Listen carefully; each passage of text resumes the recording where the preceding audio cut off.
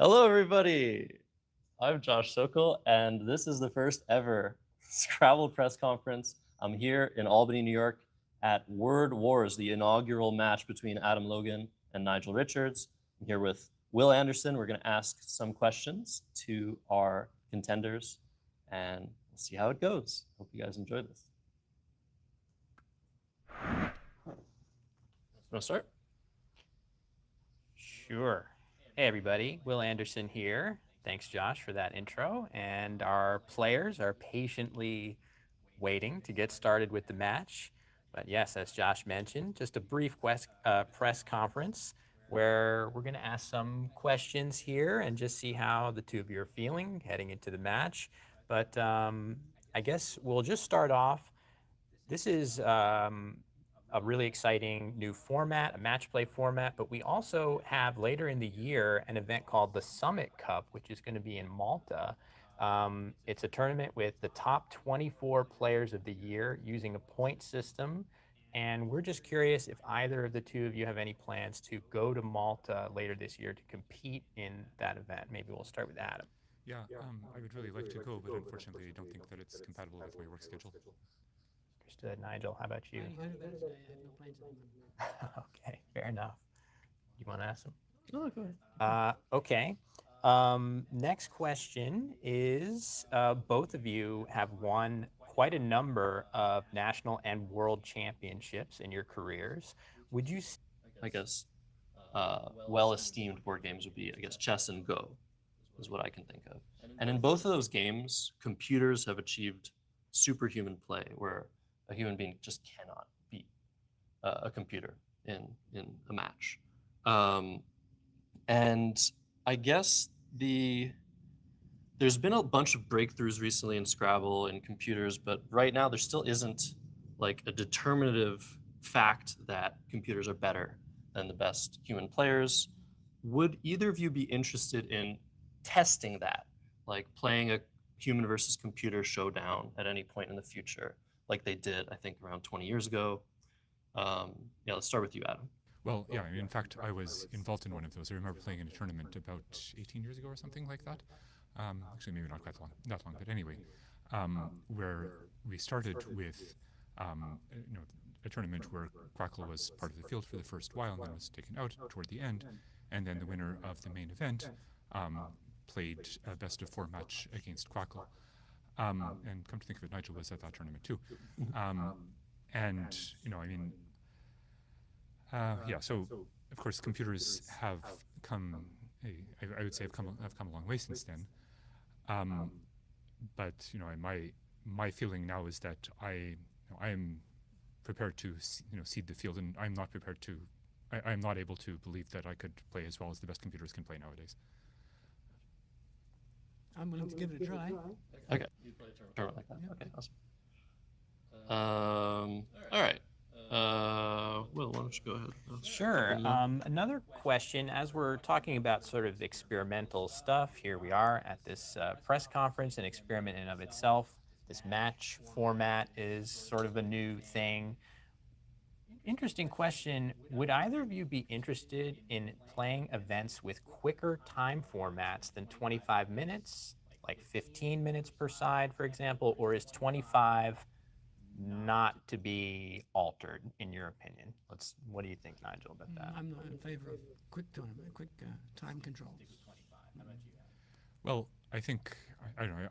I'm willing to try it. I think that at the end of the day, this something that like this that is not in the original box rules should be a matter for discussion. And if most people want to stick with the 25-minute time control, I'm fine with that. But if it turns out that there's a very strong feeling in favor of a shorter time, then I'm willing to go along. And I guess my feeling is let the market decide. Makes sense. I'll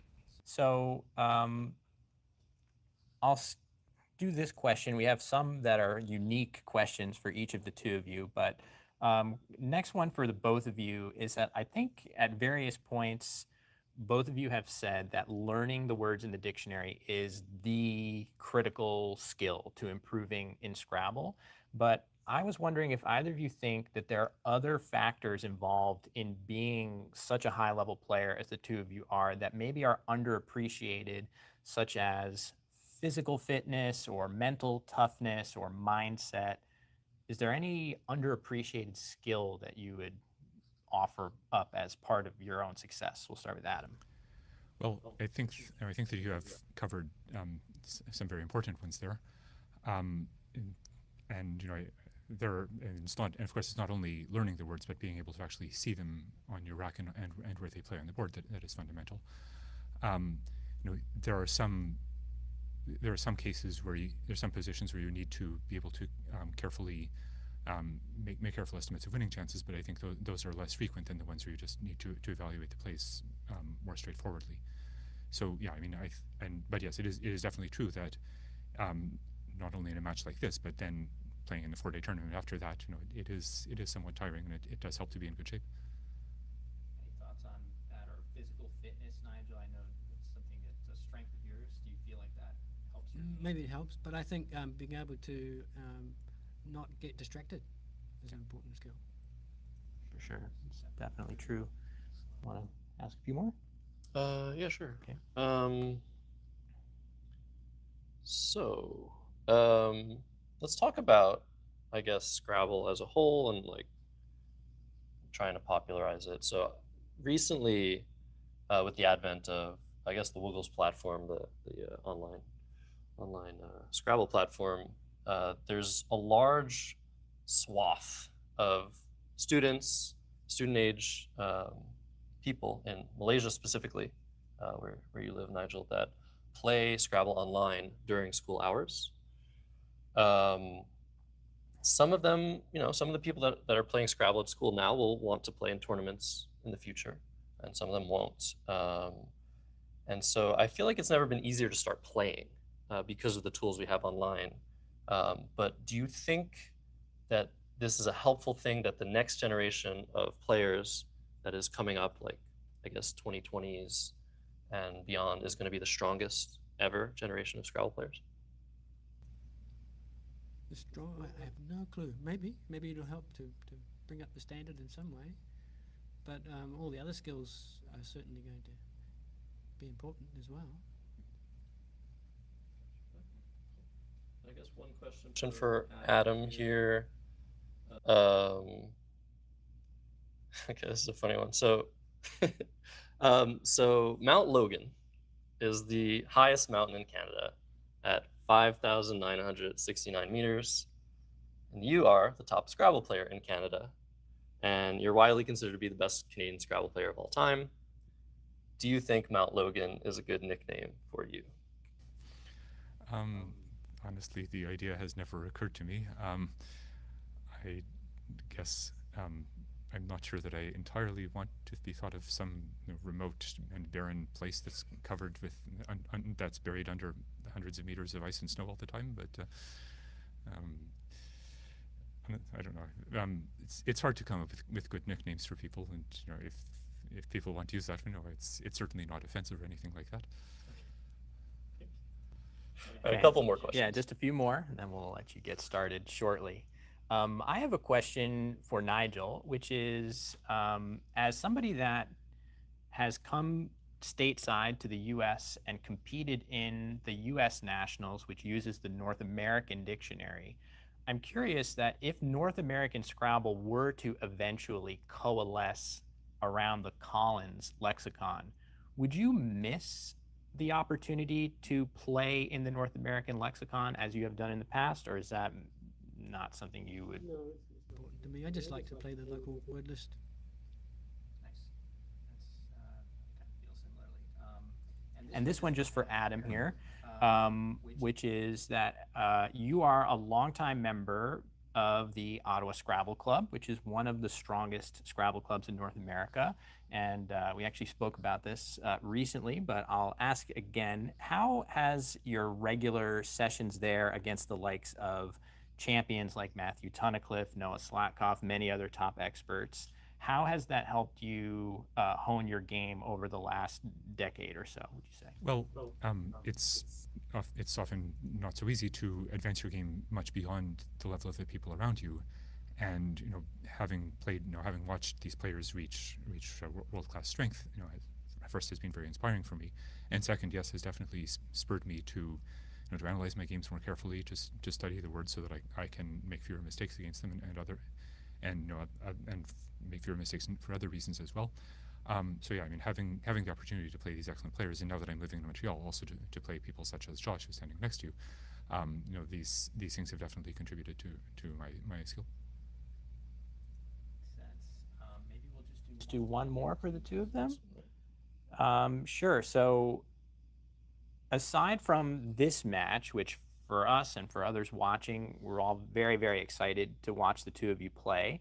But I'm just curious, for each of you, are there any other players on the world stage, and I guess any language, if Nigel wants to open it up to that, but are there any other players that you would particularly look forward to facing in a match play format like the one you're about to compete in, other than the player sitting next to you right now?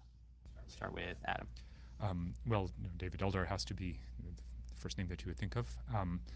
But there are a number of others as well. I mean, there are any number of great players in the United States. One of whom I'm facing now. There's also people like David Wiegand. So many strong players in Nigeria, so many strong players in Thailand, and some of the younger players. Madhav, who we watched with such excitement in Bangkok. There's really an embarrassment of riches. Answer. Nigel, do you have anybody that comes to mind for that, or? No, I can't add to what Adam has already said. Yeah, awesome. All right, we won't keep you guys any longer. Appreciate the answers to the questions. And we'll do one more thing before we let you sit down and play. We have a tile bag.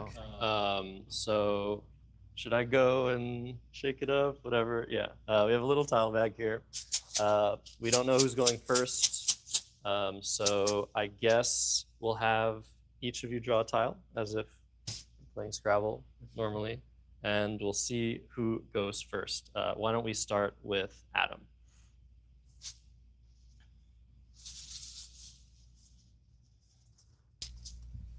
Adam has drawn a G. Nigel has drawn a T, so it looks like Adam will be starting the best of 15 match. All right, guys, thanks a lot. Appreciate it. Thank you very much.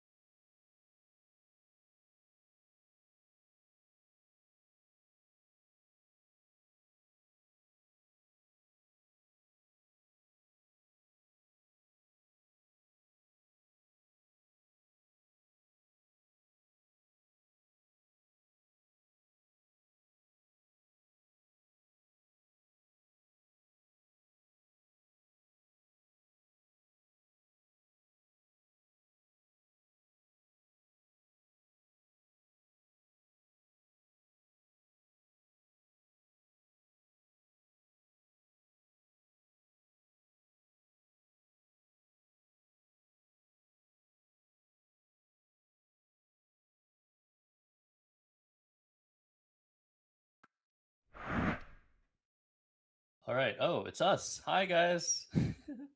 Welcome to Albany. Welcome to Word Wars. Sorry, it's been a little bit delayed, but the players are ready, and we're going to just get them started and make sure that you guys get to watch Scrabble. Is that what we're doing? That's right. Scrabble. Yeah, no Okay. need to delay. Sorry, everybody. Thanks for your patience. And our players are standing by. We should cut straight to the board and get started. We know you've been waiting for this incredible match. So too have the players. We saw the draw for first with Adam winning with the G, Josh. I guess the one time you might be happy to see a G.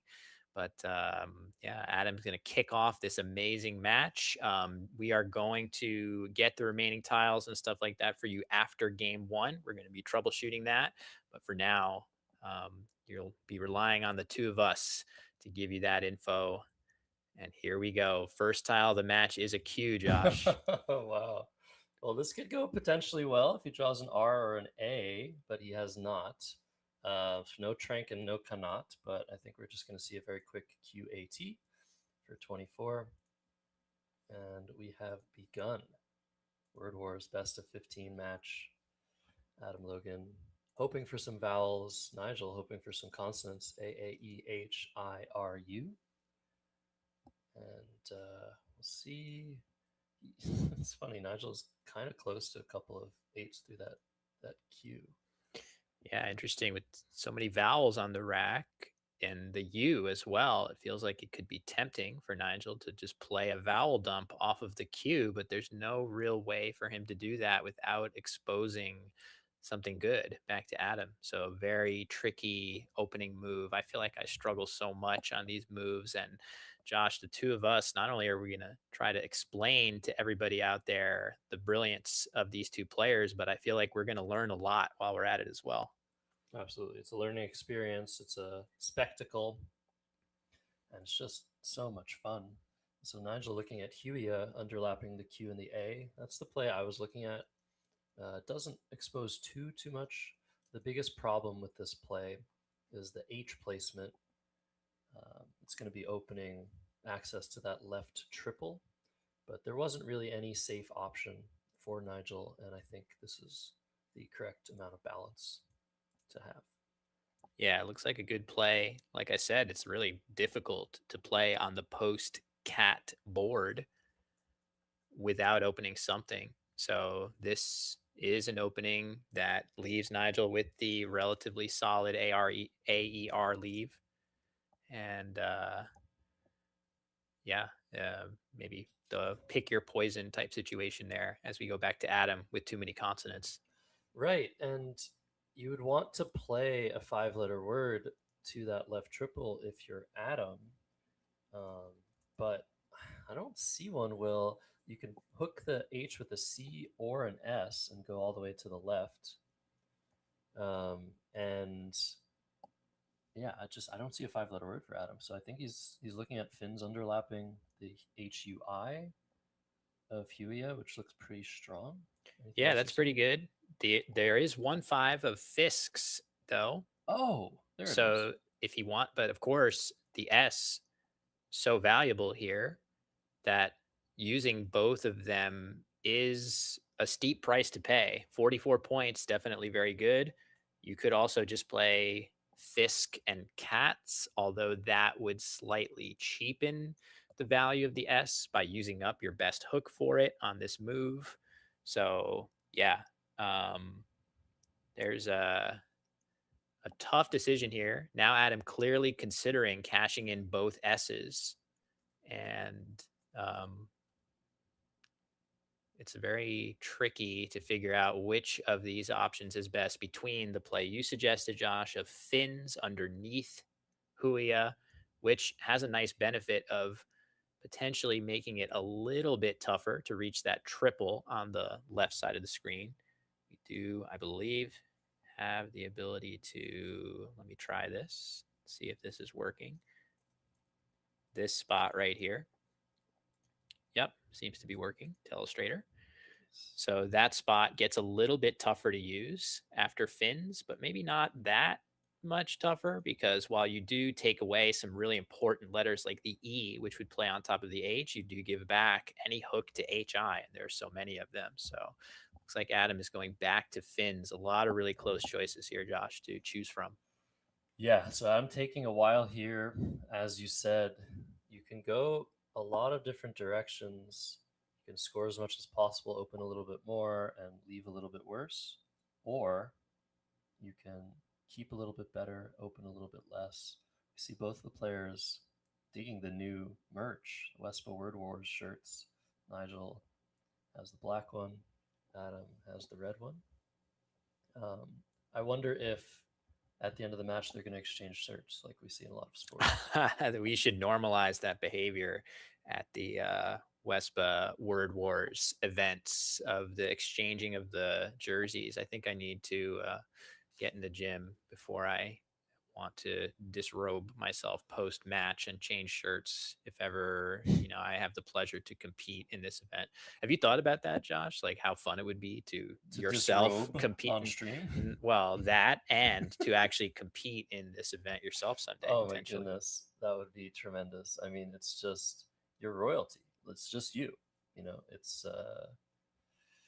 It's definitely something that I've wanted to see happen in Scrabble for a very long time, and I think a lot of you as well that are watching at home are very happy to see this format start to exist in this manner.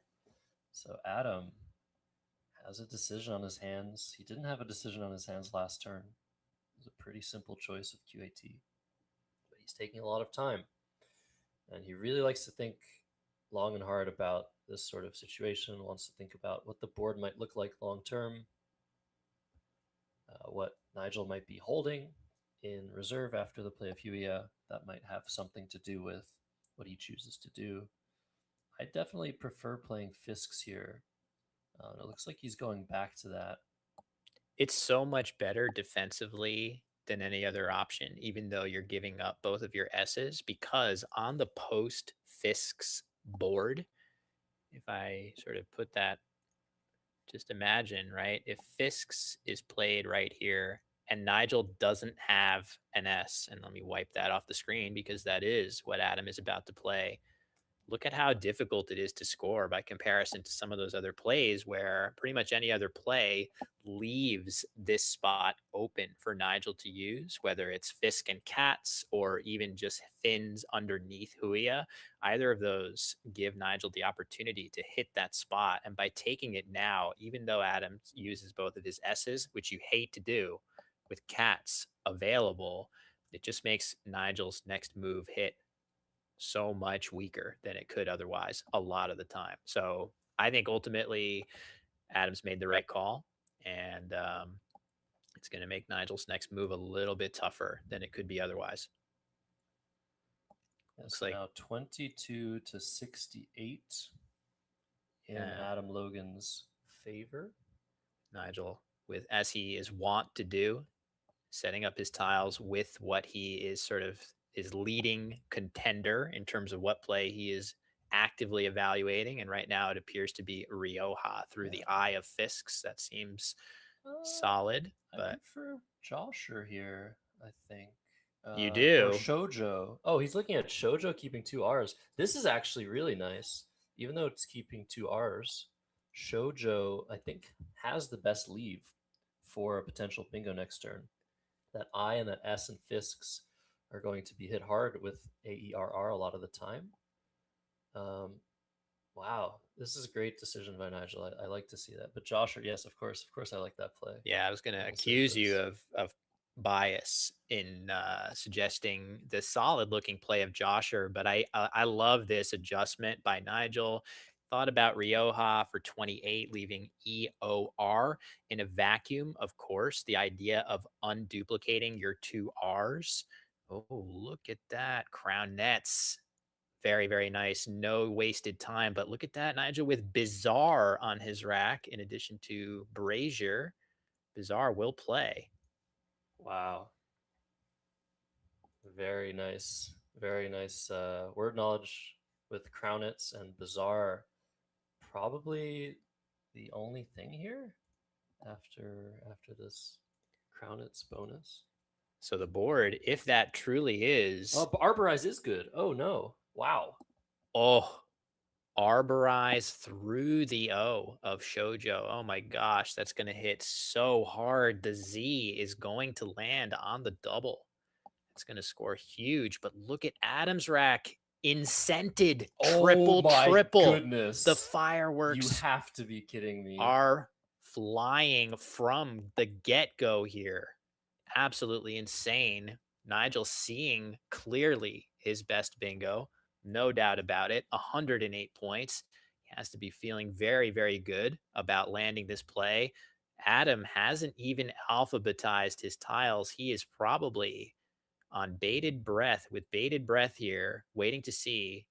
Of course, Nigel's odds of blocking the triple normally so high here. That sea of crownets just jumping out as the best place to play, but not when you have an 108-point bingo somewhere else. Wow, Josh, incredible. And it's interesting that Nigel took a little bit of time here before playing Arborize, but the fact that he took longer probably made Adam even more worried that the C was going to get blocked. But oh my goodness, wasted time. I cannot believe this. Shades in game of one. shades of diopters here. This is going to give Adam massive chances. Arborize barely evening the score, and Incented coming down for a huge 158, bringing Adam to 304 to Nigel's 160. What a way to start this game, to start the match. Absolutely incredible. The nice thing, though, for Nigel is this is a long, long match. It's going to take place over the span of 2 days. We just have day one coming at you today. So the players Nigel can take heart that if this game continues to spiral, it's just one game out of a potential 15. But if you're Adam Logan, you have to feel really good right now about starting the game with 2 straight bingos, one of which a huge triple that puts you in commanding position here. Yeah, you couldn't have hoped for better after the play of Fisks. You get the first bingo and then a second huge blow. So Nigel now down 144 is probably just going to settle on Zyga from the Z of Arborize for a nice 51 points. I don't really see anything that would compare to that, but he's still going to be down close to 100 points. Yeah, Zyga off of that Z, scoring so well, balancing his rack as well as you could be expected here. It's funny, you're not even down by that much, right? After getting tripled on, Nigel's going to be down a little bit less than 100 prior to Adam's next play. And as we see, Adam, happy to see one of those S's come onto the rack for sure. Also the D for arborized, but all consonants, depending on how you define that Y. That is the sort of thing where if Nigel draws well, and he's drawing well, so ragbolt is a word and is playable at the top of the board under incented. Not sure if there's something else. Yeah, you could still play it above the E of Arborize. There's 2 spots for Oh, Ragbolt. yeah. Nigel is definitely going to be able to bonus next turn and narrow the deficit as Adam, yeah, like you said, 6 constants in that Y.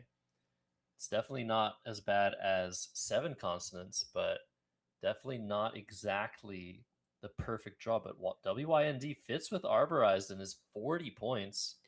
So I think the better spot for Ragbolt getting blocked, Ragbolt going to come down in a kind of dangerous location at the top of the board.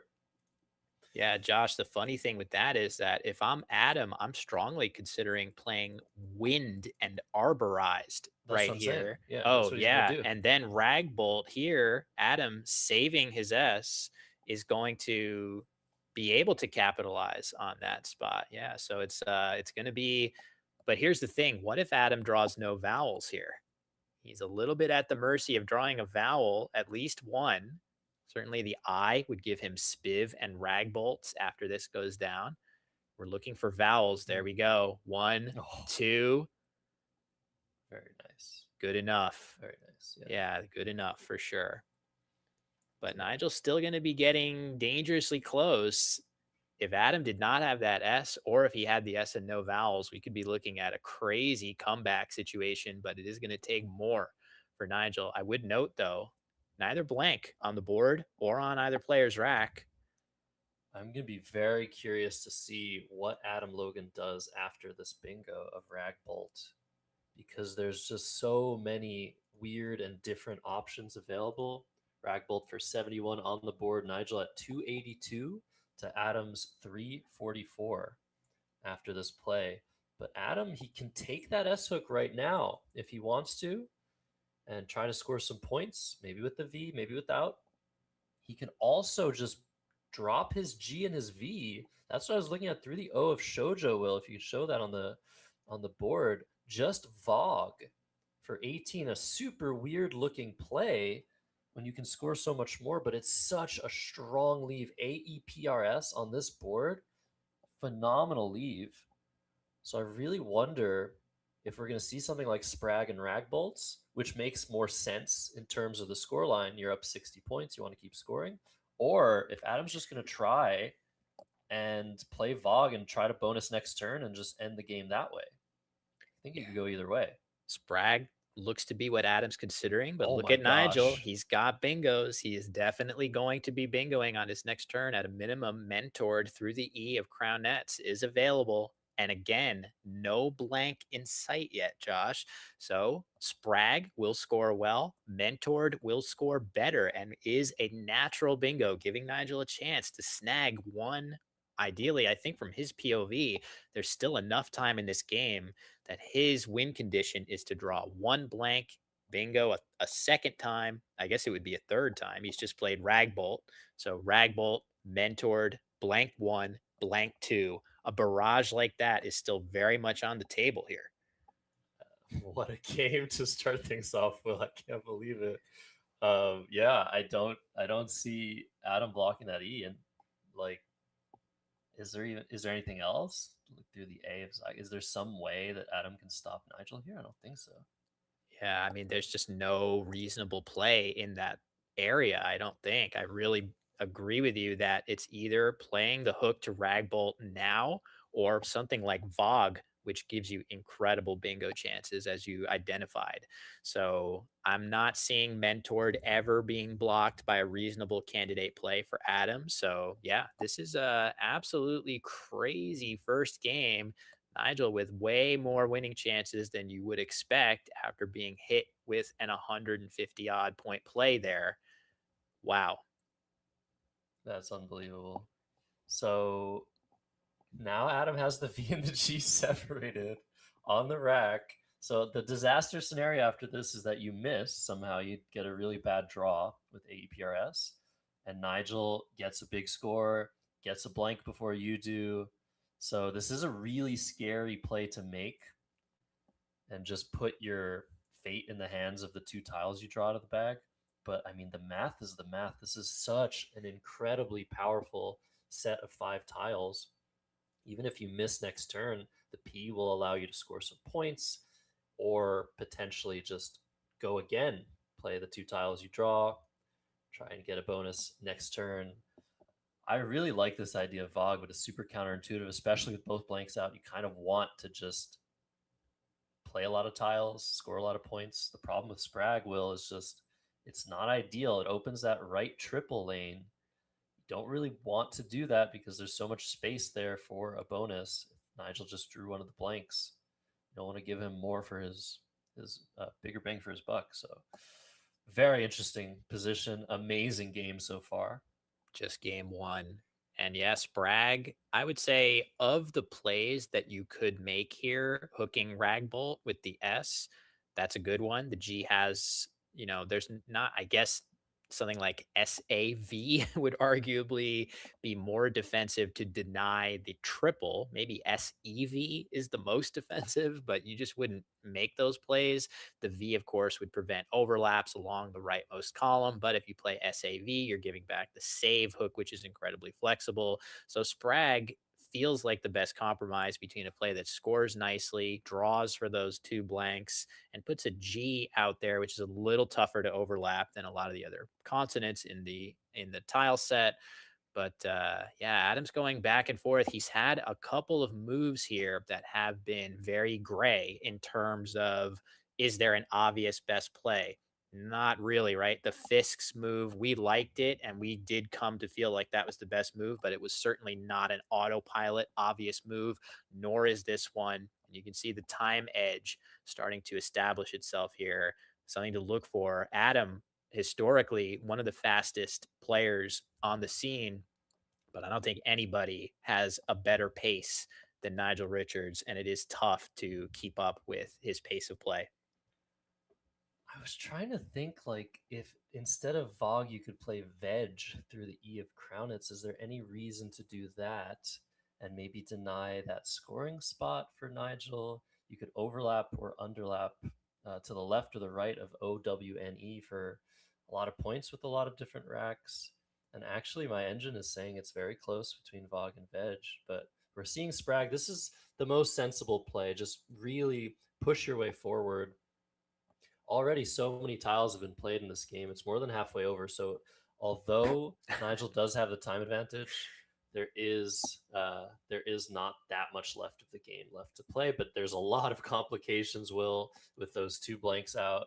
The funny thing here, too, Josh, is that we were looking at Nigel playing Mentored, and I was just extolling the virtues of the G as a difficult tile to overlap. But instead, we are going to see Nigel pivot from Mentored to Mordant alongside Sprag. So Nigel, counterintuitively, Adam's probably thinking this will make it kind of tough to play a 7-letter bingo alongside on the rightmost column. Nigel has just such a word. And look at Adam's draw to EV. He has drawn neither of the 2 blanks. Yeah, the X, you like to see that some of the time, but the 2 U's and the FP combination, this is still very much a game. I can't, yeah, it's just crazy. 369 now to 390. Adam with the bad draw. The blanks are coming, and the odds are increasingly good that all these natural bingos coming one after the other for Nigel, Arborized, and then Ragbolt, Mordant. We're going to see those blanks come out. One more good draw for Nigel. And yeah, we'll just have to see. Looks like we do have the scores reversed, which we can switch up. We'll get to that in just a moment. Nigel drawing the final S. Still no blank. Wow. For him. So not the easiest decision. Again, we are going to get that fixed shortly. Adam is the one with 390, up by 21 points, which he has to be sitting here thinking, how is that possible? I just tripled on the heels of another bingo, and yet I'm up by 20 points. That doesn't seem fair or just, but these are 2 incredible players. Adam looking like he's got flux in hand. This is definitely by far the best scoring play and leaving play, getting rid of at least one of the 2 U's, getting rid of the PF combination, which is one of the worst 2 tile combinations as far as its synergy. What we mean by that phrasing is just how many words can you form with different combinations of letters. F and P do not make good partners. There we go. That is the updated score here. Adam with a reasonably good draw here. I feel like he's close to bingos like Polville through an L, but there is no L available. I think you can play that word, and there as if on cue. I mean, that is a crazy word to know and see that quickly. So, of course, yes, Adam being well, I have the engine at my disposal. Adam does not.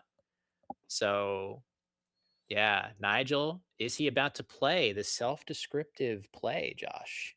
I think so. Yes. The New Zealander playing Kiwi. We love to see it, and it's probably the best play. Yeah, it has to be. It's just such a nice balance. Good score. You have DEOS. You don't need the blank. but Nigel is still with very good chances of drawing it. One of the two. There's just so few tiles left. 25 unseen tiles from Adam's perspective. But Nigel drawing 3 vowels. Oh no. Yeah, tough draw for Nigel. Those blanks just do not want to come out here, and they are going to be so huge with the game knotted up to an incredible extent after Adam was up 150, really through no fault of Adam's own. I don't think we can look at any of his plays and say, yeah, that was the mistake that let Nigel back into this game. It's just been something I expect we are going to see a lot of here. An extremely clean, accurate, exciting, back and forth game. That's what we signed up for with this match, and we are getting it from the very get-go in game one. But is it time that will be the most likely candidate for causing Adam some trouble, other than, of course, the man in front of him, Nigel Richards? Adam down to under 10 minutes, and it is still a very complicated position. I think, logically, I would want to play a lot of tiles here, but Adam's only up 25 points. The only way to score something here is play 4 tiles, maybe 3 tiles. You'd want to play something like Pluvial through the A of Zyga just to try and rush for one of those blanks. If you draw one of the two, you should be okay. But it's so complicated, and by sacrificing a lot of points, you might just get outscored. Nigel might score again, get one of the blanks, and just catch you.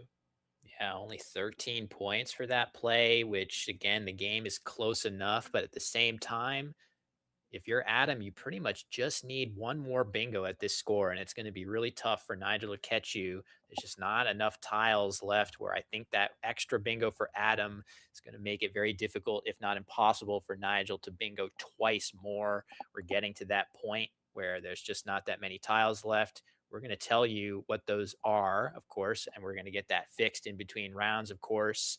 But right now, there are, from Adam's perspective, 25 unseen tiles. Very low scoring. All the power tiles are on the board. And of course, those 2 blanks as well as 6 E's are still lurking. So potentially Adam grabbing a very good score here. This looks like arguably maybe his top scoring option among competitive options here.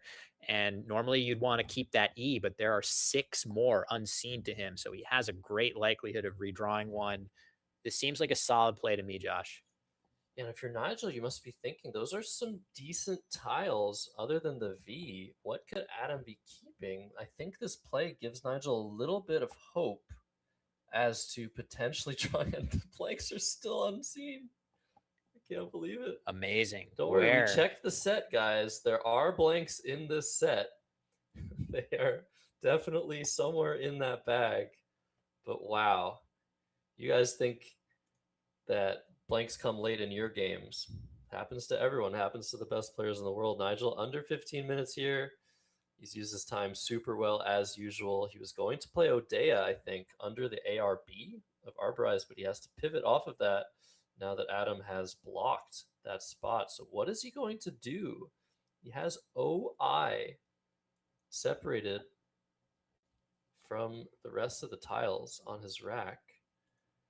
Yeah, it's interesting. OI as opposed to, there are places where if he wanted, he could just dump OO, which maybe, you know, independent of board considerations, you would consider trying to dump both of the O's.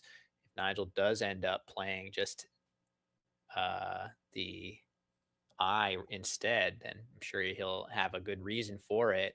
Adam, meanwhile, with Ampoule set up on his rack, which plays here for a deceptively solid score, turning 6 tiles towards those blanks. That looks like just what the doctor ordered. If he can get that play down, Nigel is going to play Naoi. Interesting option for him, leaving as much of the board open as possible. I didn't have that on my radar, but it actually looks like a pretty solid choice to me, Josh. Yeah, I think that leave deceptively good here. DEIOS. He's drawn an E and an L to go with those 5 tiles, but no blank still. Adam, I think, is going to play Ampoule once he realizes that there's 12 tiles in the bag. Yeah. I think this is just what you have to do. It's not super safe, timing is going to be in Nigel's hands. And Peel leaving 6 tiles in the bag. Nigel will have the opportunity to play 3, 4, maybe 5 tiles and put Adam in a little bit of a bind timing wise on a board that is not really super closable. So he just needs to hope for a blank with a play like this. He's thinking about A mule as well, keeping the P instead of the E because there are a lot of E's left. But look at Nigel's last play, Adam. That should signal to you that he has some vowels. I wonder if, even though from Adam's perspective there's a lot of vowels left, I wonder if it's still better to keep the E, score the 4 extra points, or do you play A mule in the same spot?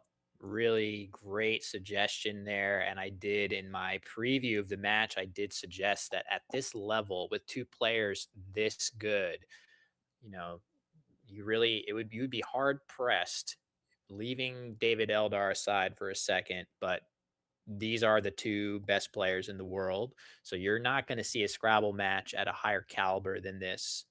And using those little clues from your opponent's moves becomes so important to guide your thought process. So I really like that observation. Naoi definitely suggesting vowel heaviness, which means you can expect that from what you're looking at with the remaining tiles. Ooh, that's cool. I didn't know we had that up on screen there. Thank you very much to, I'm not sure if that's you or our producer, Josh, behind the scenes who got that working, but that's fantastic. But you can see 10 vowels unseen to Adam. There is not as good of a chance as you might think that those tiles are in the bag. A lot of those will be on Nigel's rack, and you need to proceed accordingly. Wait a second. What if you play a mule to the left of the NT of Mordant for a sacrifice, Huh. and then you set up a big scoring spot that Nigel can score decently in? So you're suggesting But here. this might be a good way to try and avoid getting bingoed on as much as possible.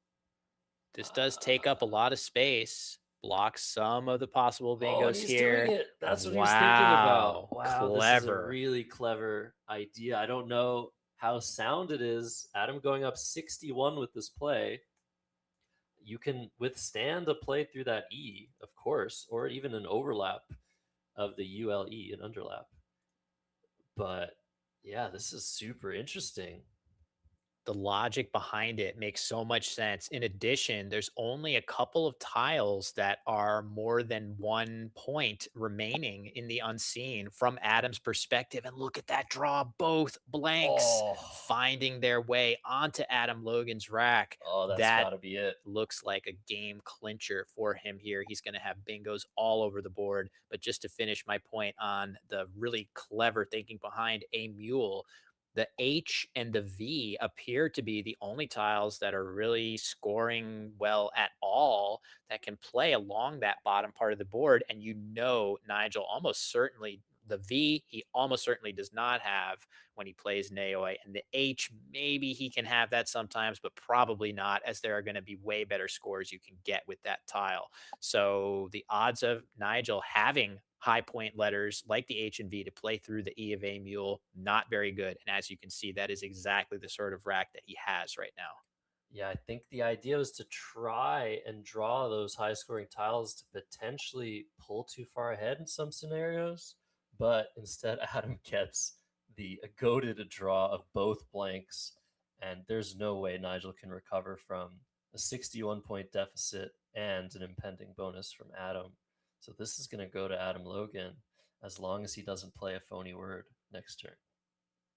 Yeah, and Nigel can't know that from his perspective. I think he has to know odds are good after Adam playing 6 tiles. Of course, if Adam had the blank, he would for sure have bingos there. So Adam didn't have it. That's not his 7th tile on that play, but drawing 6 tiles, he is so likely to have picked one. But if you're Nigel, you can't be thinking about that. You have to be thinking about what are the ways I can still win this game, and potentially Adam drawing something like HVP, that might be the way, right? Nigel trying to get one of those blanks here. Oldie is the play for him. This makes a lot of sense, but it is going to be met with some form of a game clinching bingo from Adam. He needs only to choose between a wealth of options. Yeah, and there's a V unseen still. So Adam could draw that, but he will not be stuck with it. So there's no way that Nigel can recover from this. He's going to play Pinotage Oh, so quickly. beautiful. By far the highest scoring bonus here with Beautiful. 3 overlaps. And wow, as long as he designates those properly, we'll get the blank cam up for you guys. And yeah, Adam with 5 minutes to put an N and an A on that little slip. There is HV finding its way onto Nigel's rack. I'm not sure even if Nigel had a playable bingo, the score of the game is too far out of reach. Adam's Pinotage setting him up to have a almost 130 point lead. So that is ironclad. 565 points for Adam Logan in the first game, continuing his winning ways against Nigel Richards from the World Championship final in 2025. Yeah, and it looked like Nigel actually put the play on hold briefly just to make sure everything was in order, because why not? But yeah. Oh, we don't quite have that camera up for you guys. Sorry about that. But Nigel to play a perfect end game as he is known to do. Best play here is a 2-tile play.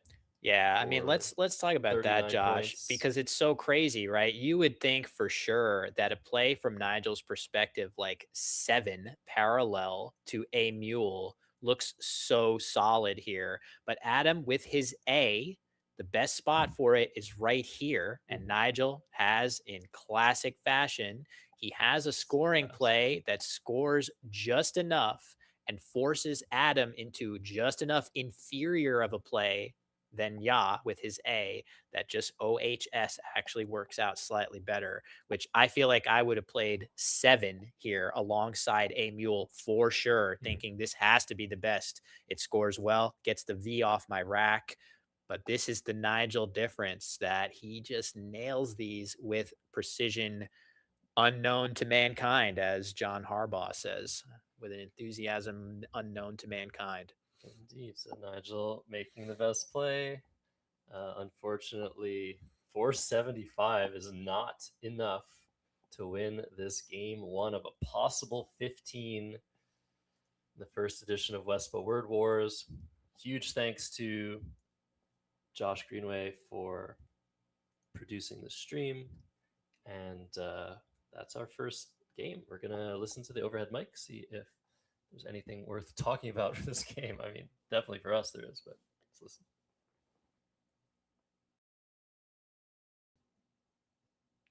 So yeah, I'm not sure if we have that yet.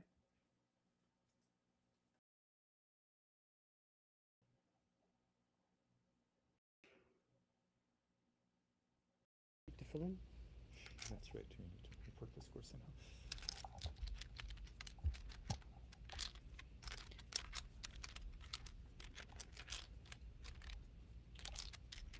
All right, tiles getting squared very quickly. What a crazy game, Will. I'm so excited for us to come. That was just complete insanity.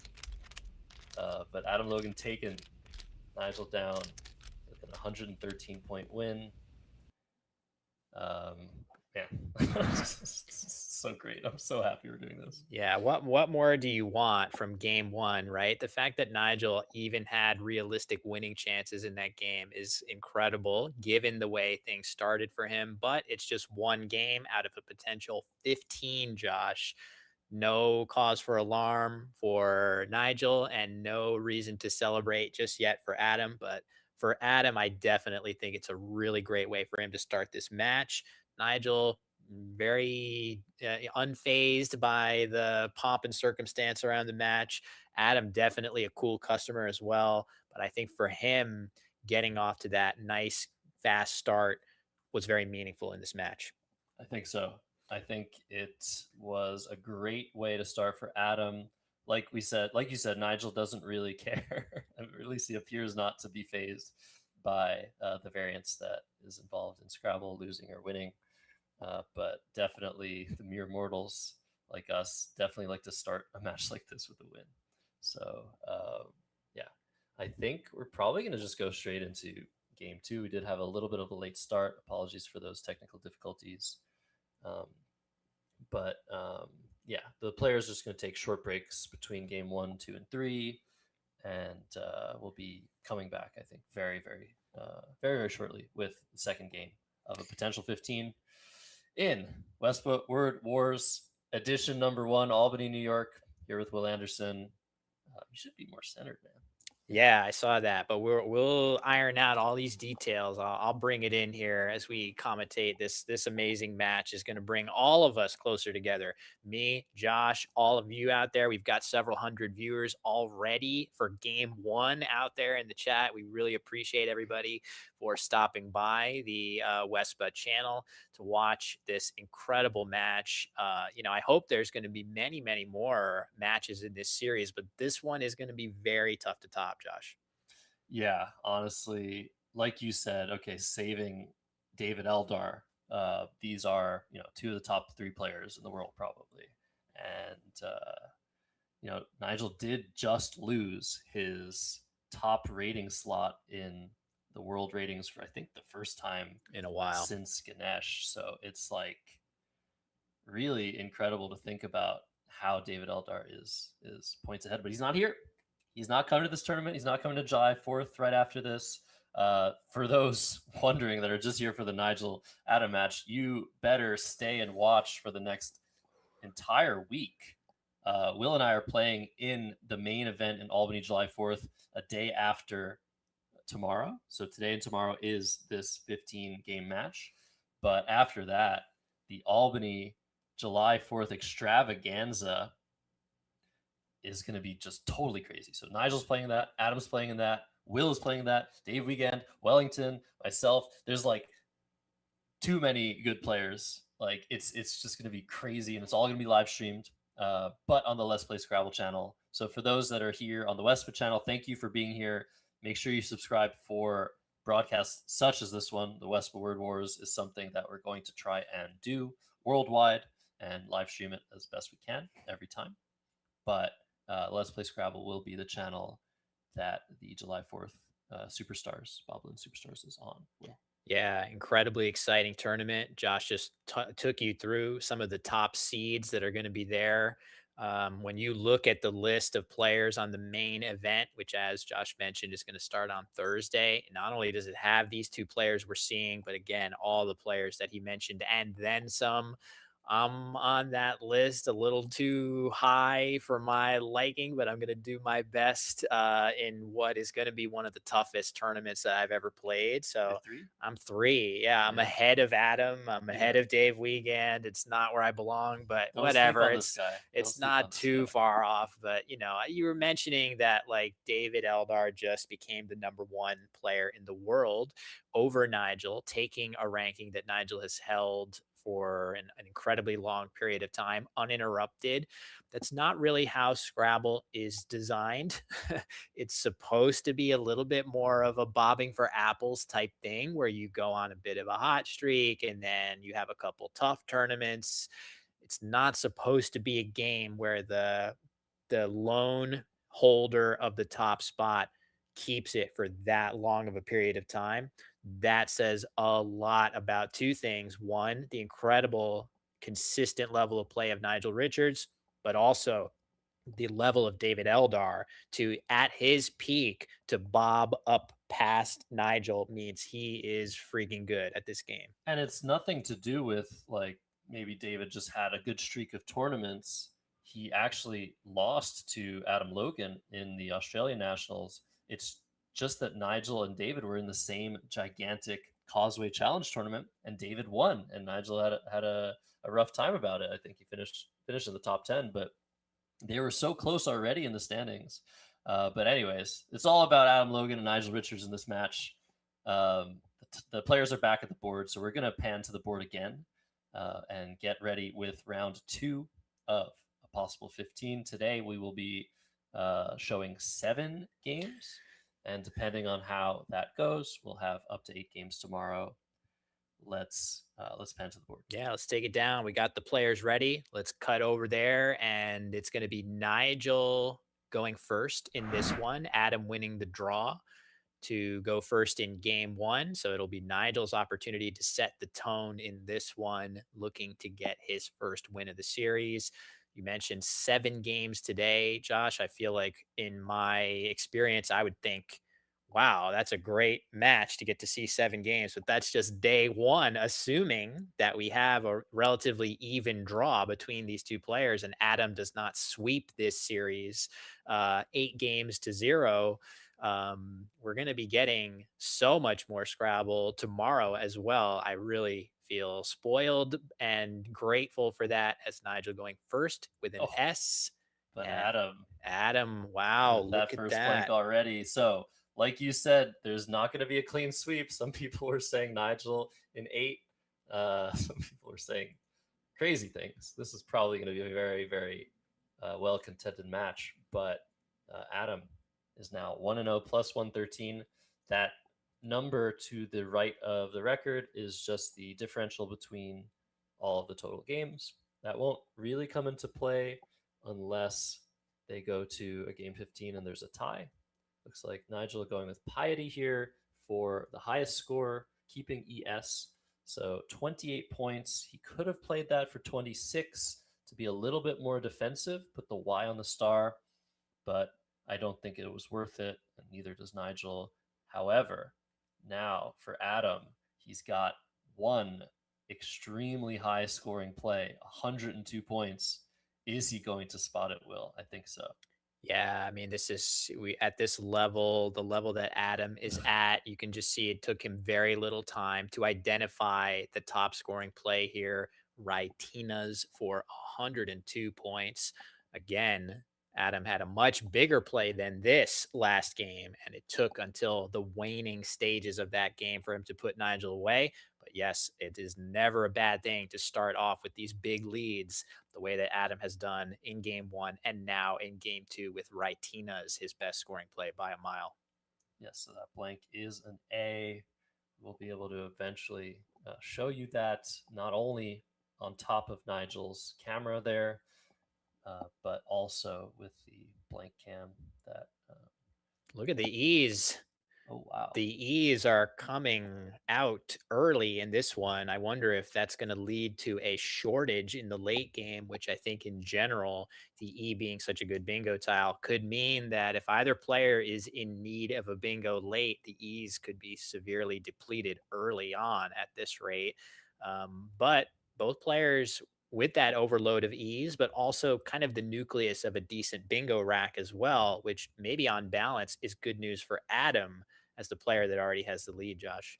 Yeah, definitely good news to draw 4 E's, meaning your opponent can't really draw them. Adam's not going to exchange these. He's going to have reasonable plays next turn. My mind was wandering, Will, to the French language. I think both of these players have playable bingos in French Scrabble, and only Nice. one of these two has to just put those away for this particular event. Nigel's still pretty active, playing the world championship in French, I think last year. But anyways, let's talk about English here. Nigel's going to play Hey to the Y and Tina's. That looks very reasonable for 24. Keeping EENOS, not super ideal, but what this play sort of does nicely is it makes it a bit less likely that P and Piety is going to get blocked next turn. And that's basically what Nigel wants to hit. Also, the I and Tina is getting protected a little bit by the play of Hey. So I think this was a nice tactical decision. Not a huge fan of the leave, but I like it. Yeah, I mean, he was considering initially the play of just HOE, potentially off of the S of Tina's, which is just a little too risky with the hooks in that spot. And I just want to shout out the hilarious, it's gone now as the previous play of Hey has replaced it. The definition of Tina had some funny stuff there. Apparently, some kind of a sea creature, also known as Stellar's sea cow. Love to know about that as Nigel with tenoners now set up on the rack. It doesn't seem like Adam really has. No. Oh, I guess he could play Levy. Yeah, Levy looks pretty reasonable there underneath the RNH to balance the rack to ER. So interesting. This is what does that leave Nigel with after this play? I wonder. I mean, you can play Levy for 24 to the right of the PI of Piety, but I think it is safer to play for Oh, 23. just neonates through the A of Ritinas, of course. So Nigel is looking at bingos in two spots. So with the A on one side and the R on the other. So, regardless of what Adam chooses to do, Nigel will have a low scoring bingo. Of course, he's going to be happy to convert those low pointers into a bingo, but Adam can withstand that, especially if he draws something nice to his lucrative ER combination. What about potentially the play of verse through the S of Ritinas for Adam to play a little bit of defense, block that S, which is the best lane on the board, and that P, which is the most dangerous lane on the board, in one go? I feel like that's definitely worth considering. The leave is significantly worse. EEL versus ER. There's a lot, you're losing a lot of control over your next draw with a play like verse, but you're gaining a lot of control over what your opponent might be able to do next turn. I think that's a play that you would consider more after Nigel's previous play of just HE, a two tile play indicating very strong bingo tiles in reserve, or else he would surely be trying to play more of them. The H again playing underneath the S of Ritinas. If Nigel had higher scoring letters, something here would be apt to score way, way better. So I think Adam can infer that after Hey, Nigel's keeping low pointers and probably good bingo tiles. And the play that you just suggested of verse does appear to be pretty good against tiles like that. That being said, I would not quibble at all with Adam to go the more aggressive approach and try to get the next bingo down himself. Now it seems like he's considering just playing Eve.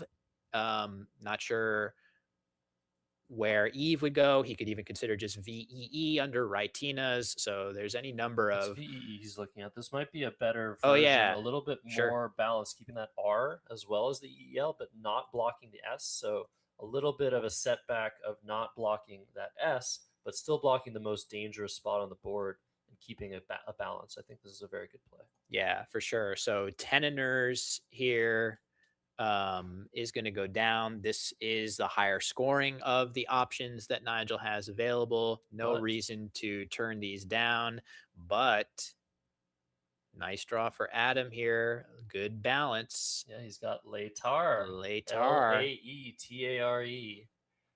And he's surely going to see that. It plays for 72 points to the left of Teniners now. And there you go. He's already lined it up. He is so solid right now. I've been playing him at club. He's been playing at tournaments. He's really been keeping the Scrabble up. He is in fantastic form. Really nice comment on the YouTube chat from Jesse Day, another world class player, that maybe a factor that Adam could have considered on the play of Hey was Nigel setting up his Z here. Is that possible? Oops, sorry, I'm not drawing it in the right spot. Let me show you a little better. The Z here could have been a hilarious way to set this up with ZHO. Of course, Nigel was just balancing his rack.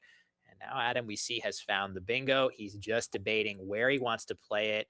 The 72-point option that you laid out, opening up the triple lane, you can sacrifice points and play it more defensively to this S. And I wonder which will Adam pick. He's going to go with the No points. fear. After Nigel just bingoed, his rack is random. You don't have to be as afraid as you might if we had seen a short play from him previously. That's right. There is a blank left. There are things that can hurt him, triples, but what could also hurt him is sacrificing too many points, letting Nigel back in the game, and not creating so much just scoring potential after this play of Laetare. Almost no matter what, Adam's going to have a 30-plus point play on some part of this board. So I really like this decision by him. Having no fear, like you said, 7 random tiles. Could be bad, could be good. In this case, it's bad. Nigel's drawn F, B, P, and D together. That's a terrible combination. Yeah, F, B, P in particular. No two of those tiles mesh well with any other. That is why we have tiles in Scrabble that score higher than the one pointers. It's because They have some deficiency when it comes to meshing well with other letters, other high pointers. Looks like Nigel is getting set to play Fed alongside Tenors, and that scores really well. It's enough points, I think, to be worth it over shorter plays that deploy more of those high pointers. And deja vu here a little bit, Josh, with Adam jumping out to an early lead and then a terrible draw sets him back.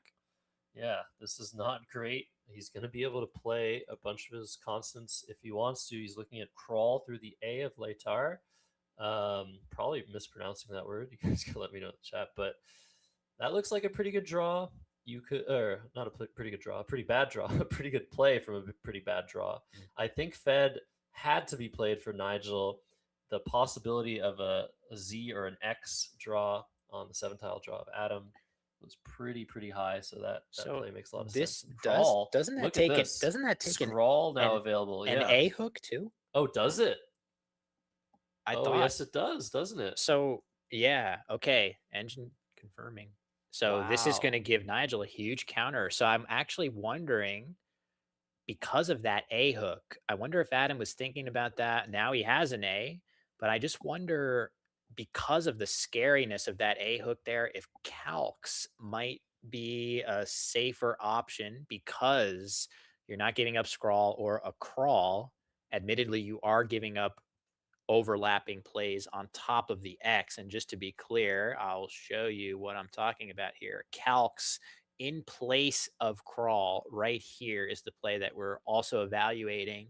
You don't give up anything on the left side of this play. You do give up stuff here, but it's not that easy to have really big plays starting with L vowel vowel or just a vowel. So yeah, interesting decision, and we're gonna see. Let's look at Adam's reaction here. Nigel placing his word a little bit too far down, but fixing it. Bond coming down for 41.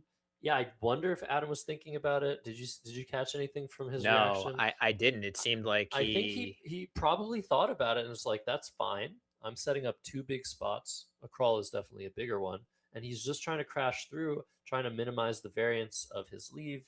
GLX can go his way a lot more than playing calcs and keeping W, R, G, and an L.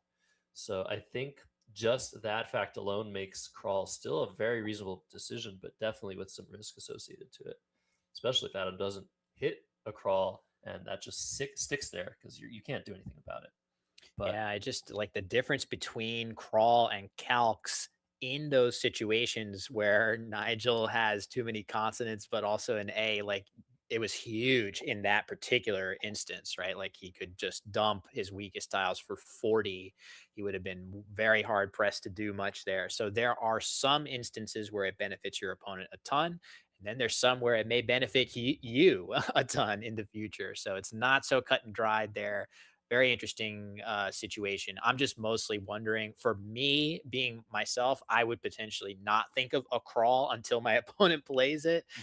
Adam, I think there's a much higher chance that he thought about it and just made that choice sort of actively. So over to Nigel now. Oh, wait, no, Nigel played and Adam now. Yeah. So Bond coming down, Nigel keeping PST, very strong leave here.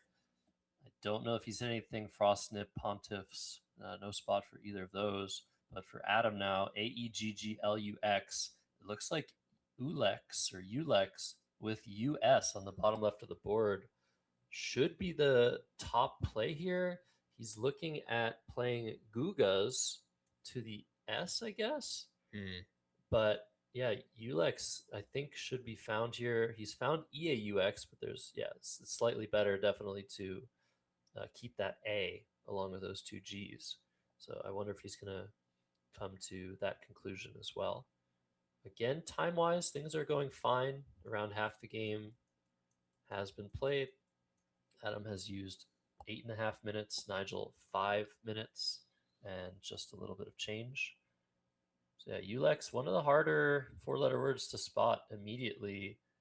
He's got EXUL now lined up, which is the anagram of Ulex. He's closer, yeah. So is he missing this 4-letter word to the left of the S of Tenors? It looks like it. Yeah, this is, I feel like once you see Exul, it could pop into mind that that has anagrams which play there. So this is like a really good example of this is a very strong play. Of course, EAUX, but ULEX probably ever so slightly better. This is the sort of move where you can know that Adam, as amazing as he is, he's still human fundamentally. Like you can make these plays where you make a 1% mistake and ooh, look at that draw for Adam. This is not good for him. Yeah, no, you're totally right in saying that. Like Adam definitely made a great play there. Ulex probably just a bit stronger. It's just these tiny margins sometimes where it seems like Nigel just edges everyone out. If Adam had seen Ulex, he would have played it. I'm almost certain of it, keeping one vowel and two consonants instead of three consonants. But here we are. Nigel with P-I-N-O-T and F-S. I guess I'm thinking about wine a little bit. Thinking Yeah. about just O-F, F-A, and O-E-S, it looks like, which is a pretty strong play keeping P-I-N-S-T. Nigel's still down 68 points, so that is a strong lead, but maybe he wants to keep I-N-S-T instead, play FOP for 4 more points in that same spot.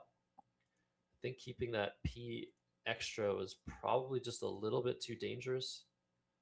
Yeah. And, yeah, he's going ahead with that. going to try to get a vowel to increase his odds of getting 1 or 2 vowels, which will give him great chances of getting a bingo in short order.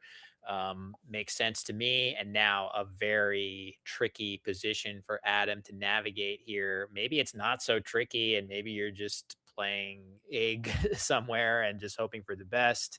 As looks like Nigel's drawn well, but how well really I'm not seeing yet. I'm looking at the A, feels good, but I'm not seeing it yet.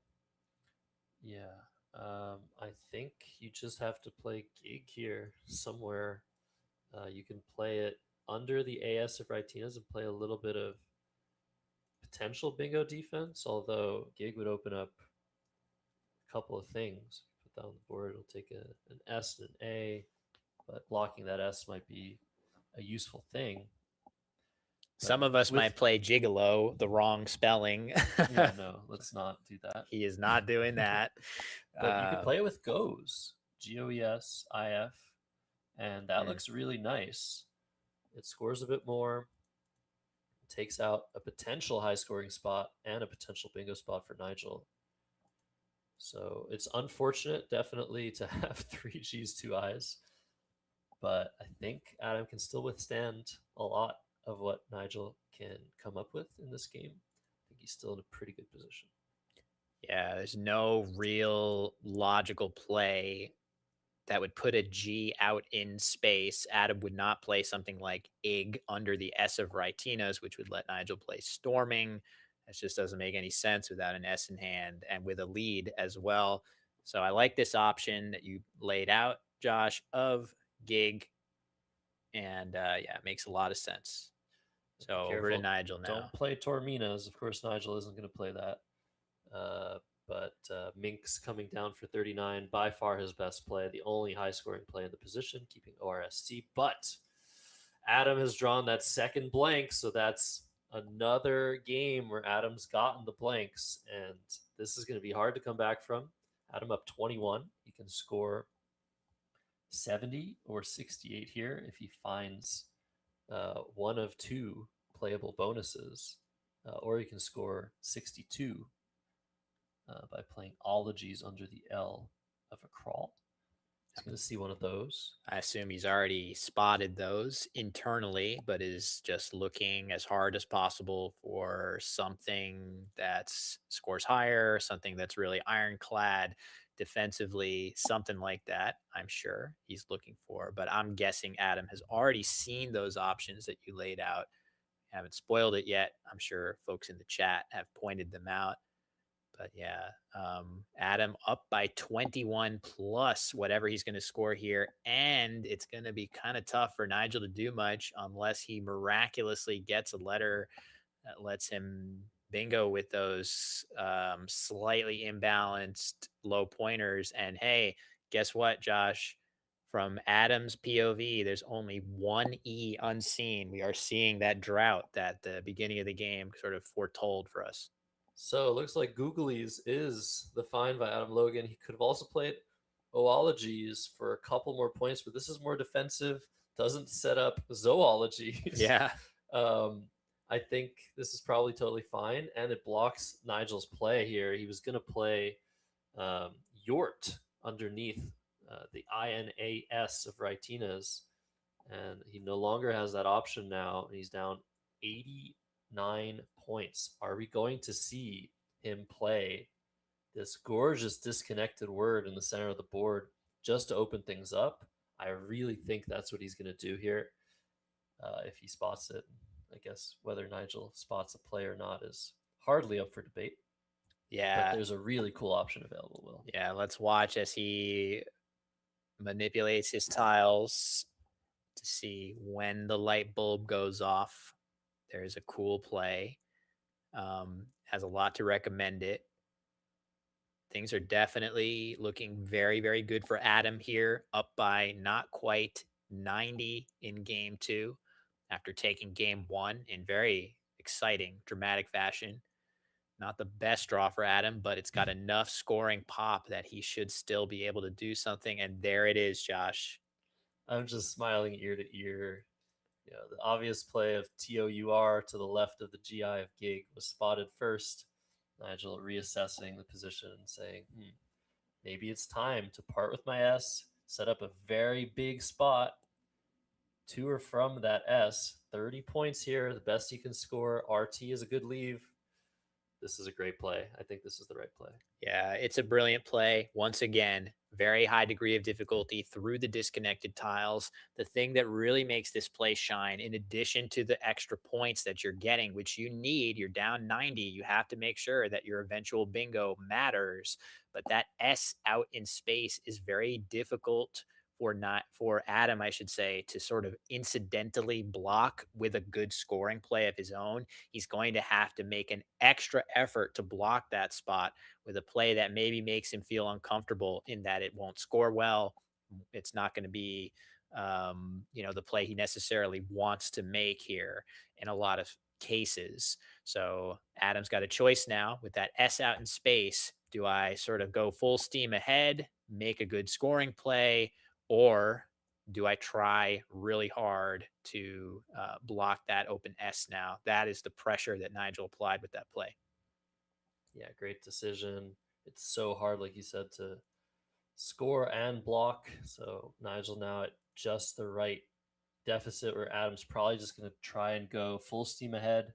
He's considering playing Maki that plays to the left of the blank and the OO of Googlies for a very nice score of 35 points. It also plays, actually, that's the only place it plays in. You could also play something up top, I guess, if you're worried about that triple. But because that S was just opened in space, I think Adam just wants to go ahead and make his highest scoring play and just keep trying to just outrun Nigel. But he's looking at Kilim instead.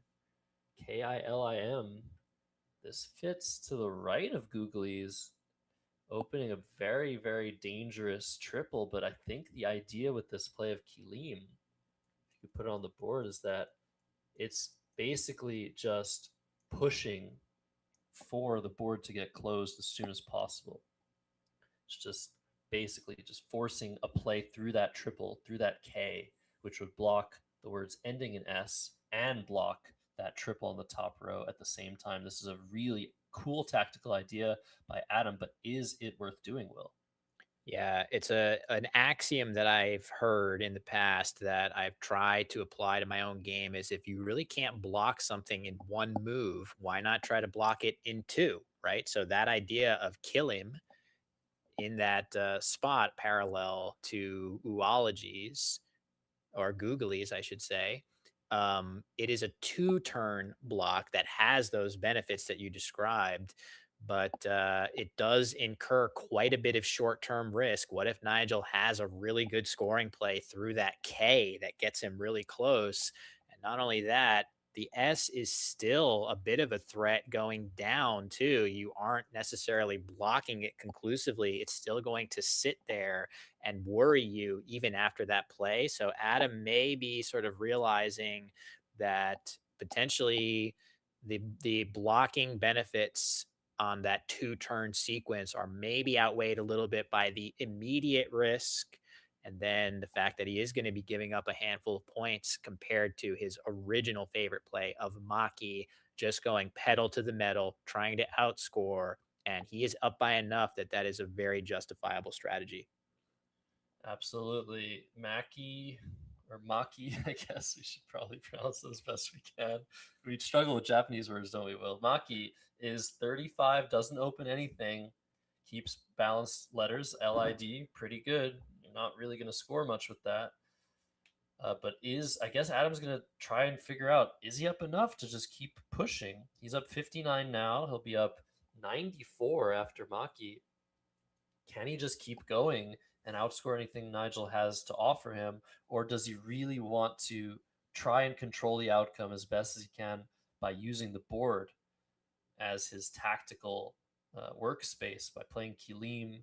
There's also the option of setting up the K. You could do something like MIDI to the right of Googlies and set up OIK and ODA, stuff like that is possible. That would also allow Adam to try and eliminate that S in the next couple of moves. I wanted to mention the fact that, of course, that S is super, super risky in the position it's in on the right side of the board. But given that there's only one E left, it really feels blunted, especially with words starting with S. I feel like there aren't that many words starting with S that don't contain an E in comparison to those that do. So I feel like trying to get the worst of things blocked within 2 turns is a great idea, but is it giving too much back? Is it going to allow Nigel to keep scoring and keeping the board just open enough? I don't know. What happens after Kilim? What happens after a few moves? It feels like the board's getting really, really shut. Yeah, it's funny the outsized importance that that E has right now. If Nigel, it looks like Nigel on his rack, he is waiting for Adam to make his move. I think at this point we would expect Adam to potentially move ahead with Maki here, but he is evaluating the other options. Nigel may be getting set to play abroad right here, just barely fits on the board there, scoring quite well, drawing to a lone T. But if he is to draw that last E, all of a sudden his bingo chances just shoot up quite a bit. That is such an important tile here for his chances of getting a bingo down. Not normally the case this early in the game. It is late in the game, but this is still a lot of tiles left for there to be just one E still lurking. Yeah, as the bag gets more and more depleted right now, 19 tiles in the bag after a play like Kilim 14, a play through the K 10. You don't really have that much time left to block the board if you're Adam Logan. So I feel like he's maybe just not in time for a play like Kilim, and he just wants to score his way to victory, hopefully, but it's a little bit too close for comfort. There's a J unseen, a Q unseen, a Z unseen, so many ways for Nigel to continue scoring pressure or just bonus immediately and threaten to score a lot of points next turn. So I feel like I would play Maki here if I had all the plays in front of me, which we do. Again, if you're watching at home, we are following this game as best as we can, but we do have some help. These guys are all on their own, coming up with amazing ideas on the fly. Adam down to 5 minutes, though. He's going to have to act quite quickly. He's down over 10 minutes on the clock. Yeah, it's interesting. That time could be, oh, look at this. He's playing the mega defensive. Whoa, So that's what he was thinking. Not going for the 2-turn block. He is going all out for the most defensive play. So this is an extremely defensive play. It definitely has merit in the sense that it blocks the S in both directions, but it does not score very well compared to the other candidate choices. It leaves Nigel with much more marginal lanes to hit, but if Nigel hits them, the score is going to be way closer than it would be otherwise. So it's a very bold choice by Adam to take that S away. I think it does have some long term benefits to deal with it now, but it is a lot of points to sacrifice, Josh. Yeah, so 72 points now. If Nigel scores in the 30s this turn and draws a big play, maybe with the Q, maybe with the J, maybe with the Z, if he just manages to score for the next few turns, he could actually potentially win without a bingo now with the play of Kilim's going down. But it was so nice and defensive. The ramifications of this play, though, are going to change Nigel's POV on what's going on here. I wonder what he's going to think about because now it's just totally different. He doesn't have that S to work with. He's got those two U's on opposite sides of the board. If he could somehow draw a bingo starting in U, that would be something to maybe look for next turn. But time is running out for Nigel Richards. He doesn't have any of those high scoring tiles, but Adam has drawn really, really poorly, Will. Yeah, two U's, two T's. He has drawn the S, which is nice, but there's no obvious place where the S is super valuable on this board. Look at this. Nigel is going to play Tabor through the U of Perilous, which scores quite well. It's an interesting decision to make. I love this play so much. Because he had a broad set up across the board that scores more, but he's taking a point sacrifice here, Josh. You like the play. I love it so much. You're taking out some annoying spots that Adam could maybe use to score. You're keeping that A. That A, if you draw the Z right now, you're going to have really nice options with it. We see he's drawn an E. That final E has not drawn any of those high scoring tiles, but I love the play of Tabor, really just threatening all sorts of ways to get back into this game next turn and also keeping the best leave, I think, for potential bingos. And now that that spot is still open to the left of Gig and that triple on the top, there are many, many scoring threats from Adam's perspective. He can only deal with one right now. Is he going to play two twos, 2-2, U2, making UG? None of these options look great, and there are some really, really scary possibilities out there. What if Adam plays both of the U's, draws the Q? Yeah. He'll be saddled with that. He'll be able to play it. He's got to think really hard, and he doesn't have time to think, Will. Yeah, this is crazy. This is exactly the worry of going into the tank on the Killim's turn, which was admittedly very, very complicated.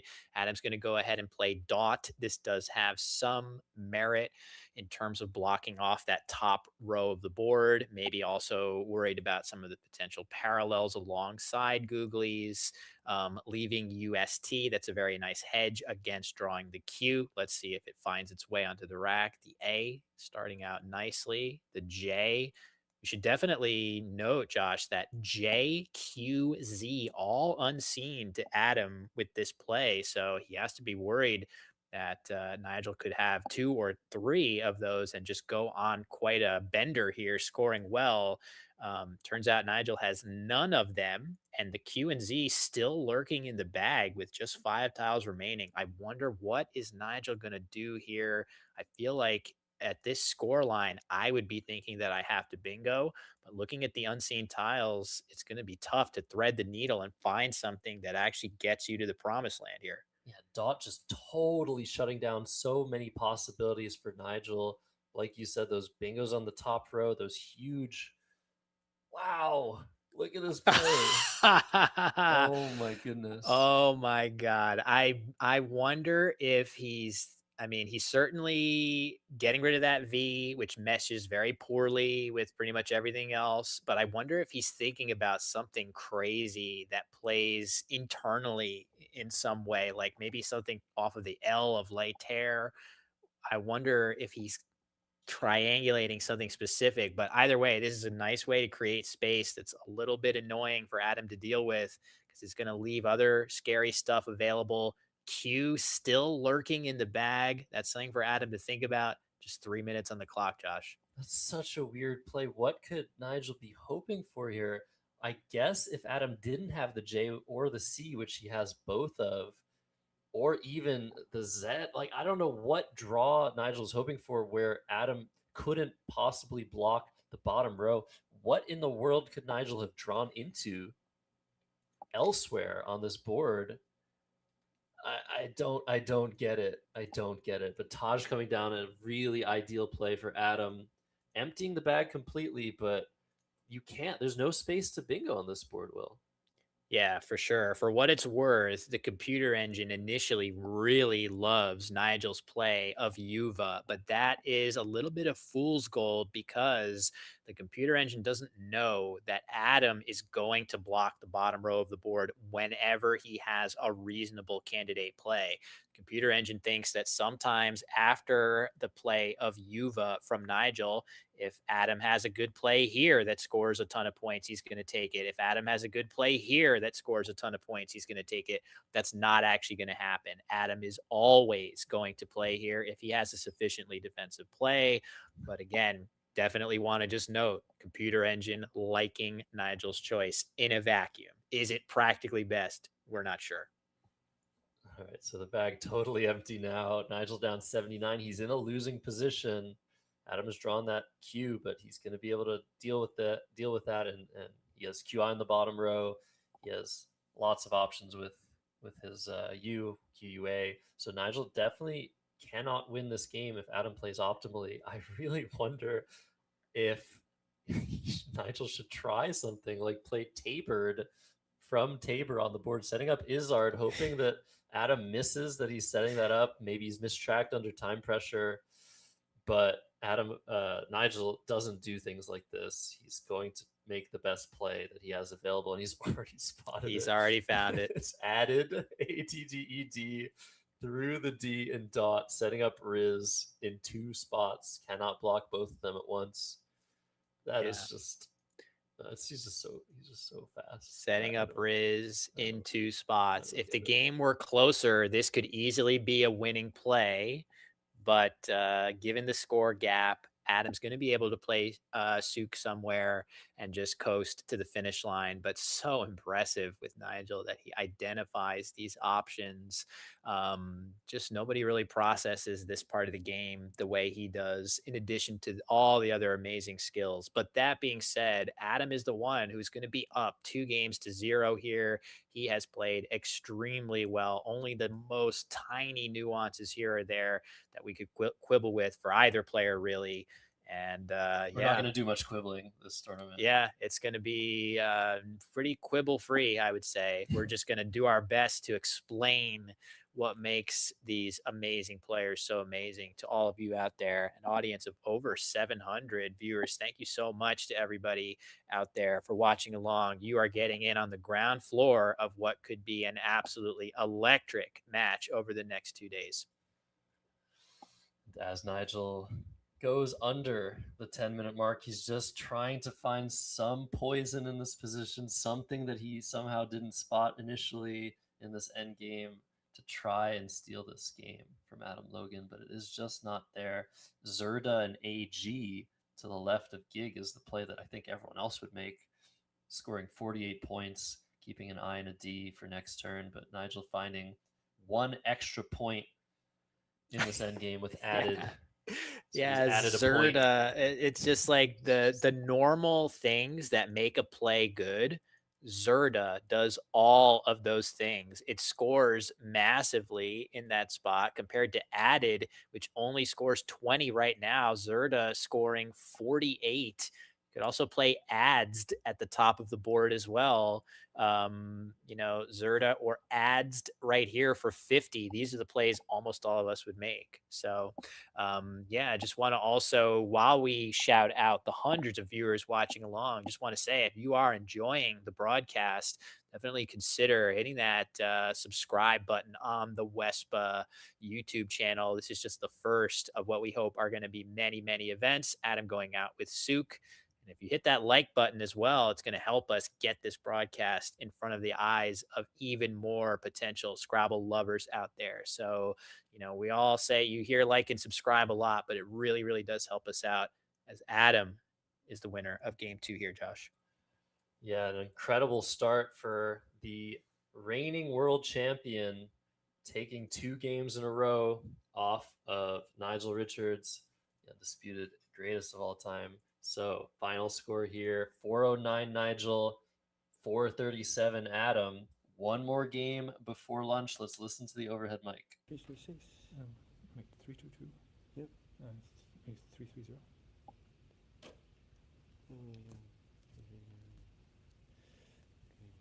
So 409.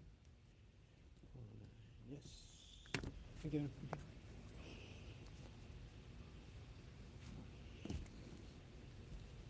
Who's taking the scores? Is it Mag?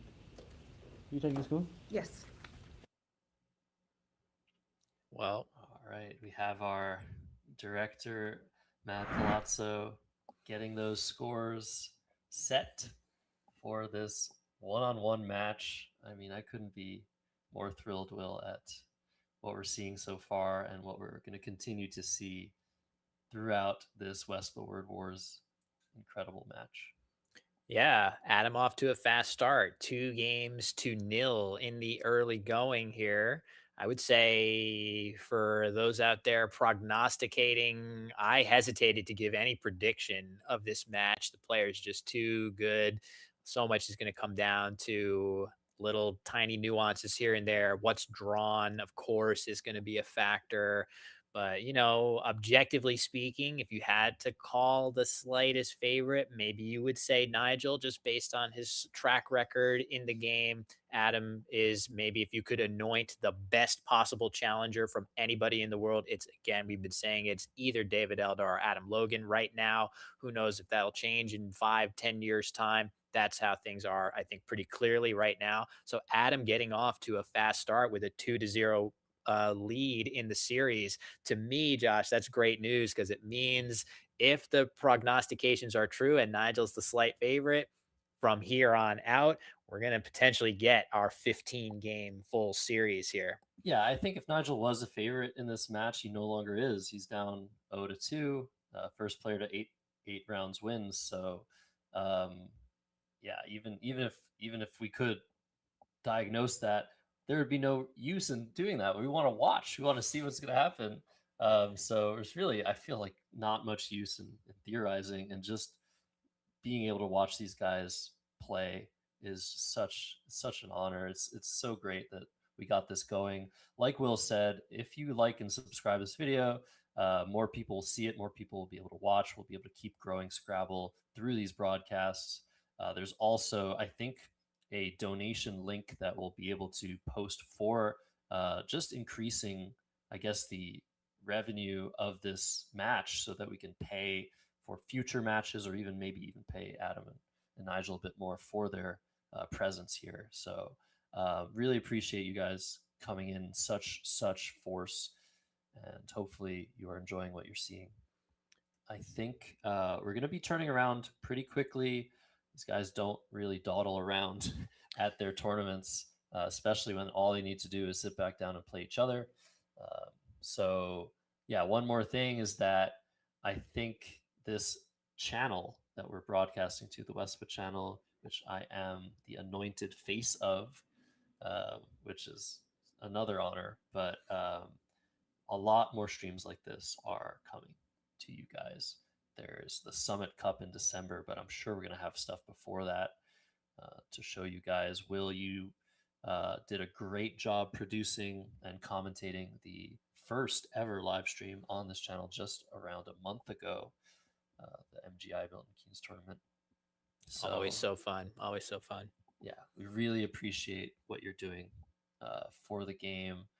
You had such a nice video, I guess not predicting, but just kind of going through the year, to like, what have the two players in the match been doing since they met in the World's Finals, was kind of the angle that I took there. And exactly. just looking at the Causeway Challenge, of course, where Nigel was a competitor and where you were one of the commentators, as I believe we are ready to get back to the board for game 3. So let's cut back down there. Adam will be going first in this one. We're ready to cut to game 3 right now. And to finish my point, though, as we make that cut to the board, I was just mentioning that, going through what have the players been doing. over the last year. We'll be there in just a sec, folks. Oh, I see. No worries. So players standing by. But yeah, looking at Nigel's performance, he's the only player in the world who could come in sixth at the Causeway Challenge and have people asking, is What? something wrong? Yeah. Right? For any other Right. person, that's like a triumph, right? Um, so, oh, okay, no worries. I guess we're a couple little We things to wrap teased up you. We there. teased you. Just a Yeah. couple things happening, couple operative things happening.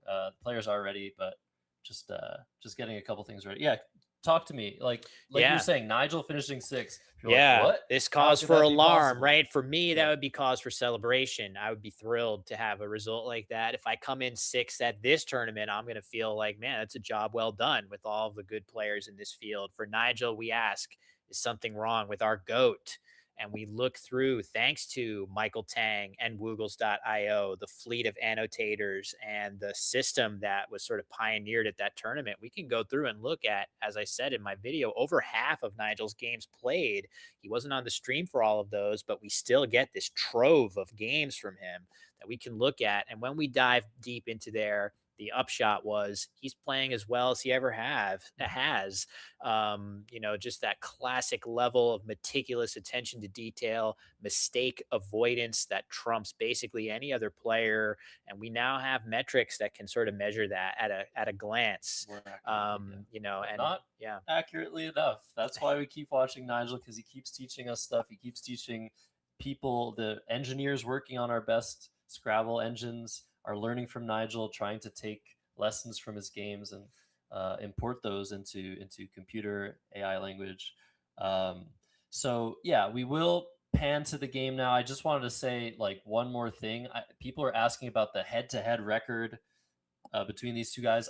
We tried to look it up. I think Nigel was ahead one game in lifetime, but now it seems like Adam has overtaken Nigel. it's just like But not totally sure about that, but I think that is what we're looking at in terms of head-to-head record right now. So it is extremely close, and maybe this match will be the determining factor in their lifetime head-to-head. So let's pan to the board. Game 3 ready to go. Myself, Josh Sokol, Will Anderson on the mics. We're here in Albany, New York for Word Wars 2026. Nigel Richards going second. We're just going to get those scores updated for you. Sorry about that. Adam going first. Yeah, Adam with the first move in this one. They're going to be flipping back and forth for the duration of this match. Adam has drawn well in the first couple of games for sure. Although maybe in game one, he started drawing well a couple turns in and when he played Crownet and then Incented. But here he's got the X.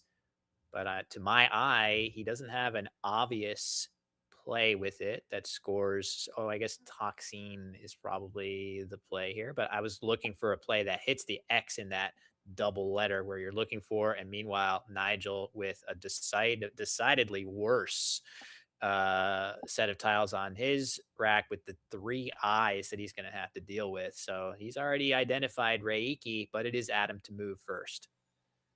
Yeah, so this is a very interesting opening rack. You can go a variety of ways. You could play short with something like Ticks. You could play longer with Toxin, Toxine. I don't think you want to play XI and keep 2 Ts, but Adam's going to take the more defensive route. The X is famously easy to over and underlap. All of the vowels go either above or below it. But this is still a more defensive play, not extending all the way to those pink squares being available. I think this is a good decision. Yeah, it looks good. I mean, I knew I threw out Toxine as a choice there, but this is just a little bit safer, keeps a better nucleus of a bingo leave together, doesn't expose an E that Nigel could potentially play through, nor does it expose a double word score. So there's a lot of virtues to this play. The only negative compared to Toxine is just a few, just a little bit less on the scoreboard, but all those other advantages. That's always sort of the tough and the really the soul of all these little moves in Scrabble is when do I eschew points for some other goal? Quantifying those other goals is like the soul of this game, and nobody is really better than these two players at that. Yeah, this is super interesting. So Nigel considering playing Grike for 31, overlapping the TIX with the IKE, but that keeps two eyes. And so now he's looking at playing Tiki from the T and Tix That's just to keep a crazy. much stronger leave. I think this is really weird. I would definitely play Grike. Grike for 31 on top of this. Normally, I would be thinking, wow, is that just a miss? But it leaves I, and you just know with Nigel here, it's very unlikely to be an outright miss. So Oh, he this saw it. is, yeah, he had it on his rack. Yeah. So Tiki for only 9. I wonder if he has, a plan for that leave other than it just untriples the eyes, but it is a lot to sacrifice to my eye. Yeah, we do know that Nigel very much takes care of his rack leaves probably better than anyone. And some of the plays that he makes that are a little bit confusing to us mere mortals are plays where he does sacrifice a lot of points in order to keep stronger tiles. And this seems like one of those cases where he just hated keeping two eyes, allowing Adam to underlap, allowing Adam just access to so many fronts. Whereas now Tiki, you're basically saying, all right, if you have a play to the triple, the bottom triple, you're going to be giving me spots to potentially play 8-letter words. You're probably not going to be scoring so well, and I'm keeping as best as I can with the letters that I have. So it's a good play, Tiki. It's such a huge sacrifice of points. Yeah, it's a really good point with when we watch Nigel play and have to scratch our head for any reason, a lot of it is to try to smooth out those outcomes with those very polarizingly bad leaves where either you're going to draw just well enough to have a play or you're looking at an almost certain exchange. So yeah, that is sort of a trend for him, trying to minimize that, variance of am I very, very likely to draw into something that's going to force me to exchange? If you just leave I and draw a bunch of vowels or a third or fourth I, you could be looking at exchanging quite a bit. But the nice thing about Tiki is, yeah, it looks like it exposes that triple in a scary way, but the eye is kind of sneakily defensive in this spot in the sense that really only the F is a tile that scores any number of points that can play in that spot. A lot of vowels that you would put there are going to be really tough to use. And to the point here, right? Nigel just opened a free crack at a triple word score, but Adam just did not have a viable play that fit there. So while Tiki looks a little weird in terms of opening up that spot for Adam to hit, there are situations just like this where it's not really feasible. Yeah, that was interesting because Adam did have the possibility of playing a tone, Attone, to that triple, keeping that J and actually kind of setting it up. But this play makes a lot more sense to me, to my eye, just because it keeps letters that are much more likely to bonus and doesn't open the board nearly as much. As Nigel responding with Mixie keeping those same letters, GEIR, he really is hoping and fighting for an N to really increase the value of that G. But this is basically the best he can do. Keep things a little bit tight, keep the tension on the board, open yet another triple, just balance his rack. But I don't think Adam's going to go all the way up with something like Futra uh, making AM, which makes a lot of sense as a play. I think he's just going to balance. He has OOF under the JO of joint, which just looks so good keeping AERT. I think that's what I'd do, Will. Yeah, it feels like no matter what Adam does, though, Nigel is going to hit a bingo in response. Oof is going to get hit by Hedgier, and Futra gets hit by Dreyer, which it looks like Nigel has somehow already potentially predicted if he could just get an R out in space that he would be all ready Obviously. to hit that. It's funny how he's got that He lined has. up. He's got it lined up just because Dre and HM is the play he's looking at right now. Oh yeah, of course, That's it. But That's yeah, more it is plausible. very interesting. He's potentially predicting it. I guess we could see Fetor, Foetor, hit the board. Does that allow for any potential bonus. Well, what for about just Nigel. instead of oof for 26, what about just FOO for Yeah, a then you get 3-point OOH sacrifice? for Oh, well, then Hedgier. you get hedgier that way. Okay, never mind. I mean, No, it's still a good idea. it could be a good work. Yeah, in the Yeah. general case, it could be a really worthwhile play to prevent that easy oof hook. But yeah, in this case, even that will not save him.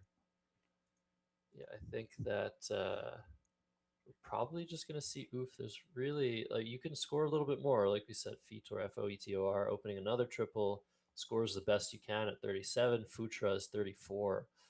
But I feel like with the last two plays Nigel made, Adam's probably thinking he's got decent tiles, so he probably doesn't really want to play oof and open possibilities of getting hooked.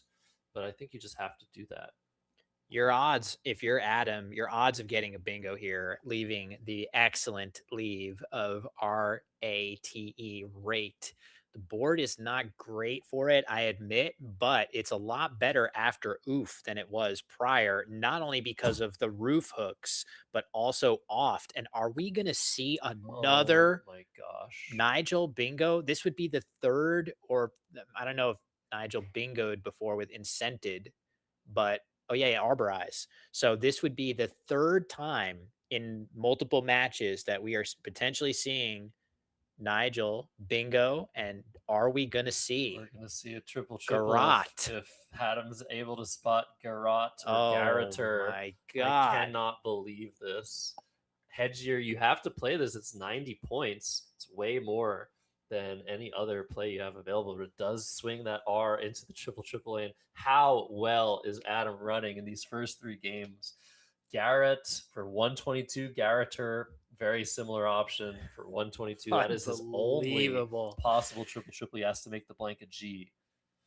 Oh my goodness. Craziness. I mean, that is a rare occurrence, right? This is not something that you are apt to see happen that much. There it is. He's lined it up. This is not going to take too much time. I guess if Adam wants to spend another few seconds, he can try to put a different letter than the G in the lower corner of the board.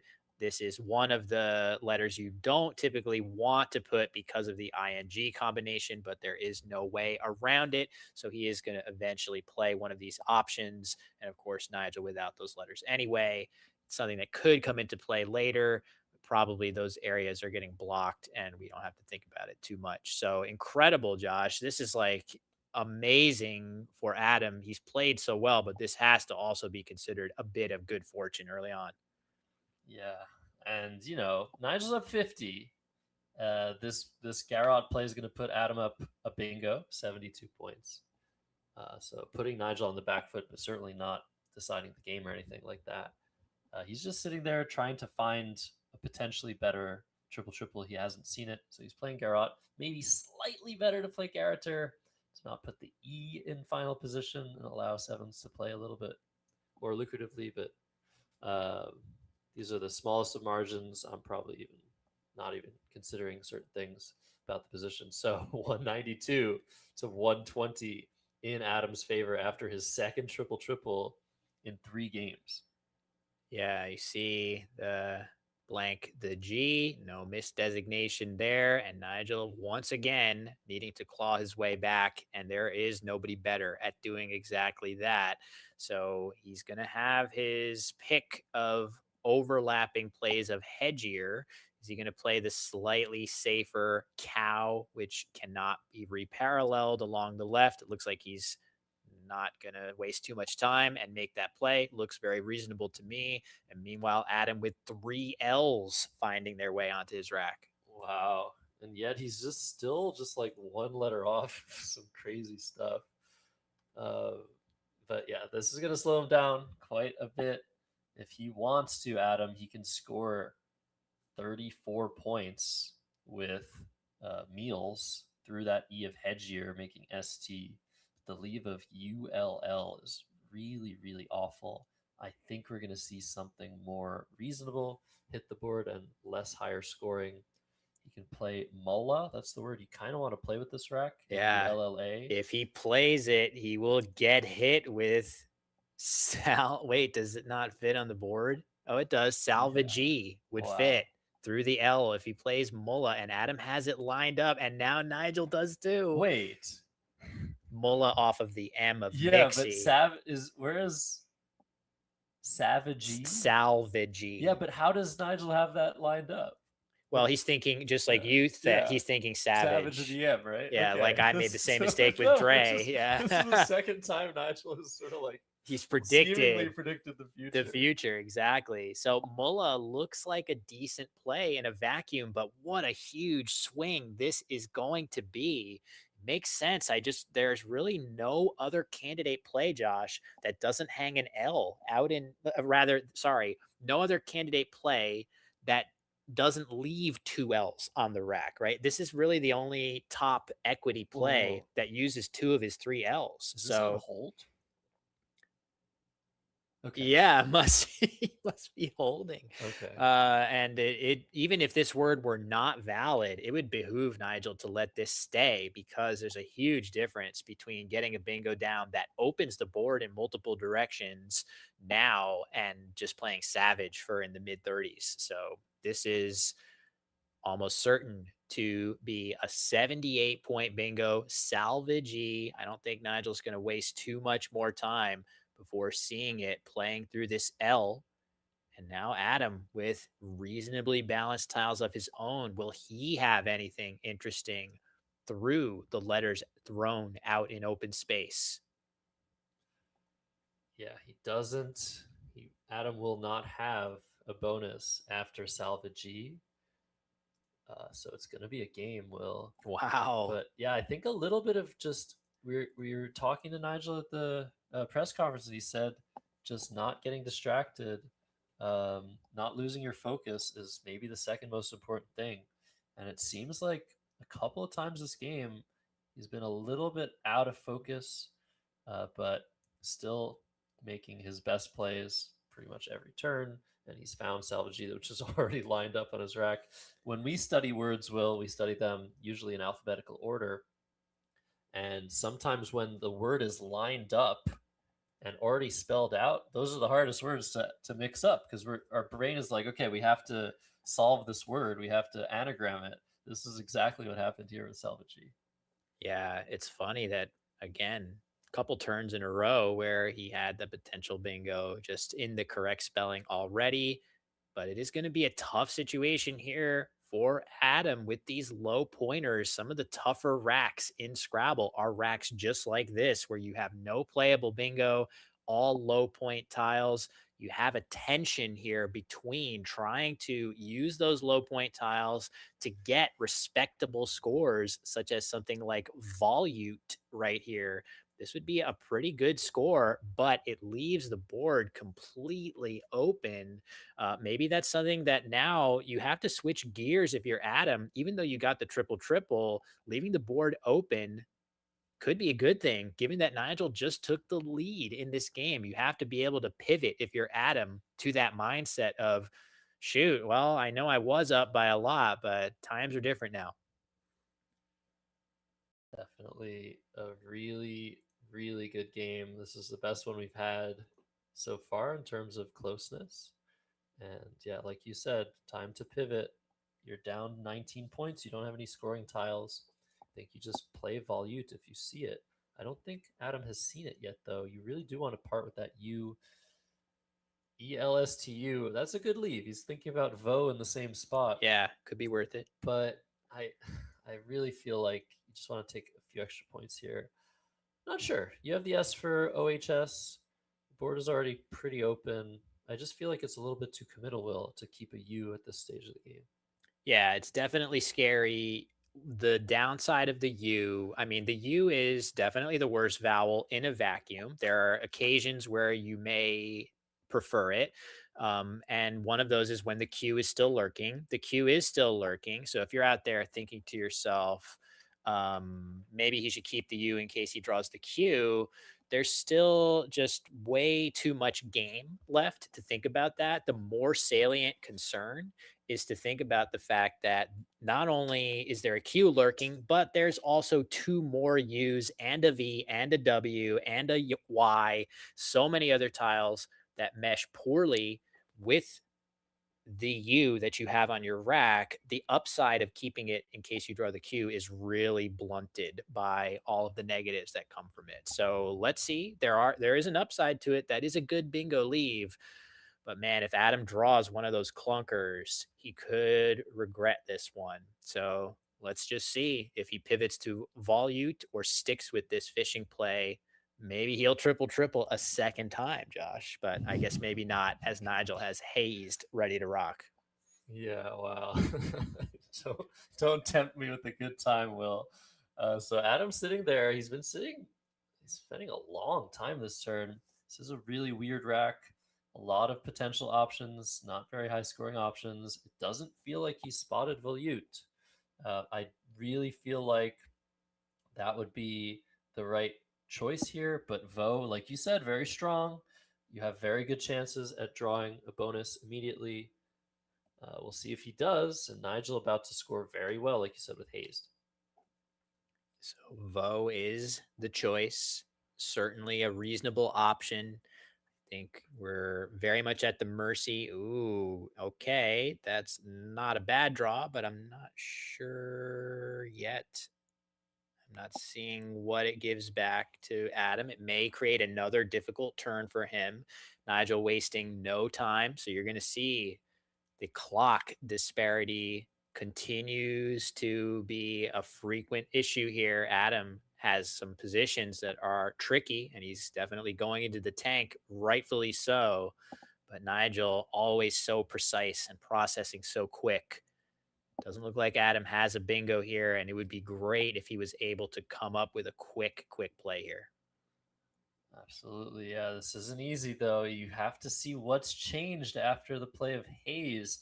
And what's the biggest thing that's changed? That triple is gone, but in its absence, that Z on the top right of the board, allowing for a very high scoring play of Lutz. Adam first has to make sure he's not missing something. I'm sure he hasn't spotted any bingos here with this rack, but he definitely doesn't want to miss something with the rack like this. That was the goal of the play of Vo. You draw into so many bingos next turn, but he's missed. He's drawn two good constants, though, still missed. He has to reassess the position and find Lutz. I think that's by far his best play here. Yeah, it just scores so well into the Z, and it leaves you a great leave of DENS. Definitely worth noting that this is a very good board for bingoing if you have NS. You've already got a very flexible sevens lane right here that's going to accommodate a lot, but then you've got the S hook here. Nice play by Adam. Lutz is the right idea for sure. And it is a bit of a race with both players holding an S. Who can get the next bingo down? Nigel up 16 plus whatever he scores now. So Adam really needs the answer to that question to be him. All right, on the redraw, DENS drawing BUG for Adam Logan. Over to Nigel. He's one letter off. He's got two R's and a V. Cannot play Vernier's. So he's going to have to play something here. Bedungs for Adam, by the way. Bedungs. So he's got. He's basically lined it up. He's seen it. Yeah. Bedungs. So he's got bedungs, and it's going to play in two spots. So this is a really interesting decision now for Nigel with no bingo, but pretty good tiles with the exception of the two R's and maybe the V. But actually, the V does pair very nicely with the ERIS combination. It's actually one of the few deceptively really good bingo leaves containing a V. So it's possible that he'll just play off one R. He could be thinking about that, but I think most of us would be looking to also play the V as well. And somewhere or other, not sure if he'll just play something like Revs, maybe he's considering into the S of Salvage E just to open a little bit more. There are a bunch of E's that he can redraw, so he shouldn't be too afraid to use one. But man, if Adam sees bedungs, and I feel like it's very likely that he does, Nigel's going to need to draw a bingo here to keep pace. And there's just the R. Oh my God, Josh. I was hoping he'd play Garroter, but it's only 8. This is 10. Garroter would have been a 9-letter word, but no reason to do that. And Adam's going to come down swinging with bedungs 84 or 82 points.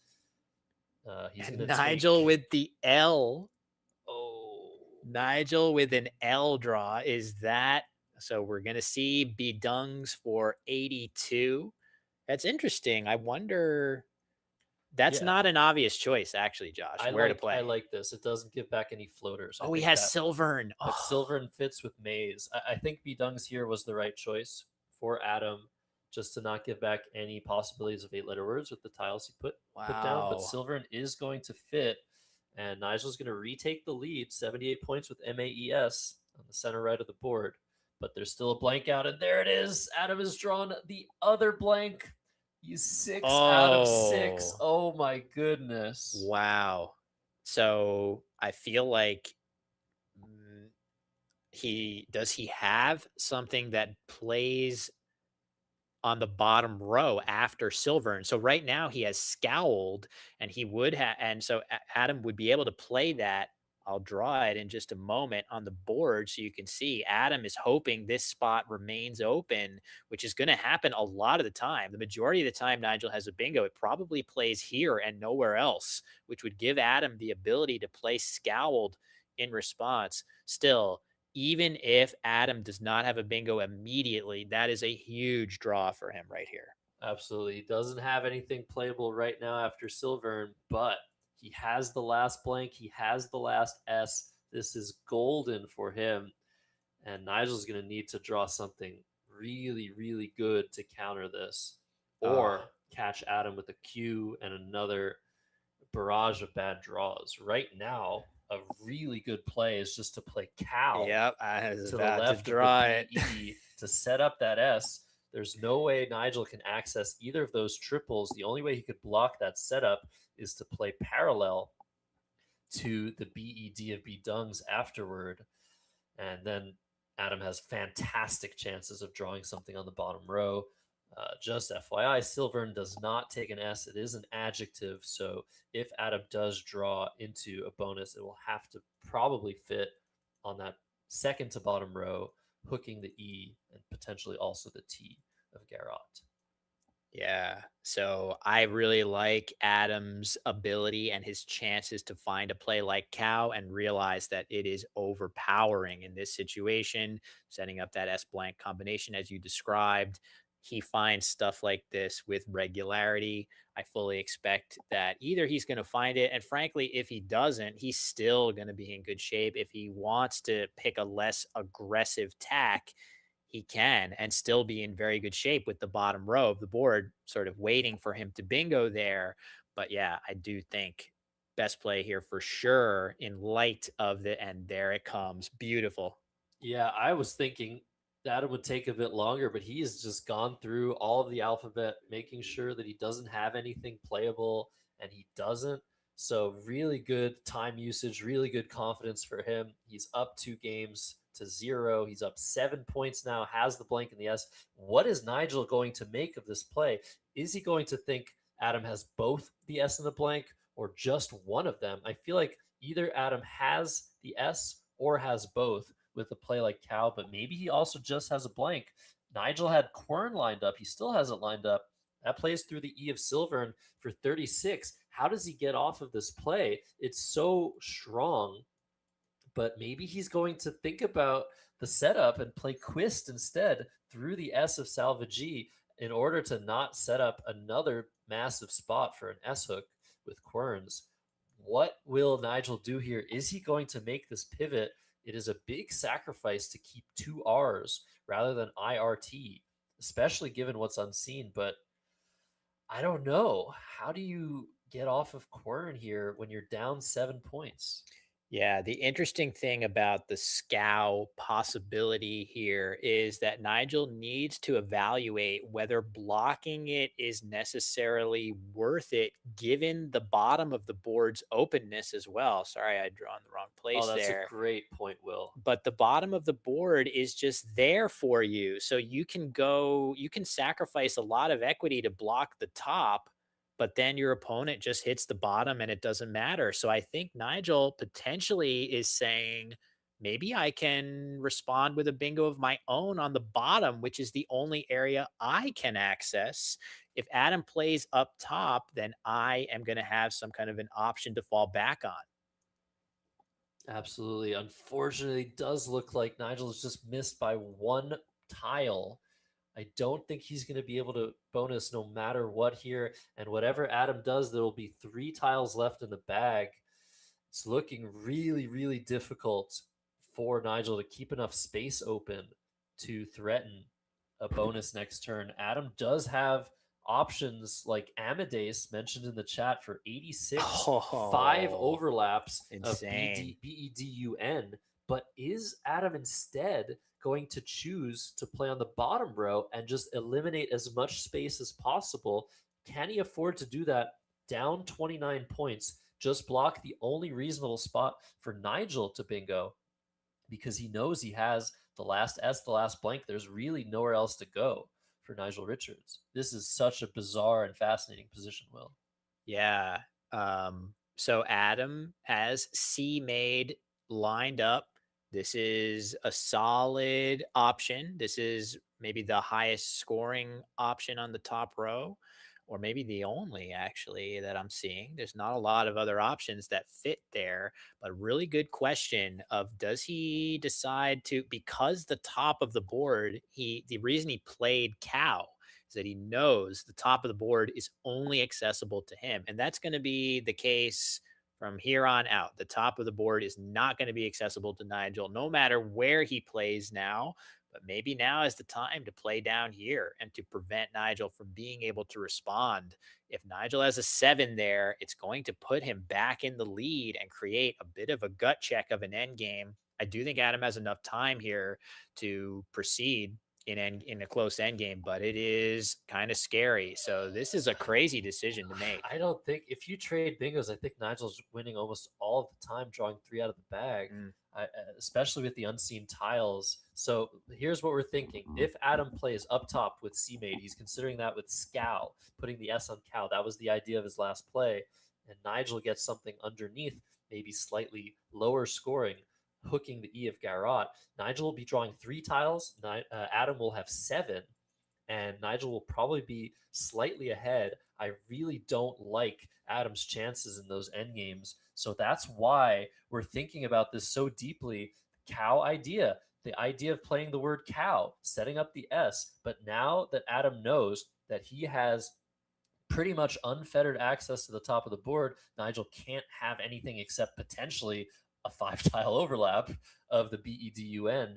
Is he going to pivot and take a big point sacrifice over 10 points to play on the bottom? He can play something like Fadaise, Fadaise, making FE on the second to bottom row. And that's going to put him up by a very, very large margin, 44 points, I believe. And it doesn't feel like Nigel's going to have enough firepower without a bonus to outrun Adam in those end games. I really feel like you play on the bottom row. Yeah, it's interesting. That play, which I'll put on the board that you're suggesting of FAD, and it would be a blank F, just to be clear, of Fadeus down here. This does have a little bit of a risk given the F that's in the pool. You could get hit with a big F play going across that would more or less equalize the game. I wouldn't say that's likely, and it's definitely not an immediate disaster scenario if that is what happens. Looks like Adam may be considering a pivot here. Acedia is now lined up on the rack. Could he be getting set to play that on the bottom row? Yes, similar problem if you place the I on that square. If you place any vowel on that square, it could get underlapped, that square on the bottom, second to bottom row. But with 4.5 minutes, is Adam going to take the sacrifice and just try and defend the board as best as he can? It looks like he is. Acedia is coming down here, probably slightly worse than Fadaise, but it gets the job done as best Adam can. He's scoring 70 points, going up by 41. And now it's up to Nigel to work some magic into this late game position. 3 tiles in the bag. What can Nigel do? He can potentially draw an overlap of B dungs. He can potentially draw a 9-letter word through the N and the S on the right side of the board.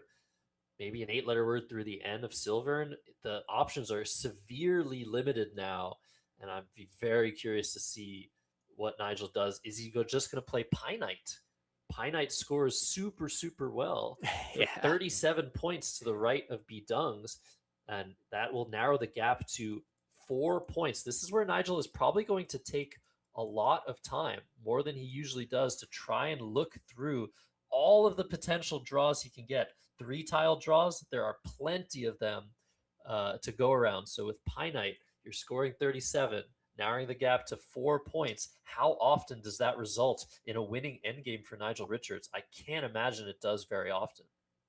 I agree with you, but then the question becomes, if you're going to go another direction, the board is in such a crazy state right now.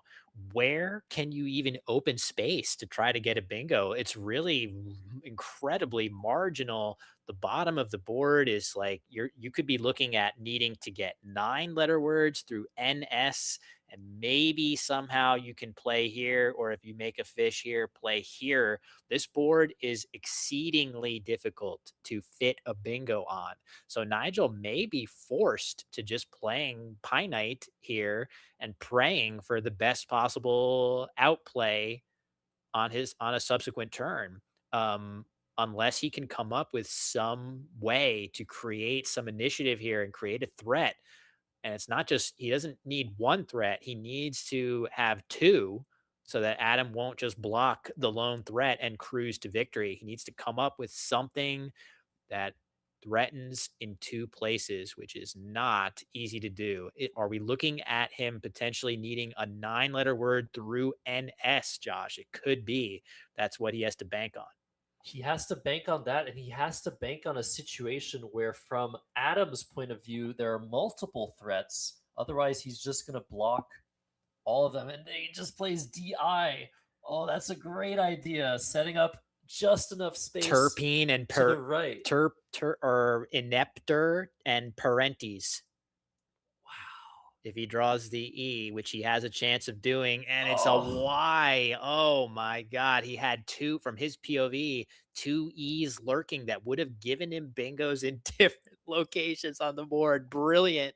Absolutely brilliant. So the general idea was go for a 7-letter bingo in the new spot and a 9 through NS. And he did find a way to go for that with pretty good chances.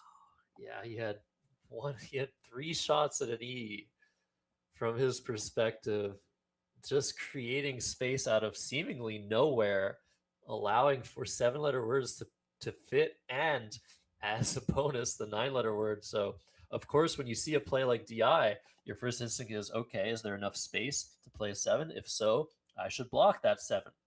And I think that's what Adam's going to end up doing. He's going to play something to the right of DI, but he's probably panicking right now. Is there something that Nigel's trying to fit in another part of the board? And certainly he is. So, wow. This was an amazing play, and made so fast by Nigel. I can't believe. Oh, I guess there how weren't good enough played. E's. Sorry, I might have misread that bingo. Well, no, just if there's an E unseen. If there's an E unseen to Adam, then like if 2 E's are in the bag, he can hit parentes from Adam's perspective. But I think parentes has 3 E's through NE though. Yes. Oh, so from Nigel's POV, he was eventually That's trying the to thing. get. You can't. It's so hard to draw 2 things Yeah. at the Okay. same time. Fair you have to enough. work with the lack of Yeah. information Yeah. that Adam has. So Nigel needed 2 E's to be unseen to Adam in order for parentes to be a threat. Makes sense. Uh, So yeah. potentially block the 9. Although, in point of fact, if Adam has any doubt about where to block, he's probably going to be blocking the 7's lane, which is a little more flexible. So, in any case, still a really nice idea by Nigel, as we are suggesting. Even if he could not have hit the 9 on that specific draw, he was working towards it. And of course, there were many 7's that he could have drawn through rather with the new hook onto D there. So yeah, I bet maybe there's other stuff through NS that we're not intuiting as well. Yeah. So yeah, there's so much to think about. There could be just some 9-letter word neither of us know that Nigel is going for, but it looks like from Adam's perspective, parentes is not possible. Not any. Yeah, there would need to be 3 E's on yeah. scene, which is what I was. Yeah, what I was noticing. So he can rest easy if he had enough time to rest easy and just block, I think, the sevens lane. Don't believe there's anything that he needs to worry about through that disconnected NS, but he doesn't know that for sure. So, yeah, it looks like he's considering not emptying the bag and playing just FA and FE at the bottom left and going up by 57. I guess that's another problem. By playing only one tile, Nigel allows Adam to Oh man, keep the tension alive and potentially outscore him. that clock. What I would mean, happen? the clock plays tricks on people here. So Looks like Adam's just going to go ahead and block with Faye now, I but he's think got he 40 needs seconds to. left. Yeah, he just has to go for it and tip his cap if Nigel has the 9 and trust his instinct that if he doesn't see it, it's probably not there. It isn't. There is no playable 9 available through NS from Adam's perspective. It's only 7s alongside the spot that Adam just blocked. So nicely done by Adam to hold his nerve here. And after all that, we are going to get another Adam Logan win, 3 wins to kick off the series. Very, very impressive for the reigning world champion. Wow. Crazy start. 3-0 for Adam Logan. Once Nigel finds his best endgame move, there's only one best play here, and it is 1 point better once again, just like last game, than the next best player. So even when Nigel is lost, it is still so much fun to watch him very quickly find the best play in the end game. He has it in And hand. he's already found it within 30 seconds, guys. This is ridiculous. Prey coming down for 33, and Adam now to respond with many outplays. He has BOEP Yeah. in so many different spots. 2 spots for the same 4-letter word here. So, oh, he just played bop. Okay. Maybe not thinking of BOEP with his time ticking down. This is the, classic. Wow, that actually, I mean, it makes things a little more interesting, but it should still be totally fine for Nigel here, or rather for Adam here, as Nigel just does not have an outplay, nor does he have really any scoring pop here to speak of. But I'm sure Nigel was expecting Adam to either go out in one of 2 spots, gives Nigel a chance to get a few more points. Game outcome is not in doubt as we continue on to the waning plays here. Adam with 10 seconds left to play his E, and Josh, crazy start. Adam 3-0 up in the series. Yeah, and that's Adam's best spot with 6 seconds. Super clutch. 5-10 to 468. 3 rounds done. It is lunchtime now, guys, but oh boy, are we going to want to see what Nigel comes up with to try and rally back in this best of 15 matchup. So let's listen to the overhead mic. What were you going for over here? What were you trying for over here? Oh, I mean, I thought you had the S because you're open here, but Yeah. maybe I get a blank or something. No, sorry, I meant when you did this. Was there something you were looking for over here? If you don't throw a tile? Yeah, anything that comes up, but I got the Y. Yeah.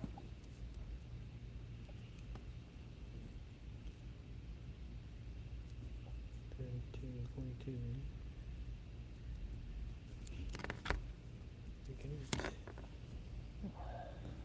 It's 6 seconds.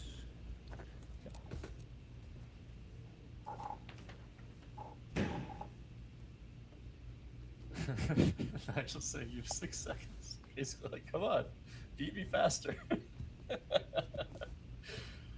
Okay, guys. Thank you for watching. We'll be back. We have a schedule for you. We will show that on the screen so you know when to tune in. We'll have a lunch break. We're starting again in 39 minutes from right now. So 2:30 p.m. Eastern time in Albany, New York. Time for some lunch, time for some refueling. For those unaware, Nigel flew here this morning and so hasn't really had a good night's rest. Incredible. And he's still playing just completely What loved can you winning, say? so. Yeah, what can you say? An amazing job by him. Of course, he is down 3-0 in this match, but we haven't seen any sign of that fatigue. Does that creep in the latter 4 games after lunch? You'll just have to tune in after our lunch break and find out. Absolutely. So home court advantage seemingly a factor here, but not really. Logan up 3-0 in this best of 15 match. 4 more games after lunch. So before we go, once again, make sure you like and subscribe to the Wespa YouTube channel, and come back when it's time to play again. Nice clicker, Will. I click. Will's got the best like and subscribe energy in this room. Anyways, I'm running out of things to say. Yeah, we got to get some lunch in us. The players do too, and back with 4 more. No matter what, Adam could keep winning, and we're still gonna get the full set of 7 today. But now I think we're rooting for Nigel a little bit to keep things close. All I want is 15 games of this match. That's my primary goal. Josh, how about you? All I want for Christmas is a best of 15 that goes all the way. Absolutely. All right, guys. See you in just over a half an hour for more incredible Scrabble, Wespa Word Wars. Josh Sokol, Will Anderson. We are out. See you soon.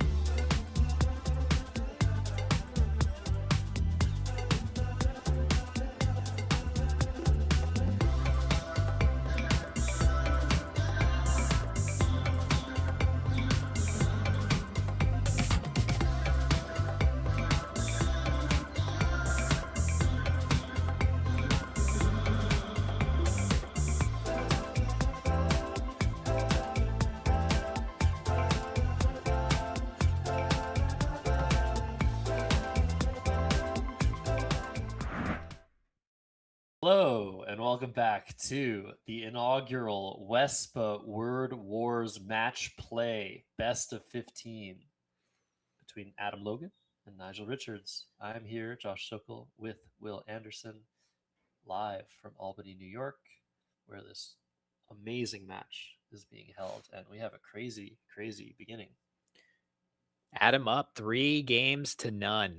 So if ever there was a player who was going to take that in stride and just continue to play an absolutely pristine brand of Scrabble, unaffected by going down a couple games early, it is Nigel Richards. In his press conference, he did say one of the things that he thinks is the most important beyond just knowing the words, and Adam added being able to find them, is focus, mental focus, not getting distracted. And Nigel is absolutely amazing at that as well. He's going to have to continue to showcase that skill, though. 3-0 down, and Adam in very, very good shape heading into the afternoon session. Absolutely. And if there was any doubt about who was the favorite, I feel like after 3 wins in a row, it seems like Adam Logan is certainly the favorite. There's no world in which Nigel is that much better than Adam Logan, that he can come back from an 0-3 deficit most of the time. So very, very interesting stuff. Momentum also very important in Scrabble, just feeling confident. And yeah, does Nigel feel pressure? Obviously, he does. He's a human being, but he handles it more than anybody I can point to. So we'll see what happens. Lunch has been had, energy has been restored. Let's go back to the board. Yeah, I think it's going to be Nigel going first in this one. Game 4, as Josh mentioned, you see the records. Nigel 0-3. Of course, that by the converse. That's how matches work, as we all know. So, Adam with a great, great start to the match.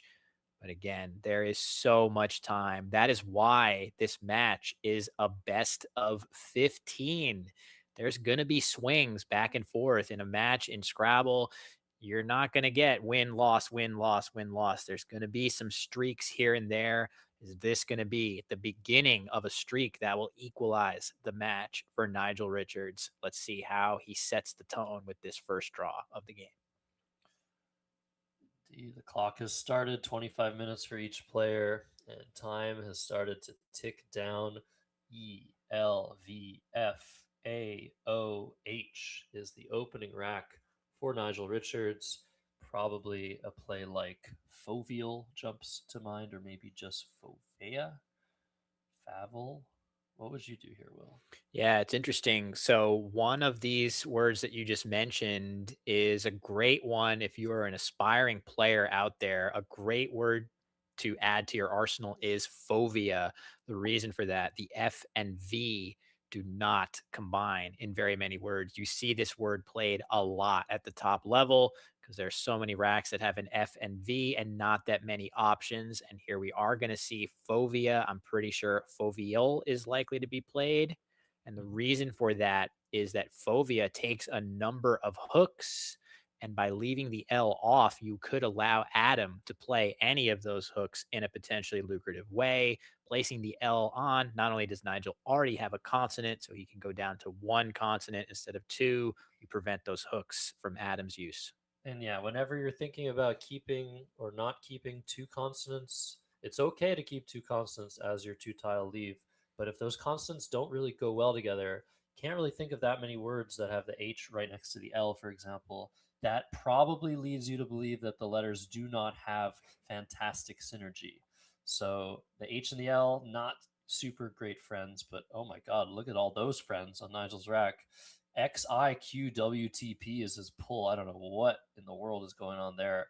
But now for Adam to respond to the 32-point opening play with KILN and an M and an R and a T, he's only got one vowel here. So I'm first looking potentially through that O, foveal. Well, Yeah, that's exactly what he's done. And I want to point out that potentially, I mean, these are both very high level plays, but potentially you might be thinking about playing through the O with one of either Micron with a K or Morkin, which he has lined up right here. You can see the way Adam has spelled out those letters. He is getting ready to play Morkin potentially through this O. Micron is a decidedly more dangerous choice. If you were to play this right here, you are setting up a pretty good scoring spot here. I guess the other positioning does that as well. But more importantly, the O hook could be a really interesting play. There's no need to create that when you have a good option that does not do so. Yeah, so it does look like Morkin is the choice here for Adam Logan. 24 points, keeping an L and a T, a little bit less dangerous than keeping three constants with something like Milko. So this makes perfect sense. And does it change Nigel's best play? It does give him a spot for QI for 37. Yeah, just Chi looks Is like you that better could. than Whipped, which he has lined up? This goes next to the EAL.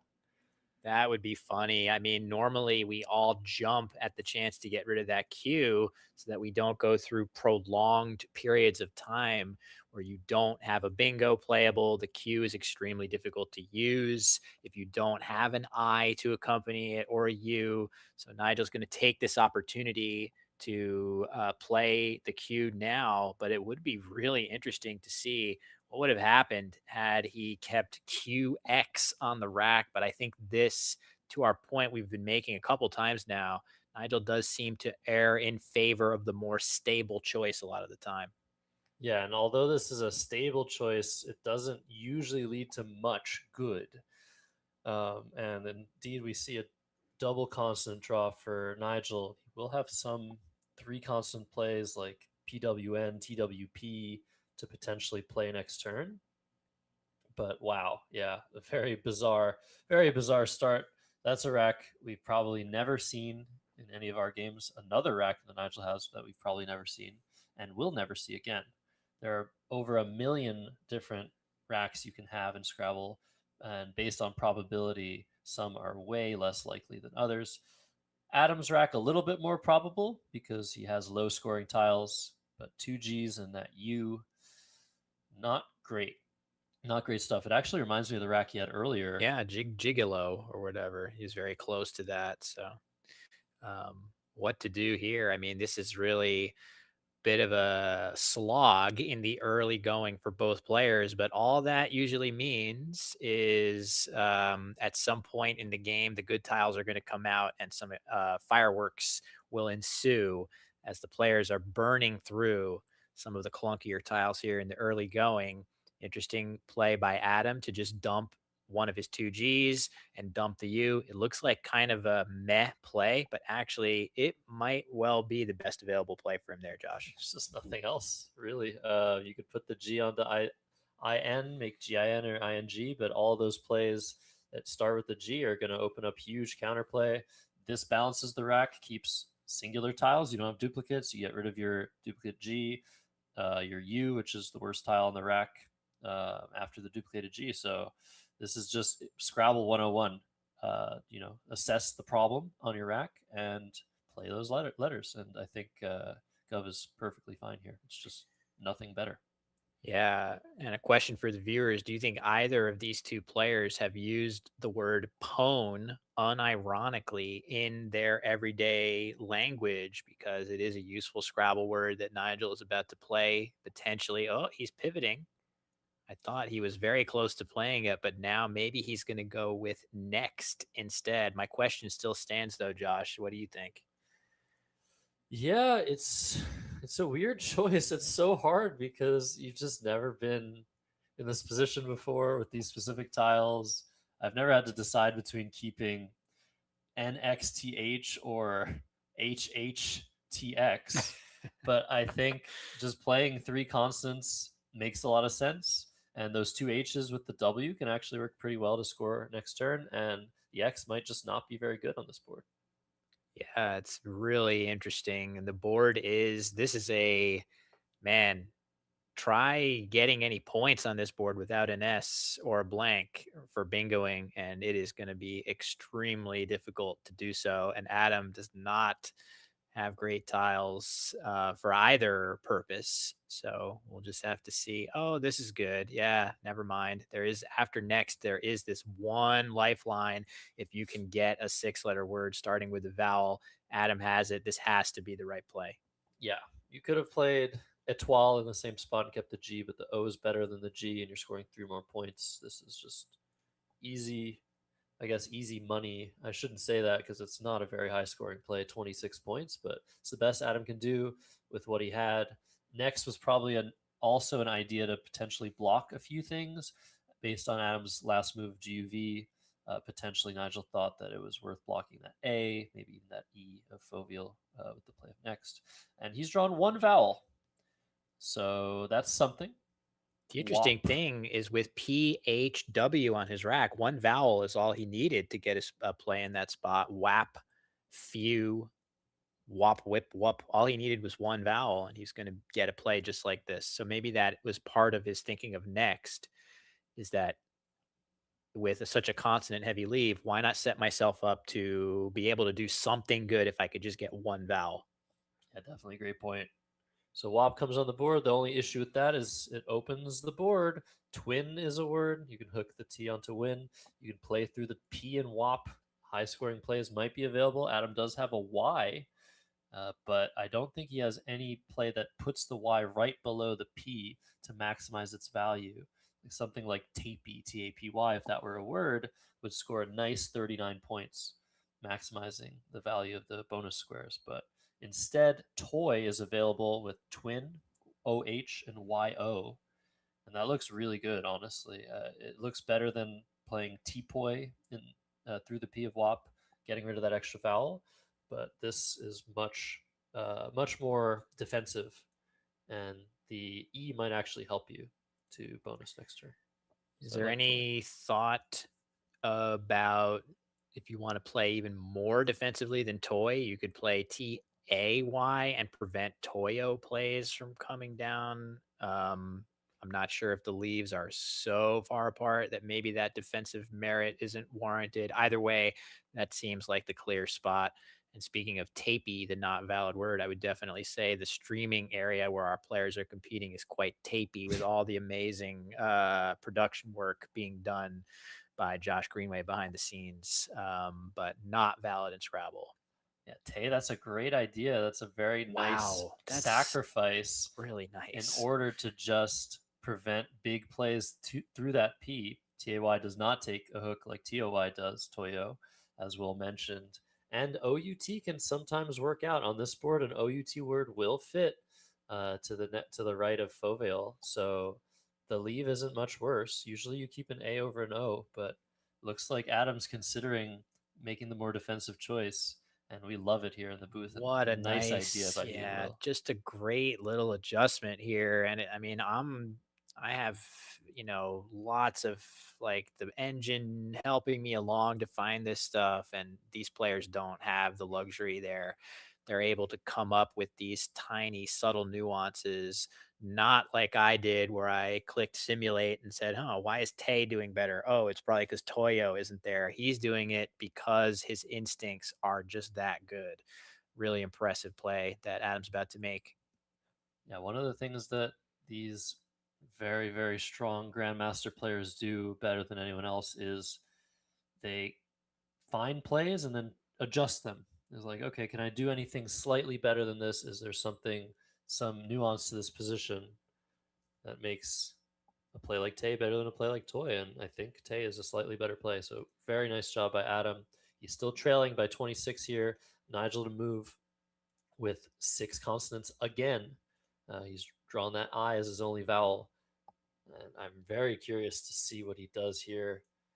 There's just a weird play available, like ins, INS plays between the KIN of Morkin and the T of next, making kite. That I think is Nigel's highest score by some large margin. It's 35 points, keeping BRCH, which at first looks really awful, but actually those letters go very well together. So it would be very interesting to see if he decides to do that. He's considering maybe IN by itself, but I think you play off the S here, play off the extra consonant. Yeah, So very weird. so weird, so interesting.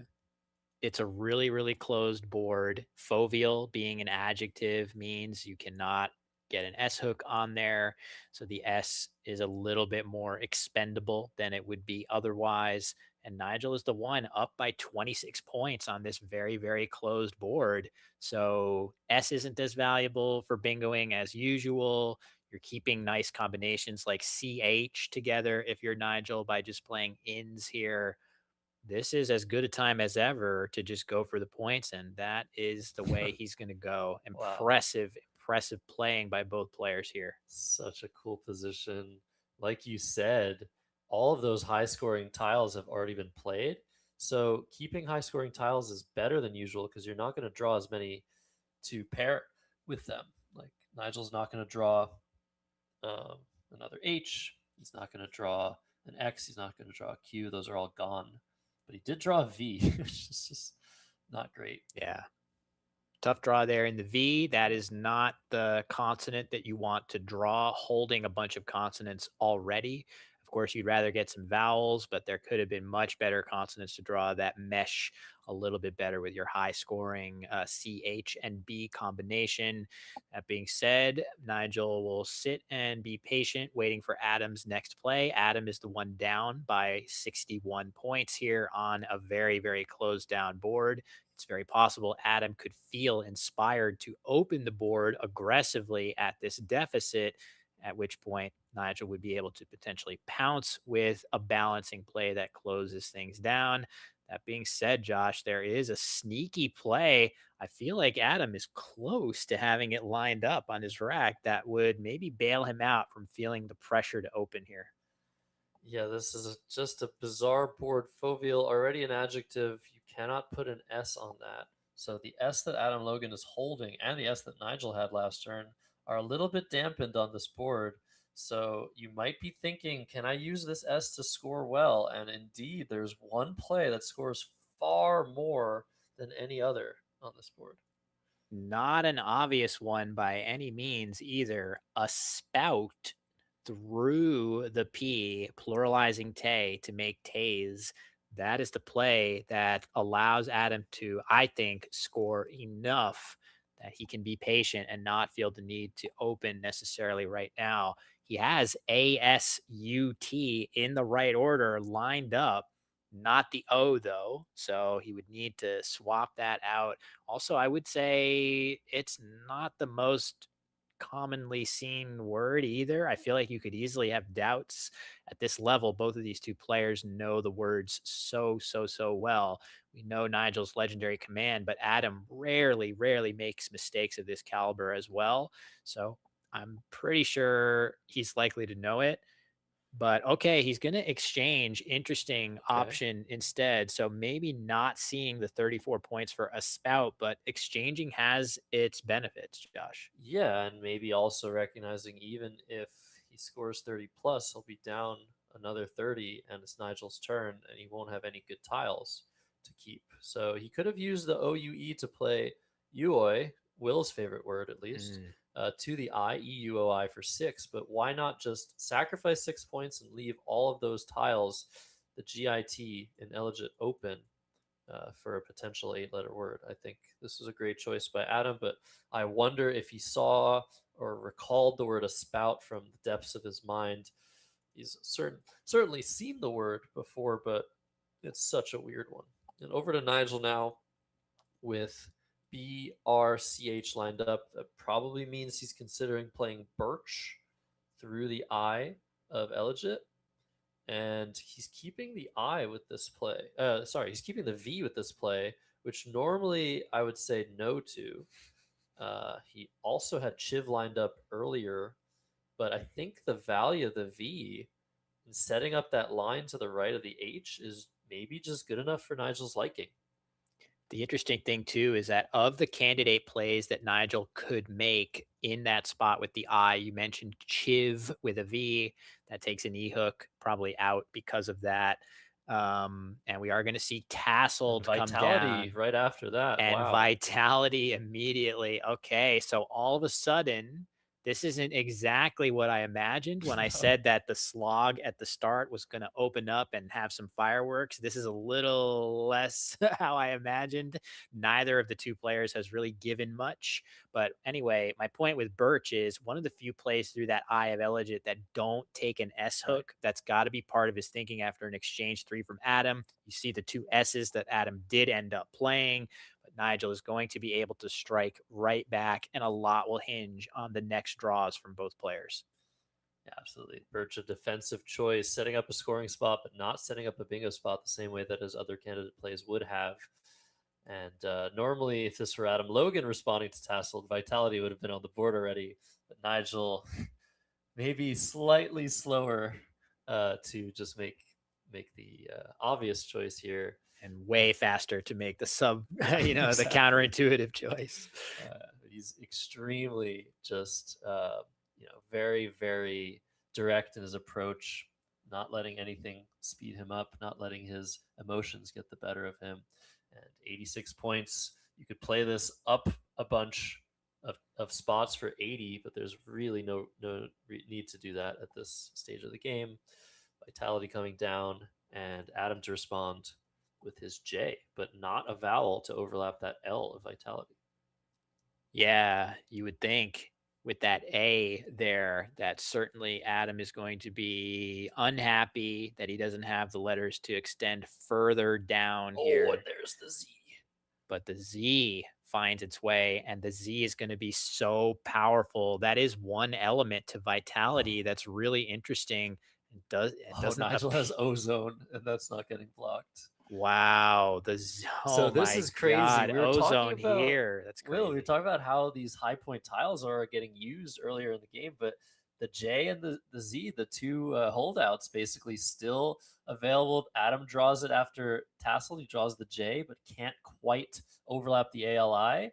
And he's going to play Orby, and this is a great idea. This is setting his J up for potential next turn. If he can draw an A or Great an E, play. Great play. he's going to have a huge spot there. And normally you'd say, oh no, it's going to get blocked. Nigel has ZE for 64, but Nigel has better. He has ozone on the bottom right. And so Adam with a good chance of maximizing the value of his J. Yeah, you could see some potentially huge plays. It's hard to imagine what, with the letters of Vitality sort of lining up the way they are, it's difficult to imagine a play that goes all the way down. I'm sure there are some possibilities there, but Adam doesn't even need that to feel satisfied here. He can just get a regular old J play, and it's going to feel pretty good. And meanwhile, Nigel, of course, seeing ozone quickly, and he's got a big lead in game 4. Yeah, so this is definitely different from what we were seeing earlier, but will both blanks are still unseen? Will Nigel see his first blank of the day, of the match? EELDS. He's got D Louse, but no blank. Adam Logan is going to play, JA. Yeah, however you say. Yeah, And either way, no blank yet. I'm going to be very brave and predict that Nigel Richards will draw a blank in this match. Don't spoil it. I didn't even say game. Adam could draw. I Oh, said you said match. match. Adam could draw both blanks right now, but he doesn't. All right. So over to Nigel. We're giggling a little bit too much over here. He's up 79 points. He's not giggling. He needs to win this game. But he's nowhere for a 7-letter word. So this looked like a good draw, but the more you look at it, the less you like it. I wonder what he's going to do here. DOE.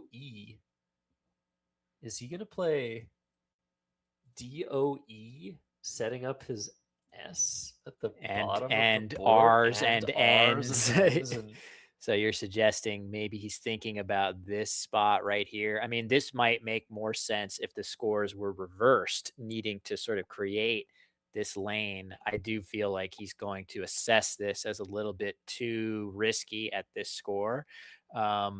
He's reconsidering. Do is now what he's looking at. That would play alongside the letters of ozone potentially if he wants to block off that E in the lower corner. Again, Nigel's the one in the lead, so he needs to be thinking about what are the bad things that can happen to me. that could cause my grip on this game to loosen. And one of those are bingos into the letters of ozone. So he could be thinking about that. Ultimately, that's what he's going to do. This makes some sense to me, Josh. Yeah, there's also Udo with making ALU, which he didn't line up. This is 17, Udo is 19, but I think this deals with the more salient threat on the board, and I think it makes more sense. So Do is the play for Nigel, very low scoring, but he's maintaining almost a 100-point lead, and he's blocking the board just as he is known to do when he has a big lead. Just blocks things, balances, just keeps it simple. And Adam now with PFUI lined up on his rack. It would be great if there was a great spot for that, but unfortunately, if PFIU were a word, that would play to the right of the LITY of vitality, but letters are not in the right order. Nigel, look at that deja vu. Oh my goodness. Nigel, for the second straight turn, has D-Louse on his rack, that's amazing. So playing DUE and drawing the same, if ever there was anything that's going to slow him down, it would be drawing the same letters. I feel like that's a Scrabble player's purgatory in a sense, of just drawing the same letters out of the bag repeatedly. So yeah, what to do now for Nigel, although it is still Adam's turn as he's trying to navigate. Looks like he has FAUR lined up. That would go alongside the letters of vitality right here in this spot, scoring pretty well. Doesn't open up the board that effectively. You do get an R out in space, but I feel like that's kind of a marginal thing to hope for. That being said, it dumps Adam's clunkiest tiles in the F and the U, turns 4 tiles over to try to get one of those 2 blanks. This looks solid to me as well. Yeah, this makes a lot of sense. A Frit was also possible. FAUT was possible. But this is just so funny. Even though Nigel is winning this game pretty handily, it feels like the bag is still playing tricks on him. There's still 2 blanks out. It's still possible for Adam Logan to come back in this game. 63 points between the two of them. I would try to play something from the R as quick as possible if I were Nigel, but he only has like ROULE or ruled from the R. Neither of those plays are very inspiring, and there is a pretty big spot to the left of AL. This is a complex position. Do you play short? Do you try to defend? Do you try to balance as best as possible? I'm very curious to see where Nigel's brain leads him this turn. Yeah, the thing that I'm most interested that you just mentioned is this spot right here. That was not the straightest line. I can do better than that, I promise. There we go. So this spot is actually kind of deceptively good, and it hasn't been used up. Nigel just has not really had, I guess, on the do turn previously, he could have played Douse, cashing in his S there, but that's the same rack, so he could do it again. He could play Douse again in that spot, yeah, but I mean, even that doesn't score that well. So maybe that's the way to go. Play Douse, prevent Adam from scoring well in that spot, and the board continues to be terrible for getting bingos down. Even if you don't address the R of 4, that's still somewhat of a marginal lane to hit. So potentially the thing that gives me pause about that play of Douse, and now he has it lined up and it seems solid. The only thing that gives me pause, I hate to part with that S, but with 2 blanks out, turning 5 tiles, maybe getting a blank really takes the sting out of losing that S. I absolutely love this decision now that FAUR is on the board. Score as much as you can, play as many tiles as you can, take a nice lead, try to draw one of those elusive blanks that Nigel hasn't yet seen today. Will it happen? Did he come all the way to Albany, New York to just draw dead? There's 2 E's, lots of good tiles remain, and no blank. Jeez. This is crazy, Will. This is a bigger drought than I've seen in a long time. But Adam Logan still also blankless. He's got to be feeling like, what am I supposed to do now? I'm not drawing blanks, and Nigel's up 88 points. This board is so condensed into that bottom area. Where do you open things if you're Adam? Do you play something like GAR up top, GAR, and FA? That just doesn't score anything. So it looks like if he's going with a gap and just hoping for something, but he basically needs to bingo through that O of Oroby Yeah, most of the time. the gap play makes a ton of sense in that context, Josh, because TION words could be his lifeline. The O is not that easy to end in, but he's kept just the right letters that maybe he'll luck into. And there, oh my God. Oh my goodness. So not only is he going to have plays ending in ION, he probably could have something better. He might have stuff from, depending on whether it gets blocked, the R, the G of gap now as well. Oh, that's another great attribute of gap, is that it puts a G in space where an ING word can just barely fit onto the board. He's going to have a wealth of options, and all of a sudden, Nigel in firm command here, but things are going to knot up quite a bit in a hurry. But is it too late? If Nigel is able to score well, Josh, could be tough This is for a bingo basically, here. yeah, this is basically as good as Adam could have hoped for, except there was one thing he could have hoped for, maybe in W to score a little bit better, or a bingo to the O of Oroby that scored well, and maybe he needed to draw the blank separately. It's just 63 points. Nigel can score with Reeler, Reeler, from the R and Fowler if he wants to take care of that spot. He can also play Air Long, which he has lined up, keeping that lone E and just giving Adam as little chance as possible to score and just try and get back in this game. I think I like playing Air Long here because it just feels like Nigel's just going to score too much, but it opens a double-double, Will. He's going to So have dated. I don't know on if top. it's going to necessarily work out for Nigel, but he's ahead by so much. I think he probably still wins. Look at this, everybody. So Air Long in a vacuum. This is a great play. Nigel can't really score that well here. So getting 18 points is kind of a victory, but mostly this play turns 6 tiles to try to snag one of those blanks. Yes, it is possible for Nigel to draw a blank. At some point, it's going to happen. And yeah, it puts him up by an amount that bingos off of this R or bingos to this O maybe aren't going to give Adam what he needs. But in fact, Adam will be able to play nidated. I have every expectation that Adam's going to see this. And that sets up a very, very interesting end of game here, as that is just about enough points to make things interesting, depending on what's drawn here. Absolutely. This is going to be a key draw for Nigel. Can he score enough after this potential double-double for Adam to still win the game? Adam will be up 5 points if he sees nidated for 86. And I think he just has to go for it and hope for some sort of 2-tile draw. There's going to be 2 tiles left in the bag. And let's see what Nigel gets. The W-E combination was what I was kind of worried about. But look, he's drawn all 3 scoring tiles. So what's left is an I and an O. That's not going to be good enough for Adam Logan. As far as I'm aware, Nigel's going to be able to just pip him. And I think that's what Nigel was thinking about the play of Air Long. How much can Adam Logan score on the double-double? And will I still have enough after all is said and done? How do you calculate that? I don't know. Got to ask Nigel. But it looks like this will be enough for Nigel Richards to win just barely. Yeah, it's going to be close. Adams already he has spotted the bingo, which is incredible speed on his part with 2 blanks in hand. I think he's almost certainly got to go for it and hope that he draws a really flexible 2-tile combination, such as WE, WA. The W would be a fantastic tile for him because it's so flexible in those short parallels.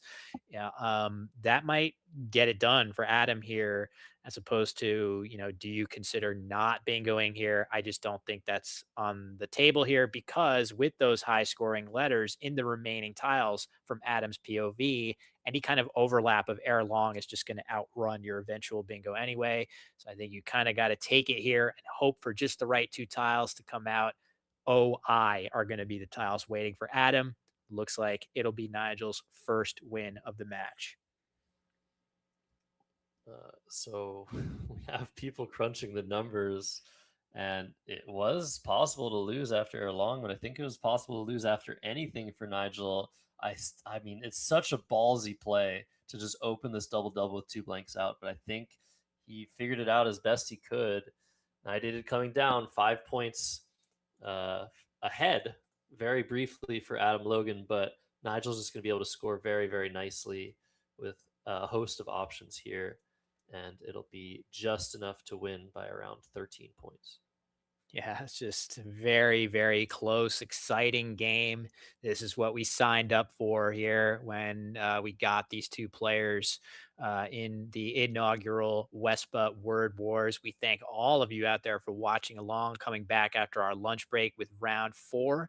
As a reminder, we are going to have rounds 5, 6, and 7 with minimal delay after this, maybe a short 5 to 10 minute break here or there, but it's going to be wall to wall action for the rest of our afternoon here in East Coast US, Josh. And I definitely want to encourage everybody out there, if you're enjoying the broadcast, consider subscribing to the channel, liking the stream.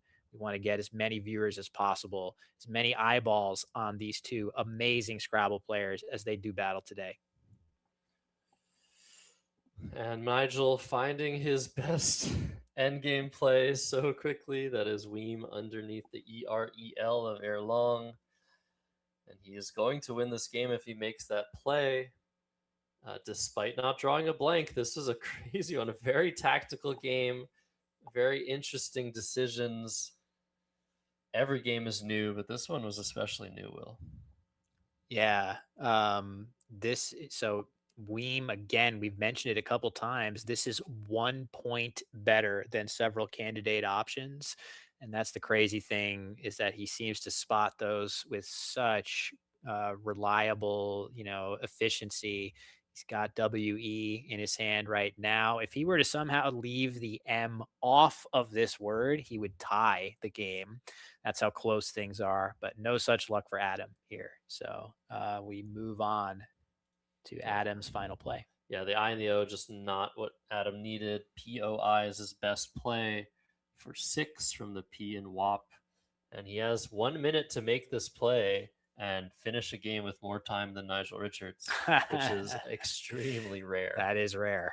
You do not see that often. So another achievement unlocked for Adam Logan in a career of many, many, many of them. But yeah, that one is, I'm sure he would prefer to have gotten the win as opposed to the be up on the clock. But you can't play neither of these two players can play the other and expect that at some point your opponent isn't going to get the best of you. Indeed. So with this victory for Nigel Richards, he takes his first blood against the reigning world champion, Adam Logan. 1-3. So it will not be a blowout. As long as Adam... it won't be a sweep, yeah. Oh, and he makes the play with 2 seconds more than Nigel Richards. All right. Anyways, that was exciting for us. 406 to 435. After Poi, the score is 422, 435. Let's listen to the overhead mic.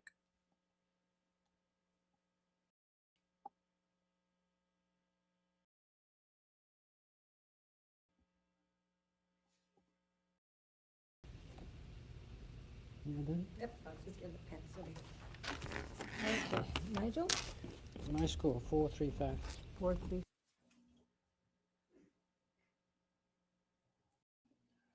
All right. So a 13-point victory. That is all Nigel was able to do in 4 games against Adam Logan.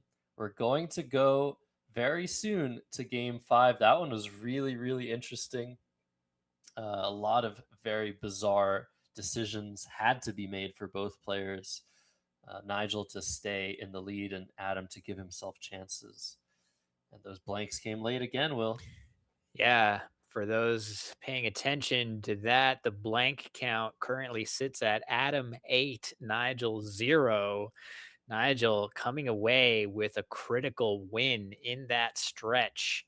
Odds are good that Nigel's going to start drawing those blanks. Those are a very valuable tile, of course. As we know, not everything is about drawing blanks in Scrabble, but it does help. and Nigel salvaging a win where Adam got both.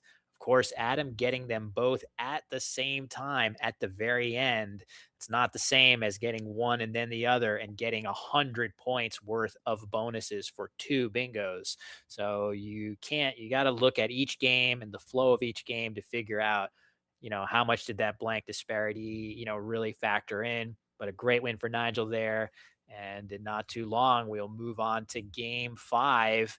And if we do manage to go the distance, that will be the 1/3 point of the match, which means we're barely a third of the way in. Hope you all out there are enjoying this as much as we are. Yeah, absolutely. So it's it's really really interesting to see how Nigel fights against adversity when he's not getting those amazing draws. But blanks aside, Scrabble is way more than who draws both blanks. We just saw that. We just saw Nigel take Adam down without drawing a blank, and there's just so many decisions. Every single game is totally new after 3 turns, usually after 2 turns. After 2, yeah. So it's just every single game is super interesting in its own right. And if the game isn't interesting, the end game is still interesting because the end game doesn't care about what the scores are. Anyways, that's us being nerdy here at the booth. The players, I think, are ready to go to game 5, I believe. But yeah, not quite ready, but I think we're going to keep riffing, Will. Once again, this is Wespa Word Wars, the first of its name. I think we heard rumors that the next Wespa Word Wars will be across the globe from us right now in some Asian country. I will not say which, of course. Just mention the biggest continent in the world, and people will have to guess. But I believe the idea is to have people play Nigel every time. Is that what we're hearing? I mean, that sounds great to me. I do feel like Nigel himself has said he is game for it. And, he is basically happy to play anywhere.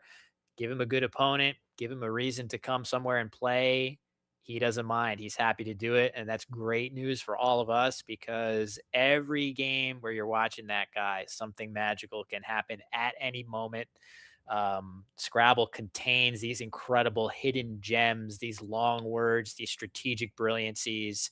And it's just amazing when you see those theories and those ideas come to life. Nobody finds more plays than Nigel. So I can't wait if we're going to get more Nigel in the Wespa Word Wars at some point in the relatively near future. That is very exciting for all of us. But I love the match play format. It's something I feel that we need to see more of. I just love it. And these 2 players, you could not imagine a better start to this match play series. Absolutely. And we are seeing it live. Players are ready. Let's pan back to the board. We get round 5 of a potential 15 right here, right now on the Wespa YouTube channel. Thank you to Let's Play Scrabble for partnering up with Wespa for this broadcast. Let's pan to the board. Yeah, for sure. The dream team, LPS, behind so many of our amazing streams. We are ready to go to the board. Let's cut right now. I think the players are putting the tiles in the bag. And I think there we go. We actually got the handshake. I know Nigel does give the pregame handshake every time. So, okay. So this is an odd number game. That means it's Adam going first. Let's see. He's got that first crack to continue his streak of blanks drawn. I really don't want to minimize it. As you were saying, Adam has played phenomenally well in these games as well. He is converting games against the most difficult opponent that there is, making scarcely anything that we would tweak at all, Josh. Like, I don't even want to say mistake. It's just been so fun to watch Adam play. Absolutely. And what's incredible about Adam is he's more of a mathematician than a Scrabble player. Most of the time most of the free time he has, he spends doing research at many prestigious universities around North America and beyond. He spent time in many different universities. He's a Harvard grad. He's just been awarded, I think, the highest honors of mathematics in his career, and he's opening up with iwi. which is one of our favorite words in the CSW lexicon. It gets us out of so many difficult situations. Yeah, this is a useful one. For those of you in North America, you can add an S to this word and it's an adverb of some sort, but it is a noun in the dictionary here. You see this one all the time. The I is a letter where you like to have one of them sometimes in those good bingo leaves. But any more than that, they start to clog up the rack and become sort of a top priority to deal with that. Adam doing that very quickly, scoring 12 points. Not giving too much back unless Nigel were to have some miraculous K word Another here, Kiwi. which he already did play. That's true, Josh, earlier. And now Nigel with so many consonants on the rack, what could he be looking to do? Looks like he had Brill lined up. Now he's maybe Trill. so Trilly. I don't think that's what he's going to play. There we go. Trilby. This is Trill is interesting though. Trill, yeah. That's Trilby looks like a solid play just to clean up so much of the clunk. But did you know, Josh, that Trilby, even with the BY spelling, I believe takes an S in this lexicon?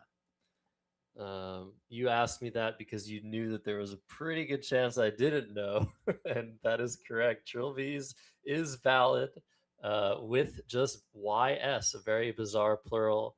I was not aware of that, Will. Thank you for educating me, and that's going to help us sort through the position if Nigel does indeed play Trilby. He's taken almost 2 minutes on this decision. Very long think for him. But I think we like this play well. Yeah, it's just something to note because there are a handful of words like this with a BY ending that don't that can actually put an S on, or not just BY, but just other endings where you think they shouldn't put an S on. This one does. I fully expect both players to know that, and we'll just see whether it actually ends up being relevant. Nigel does draw one vowel, but man, another very consonant heavy rack as we move back to Adam with much better balance. But he's still going to struggle to find something that he feels great about here, I would say. Yeah, we'll see what he ends up doing. He can score 30 points right now and play apiary and AY, but that's so dangerous. Among letters you don't want to float in a triple lane is a Y. The Y allows for vowel dumps, for very high scoring plays with consonants, especially to come down very, very quickly and very, very forcefully. And in this particular instance, if Adam were to play apiary, that would increase Nigel's value of his best play by a significant margin, given what he has on his rack. So I think something a little bit more contained is in order here, but I don't really know what that is because any play next to the Y of Trilby is going to open more stuff up regardless. So I'm not sure what I'd do here, Will. Yeah, it's a really good point. It's tough to really play alongside the Y of Trilby, which that is definitely where my eye is drawn. That's where the points are from Adam's perspective, playing right here alongside, but all of the reparallels are as bad or worse. So are we looking at something like repay up here? Is this possibly safer? Yes, you do give back triples, but they are 6-letter words with a vowel, a specific vowel, A, E, O, U. I guess that's most of the vowels, but that's still not that easy. And as we see, Nigel is nowhere close to having a word of that type. Maybe after the play of Trilby, you can infer that he often has 2 consonants after that, which would slightly decrease the odds of him having a longer word off of the Y of repay. It's not a play with no warts, but it's crazy that even plays like ANY, which I think you were probably reacting to, Josh, this is really no better in terms of offering overlaps. Yeah, I think that repay is probably fine here just because it doesn't really open too much, but the Y placement isn't superb. The thing is, if you put that Y above the right below the triple letter score, you already have a Y in Trilby that's right next to a bonus square. So it's actually not that bad to set up another spot. So that's the only real problem with that play other than the S hook. So we could see him reverse the vowels and make a similar play that's maybe a little bit more defensive. That could be possible for Adam as well. I'm very curious to see what he does in this position. And the only problem I have with a play from that R of Trilby is that it would block the possibility of kiwi fruits through the E on the board, which would be just amazing. That would be incredible. No doubt that if Nigel had it. Okay, look at this. Interesting. So this is one of the several plays in that spot that Adam could have played. It doesn't hang the Y out in the triple lane the same way that Apiary would have done. And it keeps a better balance as opposed to the play I just wrote moments ago of any in that spot. This play of Nye instead keeps AE on the rack instead of duplicated E's. So maybe you benefit from that a little bit in terms of bingo percentage. Um, this seems reasonable if you're going to play there. It incurs some risk, but also it's maybe a manageable risk. And in fact, it probably blocks what Nigel wanted to play, which was flip and FY, which would have scored a bit better than this potential. Now he has pwned. We didn't get to see this last game, but it's never a good sign, Josh, when you're evaluating pwn as a candidate option several games in a row. Yeah, means we maybe need to hire a designated tile bag shaker or tile drawer for Nigel Richards here. So, do you play pwned? Do you play wifed in the same spot, or do you play windy or windy to the Y of Nye? Nigel has decided to keep the balance. He keeps a vowel with the two consonants, sets up potential flips plays, and yeah, this looks as good as anything. Yeah, it's tempting to play some of those other options you mentioned, wifed, windy, windy scoring much better, leaving the FP combination, which is not that lucrative usually. Wifed, leaving 3 consonants instead of FIL. So Nigel's again gone with slightly the more balanced and less risky choice, the choice that's likeliest to lead to fewer exchanges, for example. I think that's been somewhat of a theme early on. And yeah, it's been a slow moving game so far. Not a lot of high scores. And once again, could the game open up in a hurry? Absolutely. Yeah, definitely. We could see, I mean, not a lot of great tiles have been used, so they're still in the bag. So we could see a barrage of bingos at some point very, very soon. The greatest thing about the play of Pwned, I think, is that it's very defensive. It's very hard to score, can't really overlap the PWN. It's hard to play to the end. Adam can play PAAN right now, which might be his best play, keeping ERRV, but there aren't that many plays that allow Adam to score so well on this board. So that's probably why Nigel played pwned here. Yeah, I mean, when you're talking about a 28-point play being easily your, maybe not easily, but certainly your highest scoring reasonable option here, that is a great sign that, I mean, Adam's tiles are not great, but they're balanced. They're not terrible. He's got some scoring power in the P and the V, and yet 28 points is the best he can get. That is a strong argument in favor of pwned being a good defensive play. Is it a self-descriptive play? Not really. It's not like Nigel blocked a huge bingo from Adam. That would truly be a self-descriptive pwned, but it's pretty good. And I was going to mention this as a candidate choice, Josh, that I kind of like.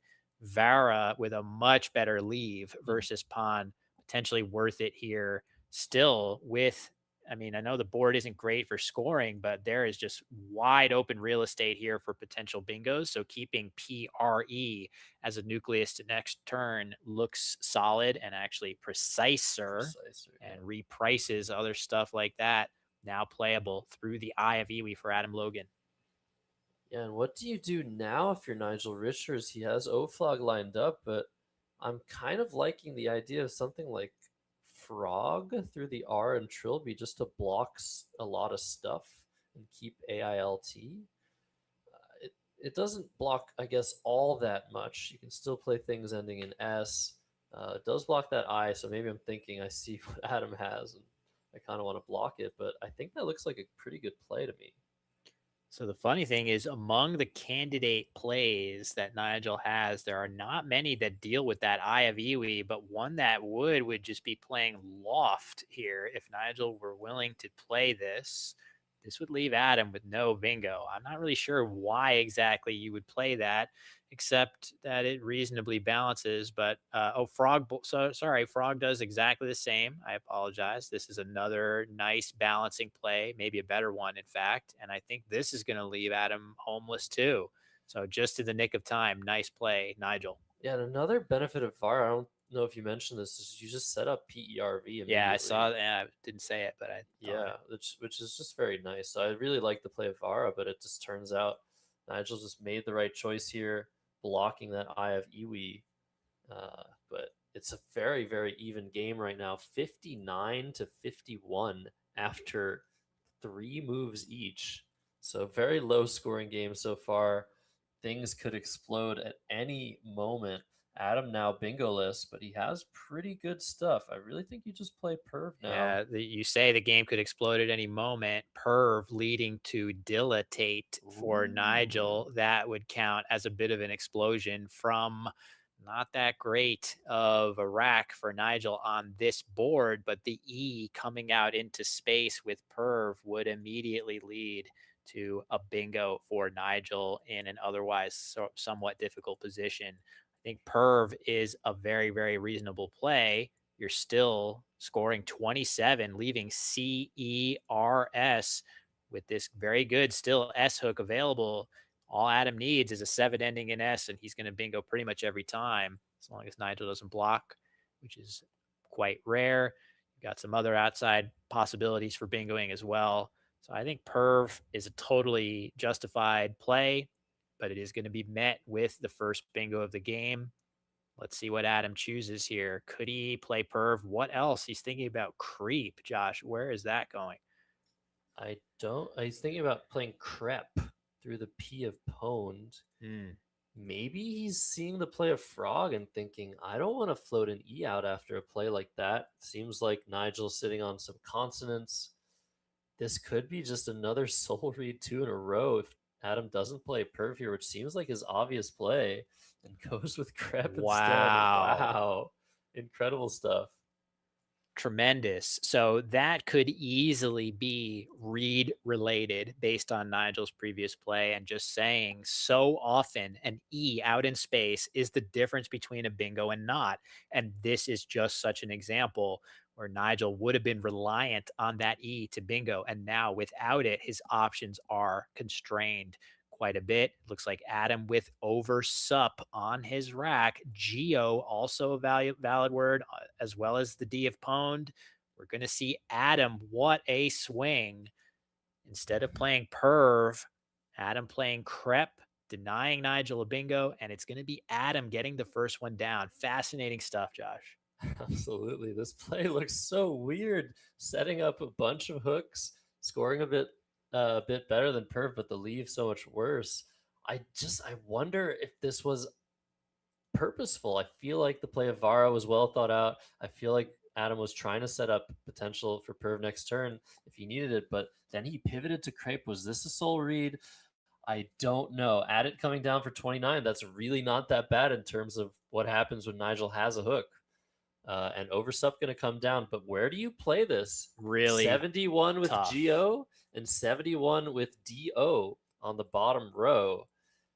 I have no idea where to begin here. You know, if you're Adam, that Nigel's 3-tile leave is not random. They're probably seeing a lot of duplication in the range of tiles Nigel is likely to have with the play of Add It. Does that mean you play over sup on the bottom row to give less back in terms of bingo chances and open the big scoring spots? Or do you play over sup and Geo and just hope that Nigel doesn't have an S and that he can't maximize the potential of that hook onto the triple? Well, he's going with the very ballsy, I think the more ballsy over sup here, Will. Yeah, so interesting to try to use Nigel's last play as a clue for what to do here. I'm not really sure. There's definitely neither of the two options for over sup is without some risk. But I do feel like this one gives you, as you mentioned, Josh, those floaters of some pretty good letters in the ERS. I mean, all of these are pretty good letters. By placing them out in space here, I really do think you are adding to Nigel's bingo percentage quite a bit compared to oversup here. That being said, maybe you could imagine that after add it, I don't know, it doesn't seem that strong. I'm just wondering, what are the biggest things that you're scared of here? I guess the S is one, two, three, four. Yeah, it's one short, so the S hook isn't particularly dangerous. I guess I would have placed it down low, but neither play was risk free. Yeah, this is. I'm fascinated by this decision Adam just made, but it's gonna probably work out in his favor. Nigel nowhere close to taking advantage of all of what has just been opened. He's playing Kiev for 33, opening top left of the board for his potential of maybe an ED word, an ATE word next turn, which looks like by far his best option, but not a great option, being down a bonus and not being able to do anything about what has just been opened. Oh boy, that's a bad draw too. Yeah, rough draw there for Nigel. Of course, 2 U's, 2 L's. Nigel's not down by that much, even after the bingo from Adam. And Adam, while he has great future prospects here, he doesn't have anything right now. That S on his rack is going to be a huge boon. He can keep it. He doesn't have to feel like blocking over sups is a must right now, because he can keep that S and aim for really high upside if he draws a bingo. Um, Nigel, meanwhile, pull out off of the P. Things are not looking good when that's the play that you're considering. Looks like Adam is going to go ahead and just cash it and deal with his vowel problems in one go. I think this makes some sense to me, Josh. Yeah, I think this is great. Just take care of that big hook. There's still 2 S's, 2 blanks that you have to imagine Nigel will draw at some point in this series. I think this is right for Adam despite the risk, and we'll see what Nigel does with this horrendous rack pullout. Looks like a pretty good play from the P and over subs. Ululate and Toluol to the E of Kiev, also possible to get rid of both of the U's. But that's a blank for Adam, and that's Number a 100% 9. chance of a bingo next turn. He's going to get Emigrate. Are you kidding me? Are you kidding me? Remigate is going to come down. Oh my God. I mean, this Jesus, has gone, it's just been a bit of a nightmare for Nigel. Pull out for the record. I know we might be saying, why did he open a triple? Well, he's trailing. Both blanks are unseen. He wants to try to get one. And his opponent just played 6 tiles as well, so there's no need to fear that necessarily Adam's 7th tile was and a blank, so he would have had to draw it, which he did. He spots his highest scoring bingo very, very quickly, and this game is going to be very, very different in a few seconds' time. I can't believe 3 triples in 5 games. That's crazy.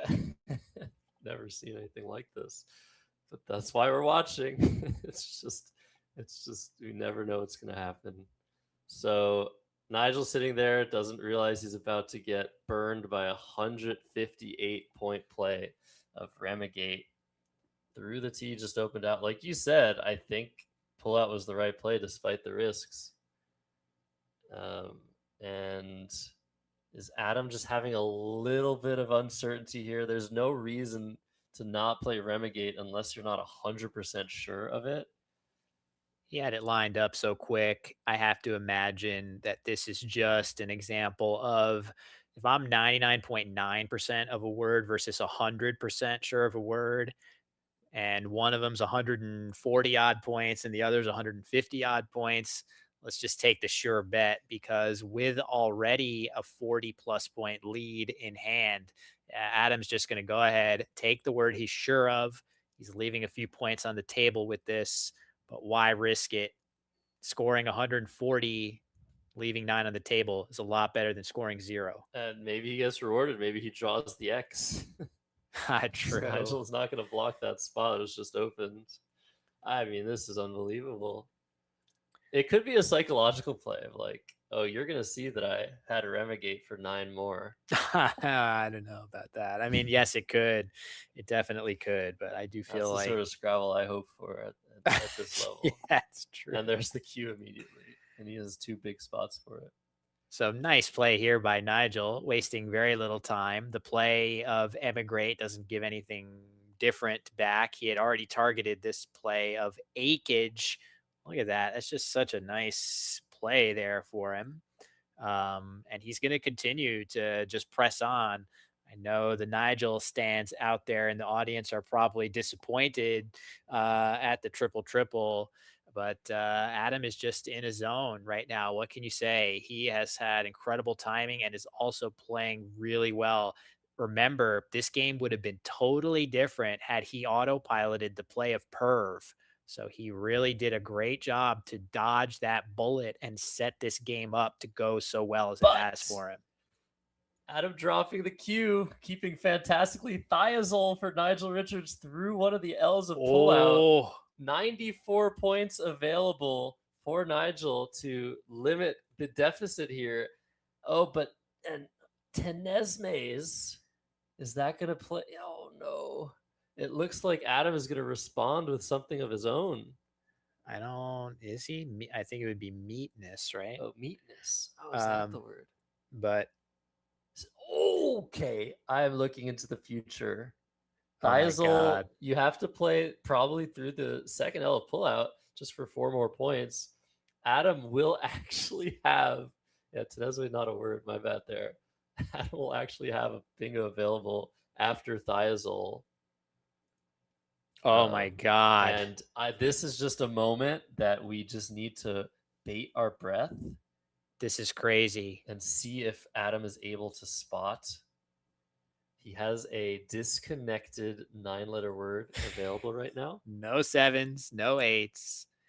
So Nigel getting way back into the thick of things here. Look at that score. Another good draw. What if that first blank for Nigel, obviously second blank of this game, but would have been first blank of the match? What if that finds its way onto his rack right now and Adam misses his enormously high degree of difficulty play and not exactly it doesn't work out that way, but this game is still up for grabs a little bit if Adam does not spot this play. Has it been mentioned in the chat, Josh? It has. Nice job by Lewis Mackay. Very, very strong player. Finds Steersman through the R and the A. Disconnected for a double-double, 94 points.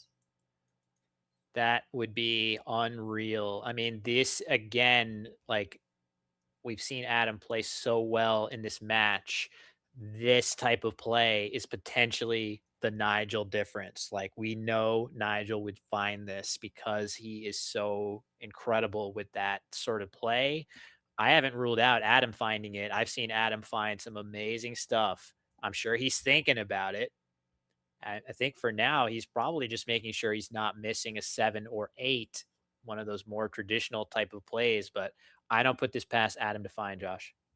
I definitely don't either, but he hasn't seen it yet. And the longer we wait, yeah, okay, he's playing Messon, which is a fantastic play in its own right. 35 points, keeping EST. But he has unfortunately missed his way to guarantee a win in this game, but it probably won't matter. We'll see what comes out of the bag now. Unfortunately for Nigel, there isn't much great stuff left other than that blank. Let's see what Adam's gotten. He's drawn into, okay. Tunners with frogs at minimum. I'm sure something else. So yeah, Adam is likely to get that next bingo down, and Tunners wouldn't even, thanks to the Akeage play going just high enough on the board, that would not even expose a triple triple. If you just look at it right here, we're talking about a play of Tunners for Adam. No possibility of a crazy equalizing triple triple.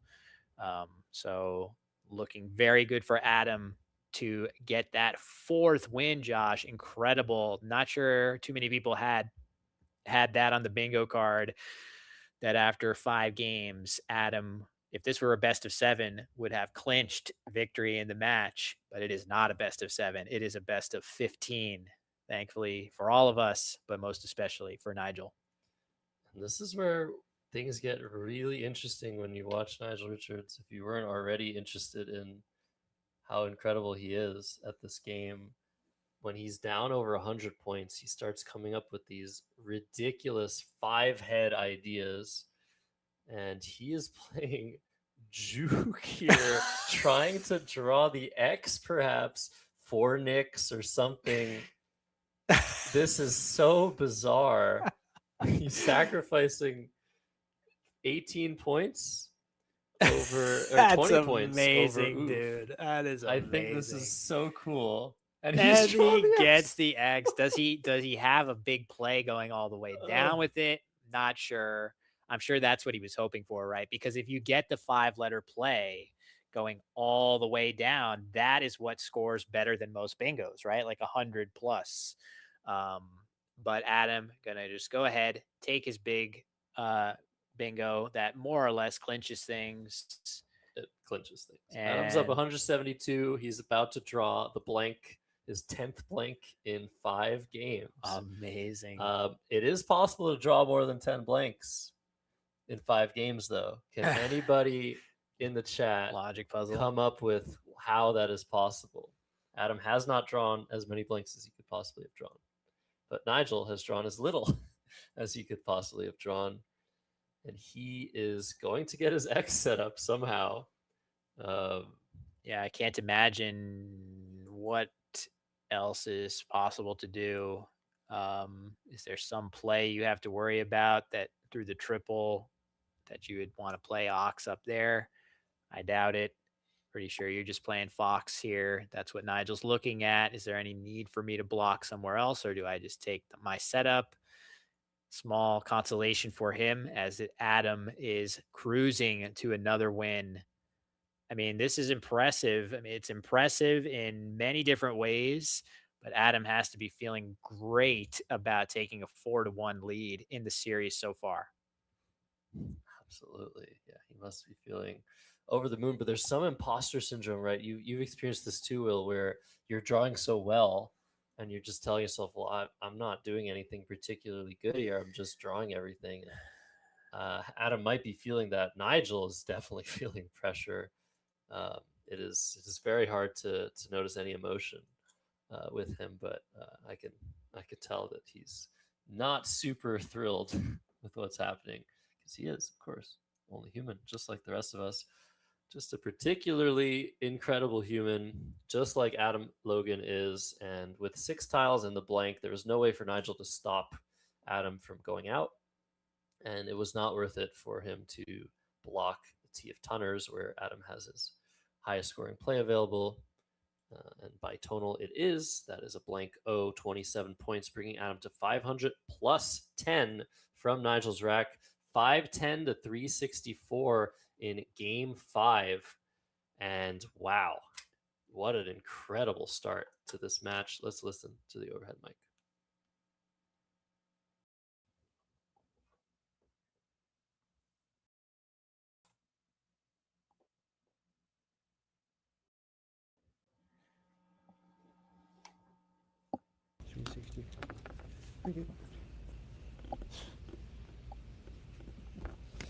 Adam 510.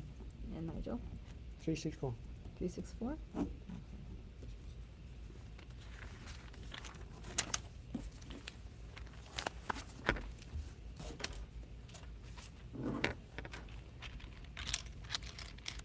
Nothing to say. Really nothing to say there. All right, Will. So I think we'll see if these guys need a small break. I think we're good here to continue. I'm not sure about you, but yeah, 2 games left today. It's 4-1. Adam Logan, reigning world champion, is not giving away games so easily in this matchup. Yeah, no question. But, we've seen in so many big events, if Nigel gets off to a slow start, he eventually goes on that run later on. I actually wanted to put this into preview and actually go through some of his more recent big tournaments. Either he starts fast and just crushes everybody, or he starts slow. Even Nigel can draw a little suboptimally, as we've seen. Adams also played phenomenally well. But Nigel has so many late surges in tournaments because he just keeps playing the only way he knows how to play, this very pristine, flawless brand of Scrabble. And believe me, I know it feels crazy out there to see the disparity here. But remember, Adams played great. He definitely swung that game in his favor with several key plays that if he had just autopiloted them, not taken Nigel's plays into account, they could have really spiraled in a different direction. And of course, going 5 games without drawing a single blank is a tough one for sure against a player of Adam's caliber. So Nigel's no stranger to those late runs. I would not be surprised at all to see one at any moment here, Josh. Yeah, it's very unlikely to have drawn 0 blanks. I think both of those guys know this, but it's everything that happens in Scrabble. This is something I say all the time. Everything that happens in Scrabble is incredibly unlikely. Harder to imagine a game where there's just so much randomness as Scrabble is. So, anyways, we're going to turn around as quick as we can once we get word that the players are ready. We will go on to game 6 of 7, and also bears mentioning that this is I guess, an appetizer, a very, very large and scrumptious and good and expensive appetizer to the Boblin Superstars that will be taking place in the next iteration of Albany streaming. Will. Yeah, Boblin Superstars. That is the main event. As you say, Josh, this is just the appetizer. And the main course is coming starting on Thursday. Not only are you still going to be seeing plenty of Nigel Richards, Adam Logan, former world champion Wellington Jigare, multi-time North American champion Dave Wiegand, but also the two of us and a slew of other amazing players from all over the place in one of the toughest fields that I personally will have ever taken part in. I can't wait. 28-game main event. And yeah, what can you say? This is just the beginning of what's going to be an amazing week of Scrabble.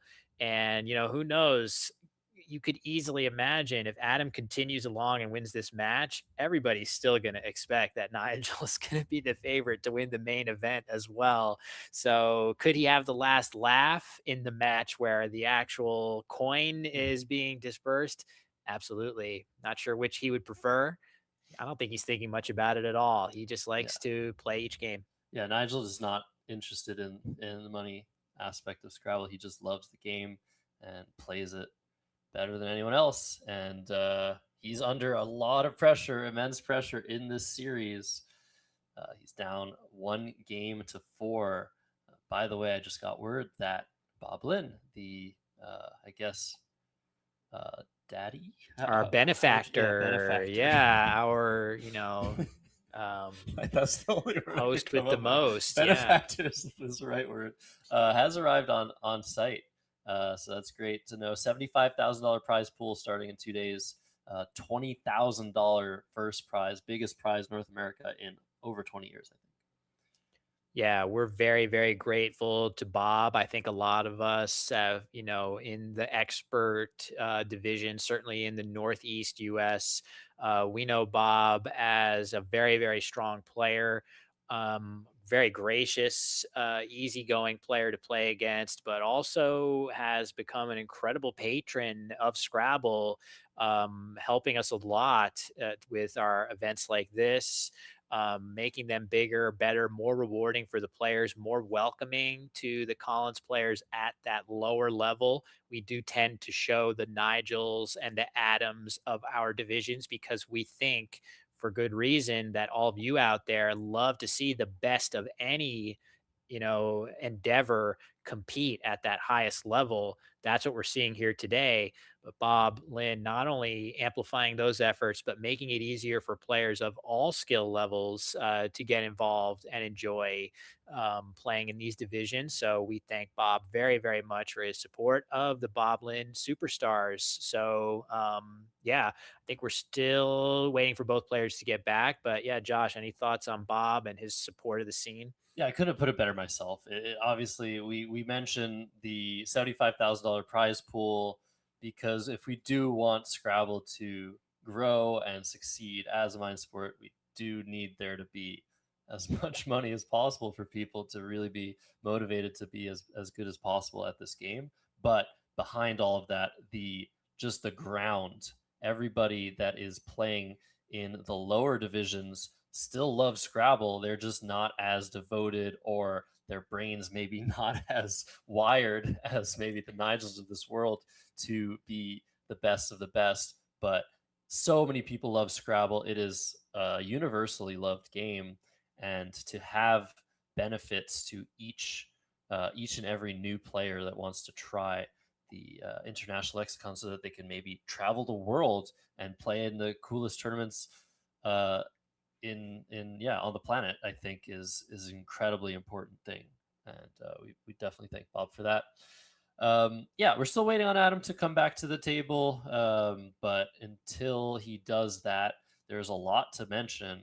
We have 10 more games to go in this series, potentially, and potentially as little as 4. Yeah, we're to rooting. go. We're all rooting for Nigel temporarily until he can get even with Adam, and then we can go back to whoever you truly want to win. If you're an Adam fan, you can go back to rooting for Adam once Nigel gets a win or two, because what we want is 15 games between these two. At least that's how I see it. So. Yeah, definitely. We want the best Scrabble and the most of it possible. We are gluttons for this beautiful game of ours. Players are seated and ready. Let's pan to the board and start game 6. Yeah, we'll reset that scoreboard for you all. And I think in game 6, we're going to be seeing Nigel Richards with the first move.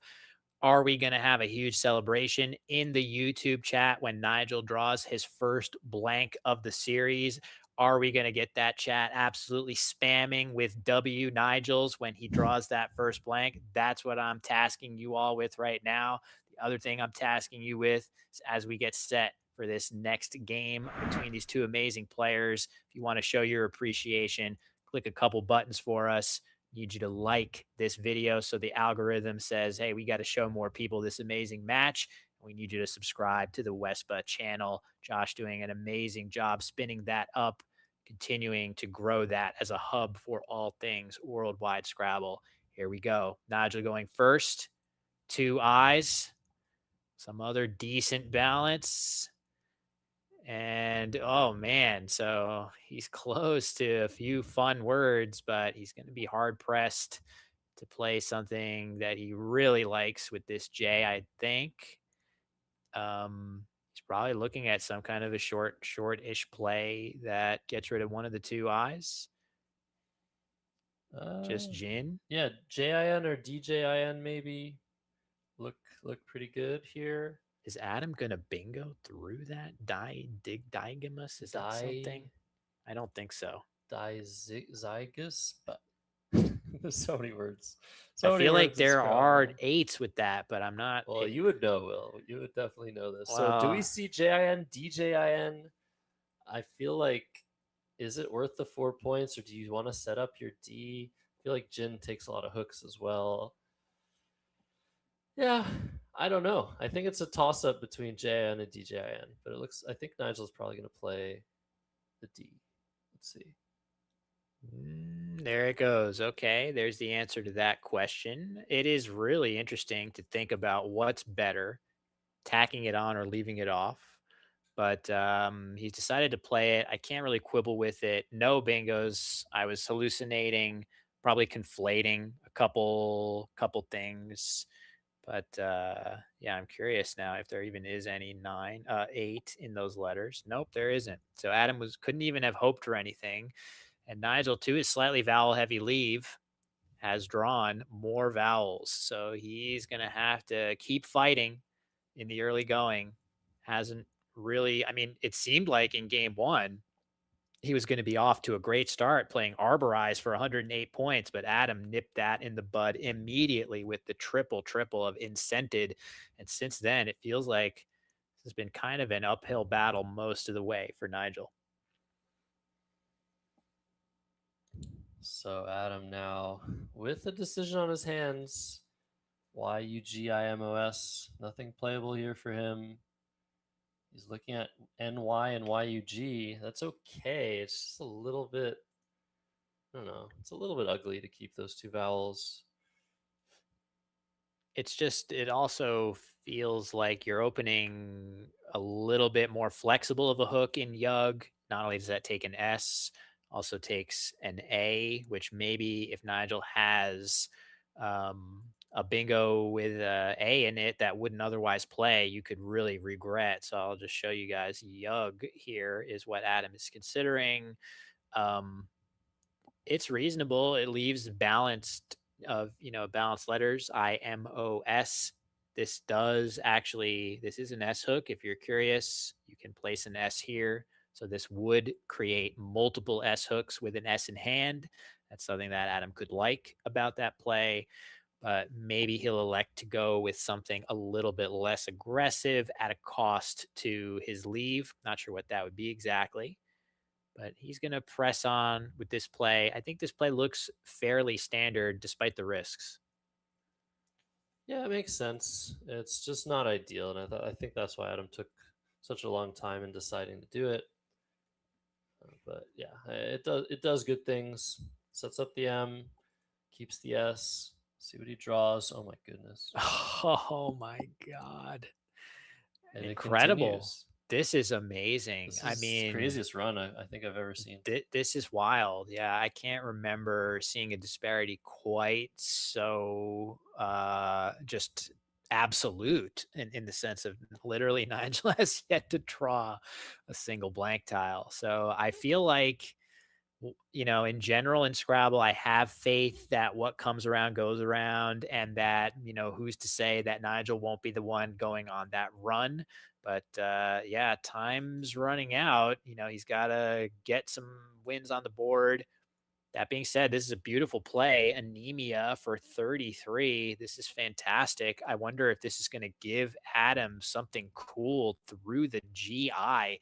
That's definitely where Adam's eye is going to be drawn. And I say eye as in your physical eyeball, not the letter I.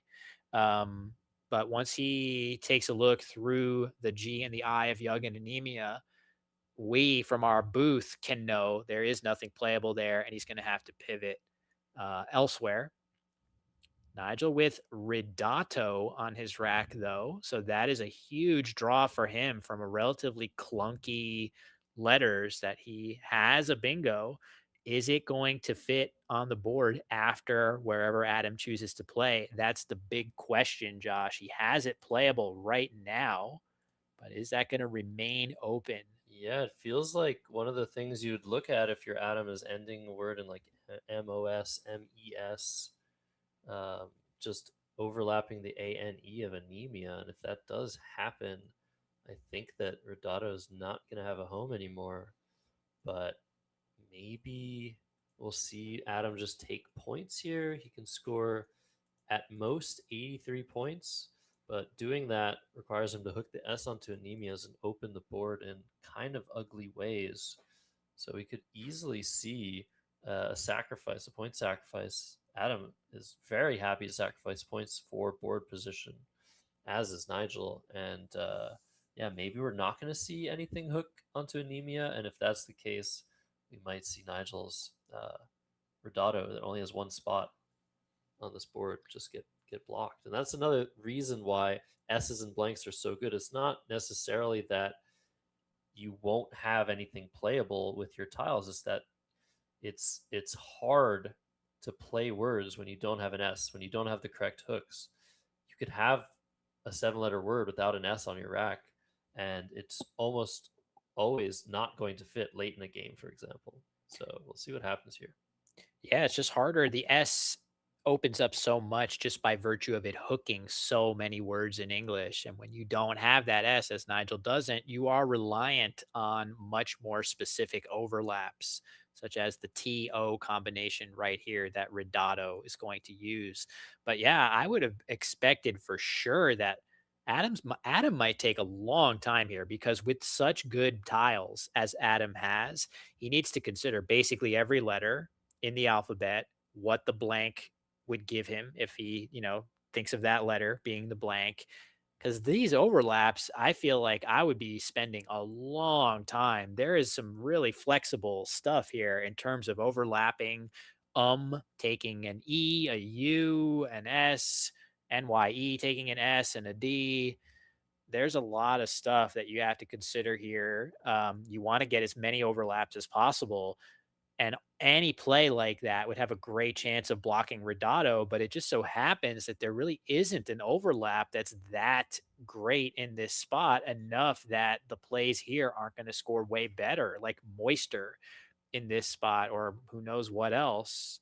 Um, so it feels like Nigel's chance of getting Redato down is actually deceptively kind of decent. So, yeah, we'll see if Adam, as you say, Josh, he could easily sacrifice points to block the overlapping spot, but I'm not necessarily sure.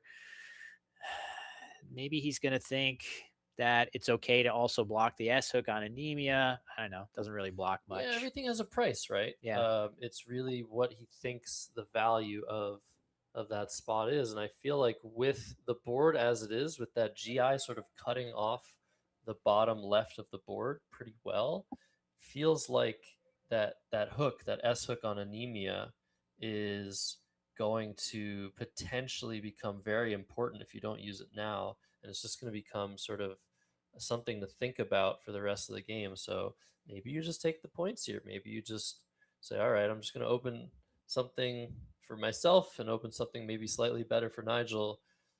And maybe play Mersion, Moister, something there with anemias and just go ahead. But you're right. It does look like there would be something better. And unfortunately, not quite. There's mention of Verismo almost fitting all the way across those two double word scores. Oh my, yeah, But UMM. that just makes I neg- NI. I So that's the neglected biggest problem. to mention the M, which Adam has. Yeah. So that is especially relevant to being able to get something there. Normally the UMM hook is not that relevant to that point, but in this situation it's really relevant. I guess also Yeah, the P hook and smokier yeah. doesn't quite fit. That makes AK. So there's just a lot of almosts here, and with not being as sure of oneself as Nigel is, you might be missing something. And Adam's taken, I think, a couple minutes, 3 minutes maybe on the Yug turn, and he's taken already 5 on this turn. Yeah. But these are the turns you need to think about when it's just not obvious. Yeah, it's definitely a worthwhile use of time. I do worry that if the rest of the game also has some complicated positions, Adam is setting himself up to really feel that pressure down the stretch of this game. And by the way, if Adam does play something that doesn't block Redato, which we think he has a good chance to do, Nigel's playing Redato quickly. Wherever it goes, he's not going to have much to think about. Looks like Adam is getting set to play Moister. He has decided no overlaps. He's correct. There are no big overlaps alongside anemia. This play scoring upwards of 80 points. You see the blank cam there. And this is going to give Nigel the only thing he has to worry about now is which location to play Redato. Do I play it on top of the M here, or do I play it in the original spot I was targeting right here?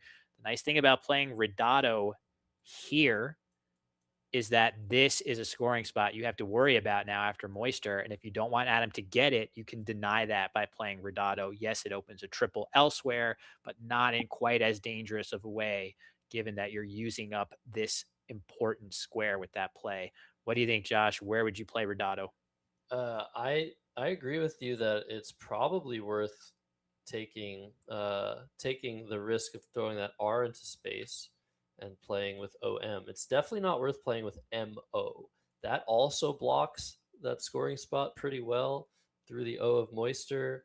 But if you play underneath that M, you're just opening up way too much for Adam next turn. So I I'll think be he's going to curious have see. Trochite through the eye. Yeah. Wow. Not a triple though. I guess maybe from Nigel's POV, he's expecting the triples to just come down, but he's going to stick with his, like normal decision making. He's not going to let the weirdness of the last few games affect him. I think this makes a lot of sense, but Adam is very likely to hit back quickly. And again, Adam's spending so much time on the previous move. If he sees Trochite, I think it's going on the board fast because he needs to have some quick turns here. Yeah, it's a weird word, a very hard word to spot, but he's seen it so quickly. 88 points now, and this is just such a great play for him, opening up that triple on the top, on the middle left of the board, but also potential for a nice high scoring play down from the R. We'll see what Nigel gets. Will he finally see a blank in this series? There's still a blank lurking in the bag. There's a V, there's a C, and oh my goodness, the drought continues for Nigel Richards. He's down 62 points, but he's going to have the ability of scoring pretty nicely here with the P, the two E's, and a V, I think. Yeah, for sure. Do that through that R. Looks like he has PEEC lined up right now. Not sure. There are words like P. There we go. Now he's assembled the whole shebang there. Preve through the R of Trochite, leaving the relatively solid CEL combination. Seems like that's where he's going to go. Meanwhile, Adam, not a good draw. It feels like Adam has either drawn really great tiles after his bingo and gotten more, or drawn absolutely terrible, and it's given Nigel a chance to like make it interesting in a lot of these games. And another pretty rough draw here for Adam, but this is the time to have a rough draw when you're up by 60 odd points. Nigel going to cut that deficit quite a bit. Let's see. We're kind of rooting for Nigel to pick something like, S blank here just to prove that he can still do it. Heading into still got it. Like if you draw a blank, you've still got it, right? Called. Okay, well that's a good draw. Right. I think cellared yeah, to the R of moisture. So that is something, and I don't think that's getting blocked. And Adam could play Noogie from the end, but this is what I expected him to play. Outgive for 22, keeping that lone O, digging for the blank, just getting rid of all the crap. This is great, and we're gonna see Cadell probably. Oh, for Nigel Richards. Cadell.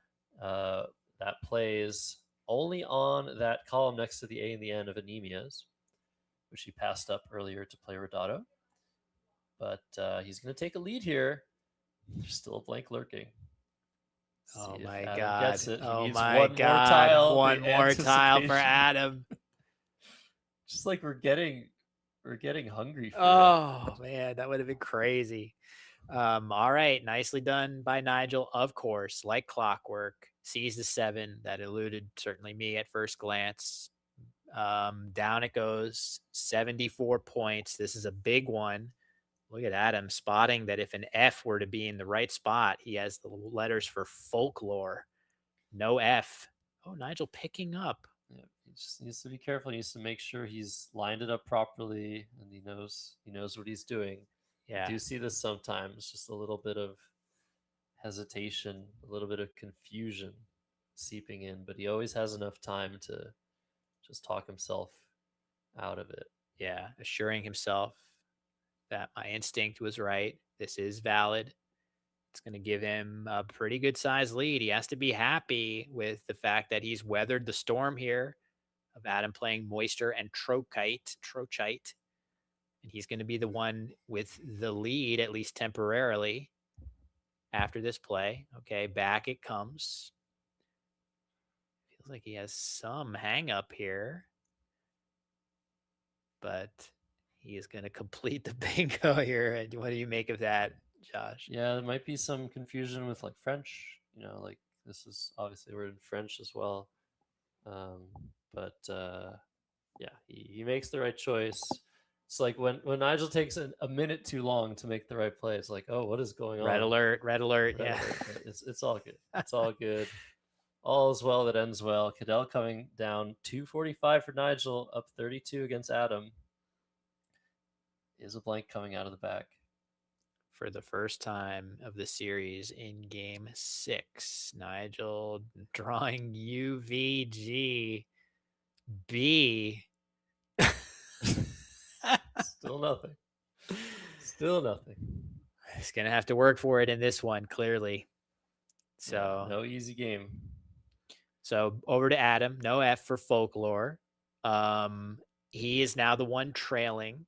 He has a little bit of a nucleus towards some good bingo tiles. He at least has ER on the rack, but I don't really know if there's going to be a play that both scores well and keeps, a good nucleus towards bingoing. I think he's probably just looking at getting the best score that he can without opening anything too crazy back up. He can play rook. Now, as I say that, he already was in the process of shuffling his tiles in that direction. Play of rook would go down right here, opening the triple to a K. If he wants to play it a little safer at a cost to his leave, he could play Toko right here as well, Josh.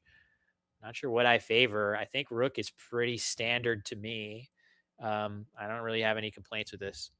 Yeah, I mean, it's also feels like sometimes you make a play like this and you kind of like you feel a little bit nihilistic. You're like, well, I've been drawing so well, I might as well get tripled on. But I think this is a great play. I think it's totally fine. But I feel like part of me, if I was in this position, I guess Nigel would be like, all right, please, just like put me out of my imposter syndrome and get a triple with the blank through the K.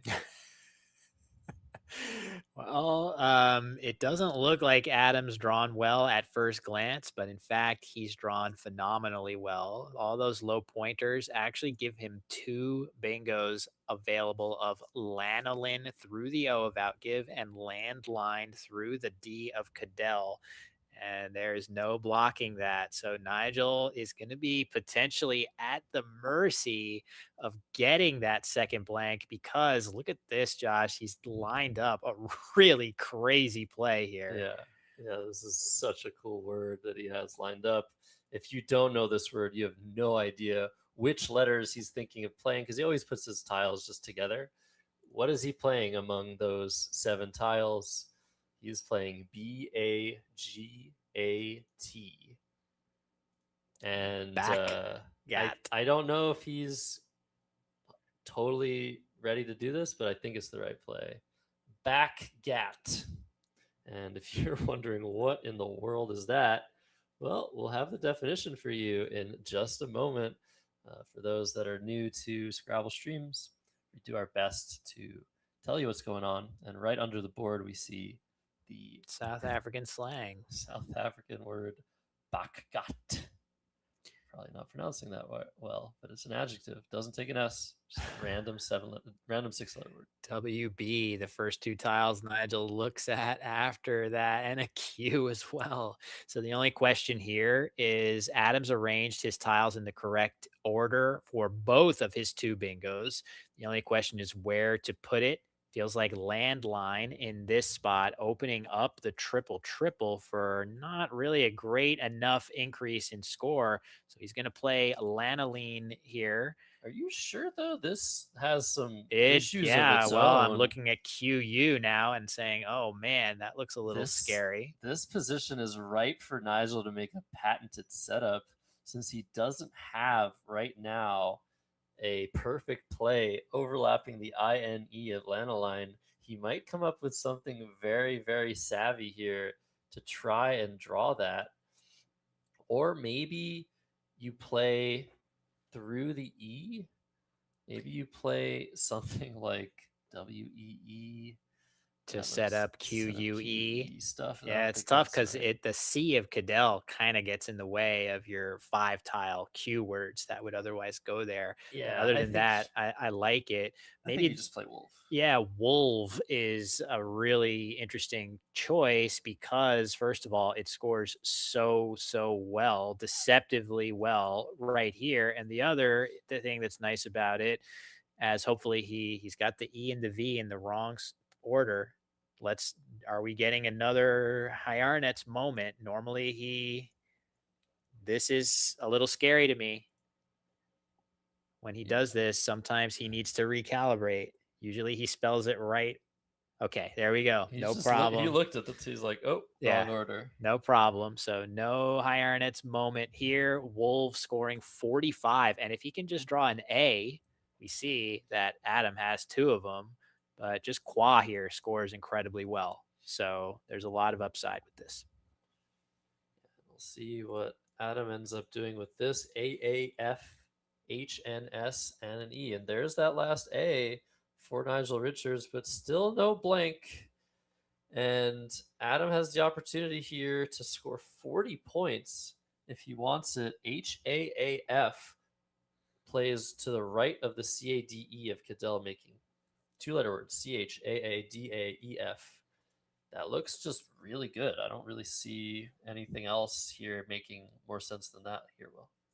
I agree. It is going to allow Nigel, if he wants to get his Q play, he has more of his letters lined up. Where is he getting set to play Quare with the QUAER?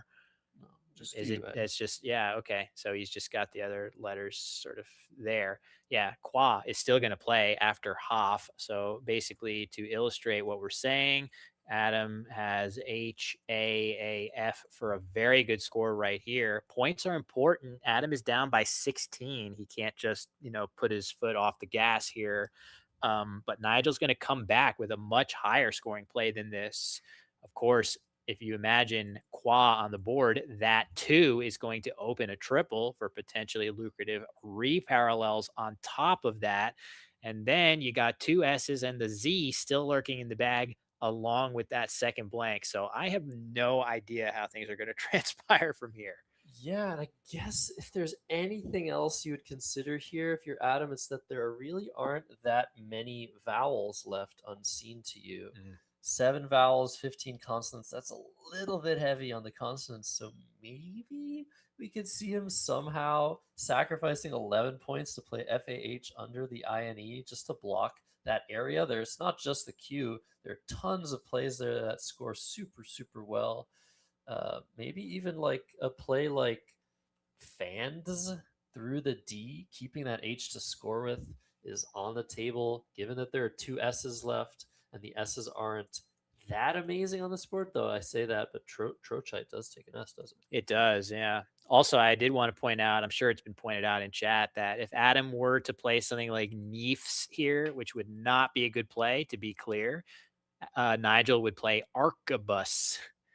Arquebus, that Yep. 8-letter word. So Hoff is going to be the play. Adam hopes to draw some vowels after this. We can see Nigel has a bunch of them already. So Adam could be at big risk of drawing too many consonants here. Let's see. Is that blank coming? Are vowels coming? He's drawn one Okay. vowel and he's drawn the Not Z. That's terrible. really Yeah, pretty good. So Nigel going to come back with Qua, no wasted time. This scores a very huge number of points. And could this be that blank? He needs to draw it now. If he doesn't draw the blank now, I think Adam is drawing it. There are 8 tiles in the bag. And there's 2 S's, but no blank for Nigel Richards. I cannot believe this. I don't think superbs is a word. I mean, even I don't like it either. Yeah, I don't think so. So now, but hey, look, Adam is not going to have the easiest time here because he has some good plays with his Z, but they do not leave well at all, even if he draws the blank, right? Like he is in major danger of, even if he draws the blank, having no vowels at all after this. So he's got to mean, he has to score. He's down by 40 plus here, and he has some very good ways to get 40 points with that Z. If he just plays Zein, that scores really well, almost 50. You could play Z here as well. Either of those leave either NRS, where you're really hoping to draw, you need to draw vowels. And we can see Nigel has the last E and U. So the only vowels you're getting are I's. So if you're playing ZE in the corner, you could either not get vowels or get duplicated I's, both of which are scary for Adam Logan. Yeah, this seems like a very, very even game right now. Even if we don't know what Nigel has, Adam needs there to be vowels in the back. He can't just draw the blank. If he draws the blank with consonants, he's probably not going to win the game, even after equalizing with Zein, as you were mentioning, Will. But yeah, I just don't see how you can get off that play. I feel like you do have to play 4 tiles here rather than 2, and just go for a blank, go for vowels, go for some high scores. But this is a very, very complicated position. You have that upstairs triple in the center of the board that's just sitting there ripe for the taking. Just a 3-letter word there is going to score in the 40s a lot of the time. You have just that T at Backcat, I can't even pronounce it. I just learned it. That is sitting there as a potential 8-letter ending tile, and you have the 2 S's or the 3 S's that are available. Adam having one of them, Nigel having the other 2 for trochites.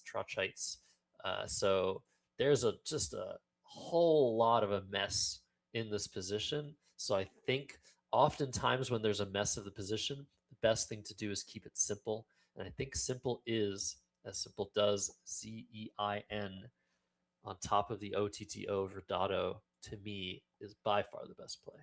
Yeah, it gives you 4 chances to draw more vowels from the bag. And with that scarcity of vowels, you need every chance you can get to draw that blank, draw that E, draw something, the I's. Even though, playing Zein as well in this spot, you're using your I, which would make a redraw of an I less poisonous. It would actually be a positive to draw one of the 2 I's. So yeah, I think that's probably it. I mean, I want to call out too that if not for this giant S hook here, which could potentially be very, very useful or game ending in some cases, and also the fact that an S could be really useful to overlap in this area, you could consider caching your S and blocking this spot with just SEZ. I would be at least thinking about that. I don't think it's a better play than Zine, but it's worth a thought, especially because it at least keeps 1 vowel remaining on your rack and scores similarly. It does carry a huge cost, keeping 2 ends and burning your S, though. I think Adam's spending most of this chunk of time trying to think about what happens if he just plays his Z. He could play it to the first A or second A in, now that I've seen the chat, Bakhat. That's potentially how you pronounce that. But he's playing Chiz instead, which is a play I saw. I just don't really see the point to. Of course, you're keeping a vowel. I feel like you have to take a higher score and just go for that blank. But maybe he'll just draw it right now. All right, let's see. Would be huge. Oh, the I is huge and the X as well. So now no blank for Adam, but the X is going to represent, I guess, a mixture of an opportunity and a problem. It's going to be a potential source of a lot of points, but also where are you really going to deploy it? And it's certainly going to stop Adam from bingoing in the short term most of the time. And in this case as well. So yeah, not sure. Back to Nigel though, with pretty good letters. It looks like he's thinking about just playing bus on top of Qua and continuing to push his lead up. The game score is so close that he can't just take his foot off the gas. Oh, is he thinking about playing Sorb and Redados? Brilliant. If that's what he does, Yeah. Could be a great recognition of the unseen pool, Josh. Yeah, you got to keep your vowels here. You see the play of Chiz and you think, oh, Adam's got to have another vowel, right? Probably. You really do have to keep 2 here. I really feel like it helps you a lot. It also blocks a lot of the scariest things that can happen here. A lot of bingos fit to that T, bottom right of the board, or with trochites. So this is great. I think this is right. Yeah, really interesting adjustment there by Nigel. Very possible that the play of Chiz factored a lot into his thinking there. And man, Adam already with XN set off on the side. I didn't even see until that context clue that just Oxen through the O of Trochite and E of Outgive Hey, we is. saw it. Sorry, I just have to Whoa, mention. there it is. Damn. Nigel has drawn the blank. Of course, it's with the WU combination along with it.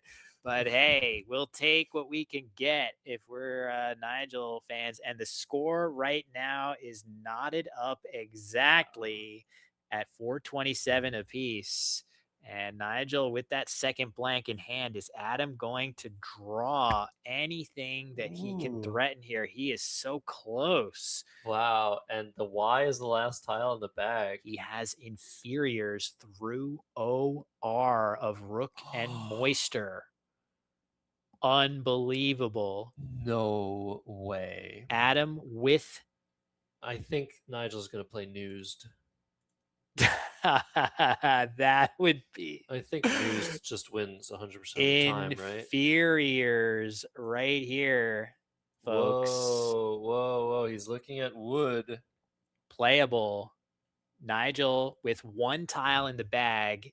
No, I think they might be. Oh no, I thought I saw him just say something there, but apparently not.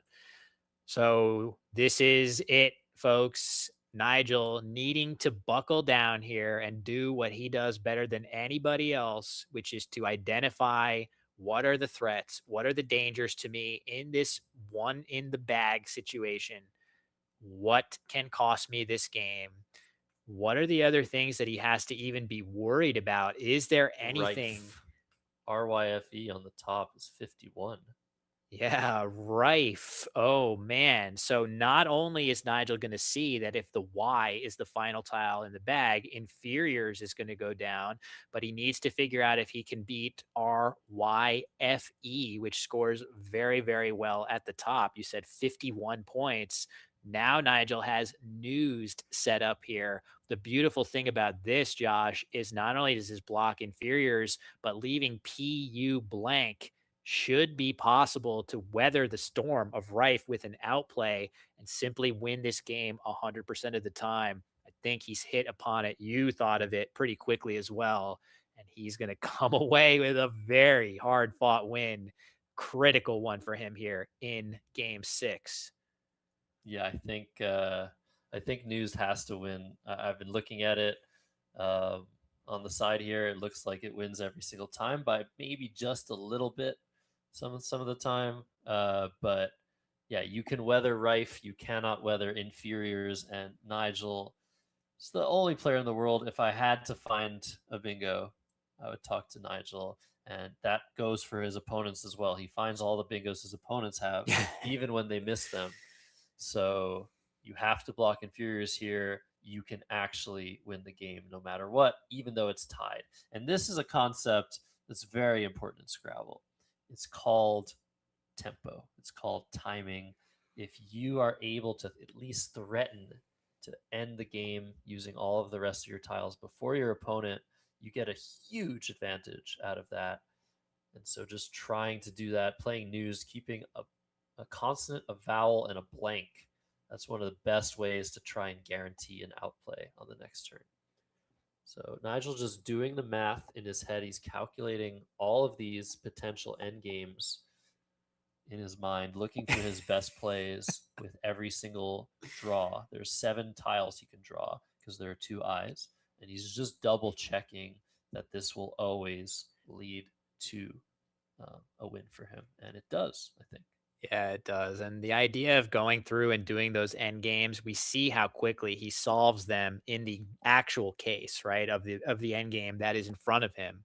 But solving the theoretical end games, again, this is why he's so precise in these positions, is he does the normal ones with such pace. He can actually go through and iterate in situations like this and really take a candidate play as he is right now with Newsed. He's probably almost done verifying that this play wins in every possible outcome, and that's even with a blank on his rack to think about there. So really next level stuff from him as he's analyzing right now. But what we know is he has identified a winning play here. Meanwhile, if you're Adam, what could you be thinking? You must be thinking, oh my God, Yeah. I could have this. If you see inferiors, what you basically have to hope for is that the last tile in the bag is the blank, and there's some other threat that Nigel can't parry at the same time as inferiors. And so if the blank is in the bag, Nigel or Adam could have the rack, this rack minus an I plus a blank. Is there something through that B in Sorb with one of those possible racks?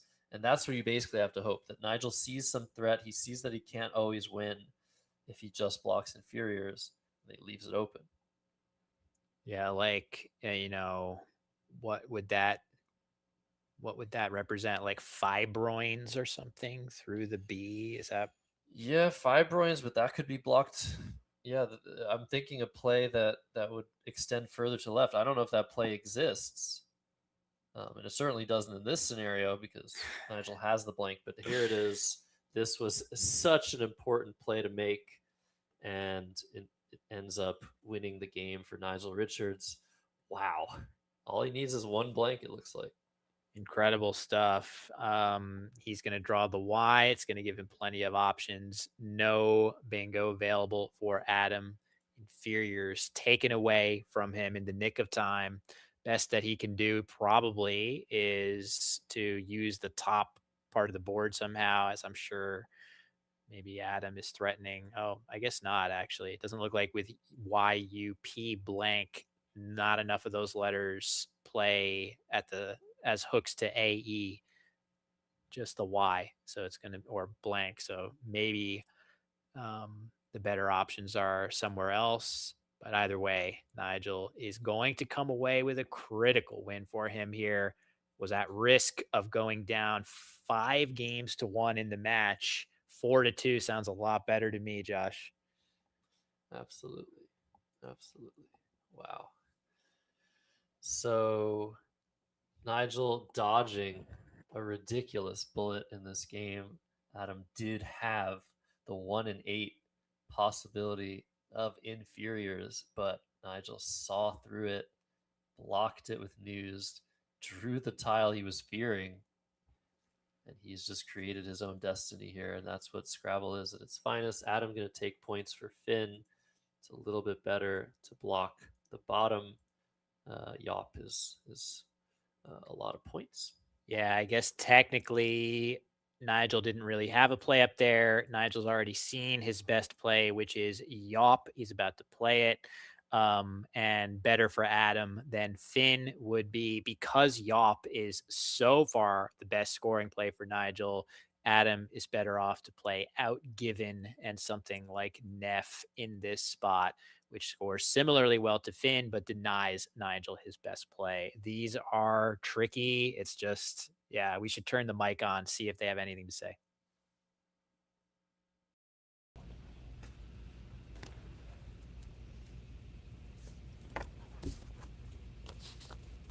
Well, Adam's left. Well, Adam has left the building. yeah, I guess not.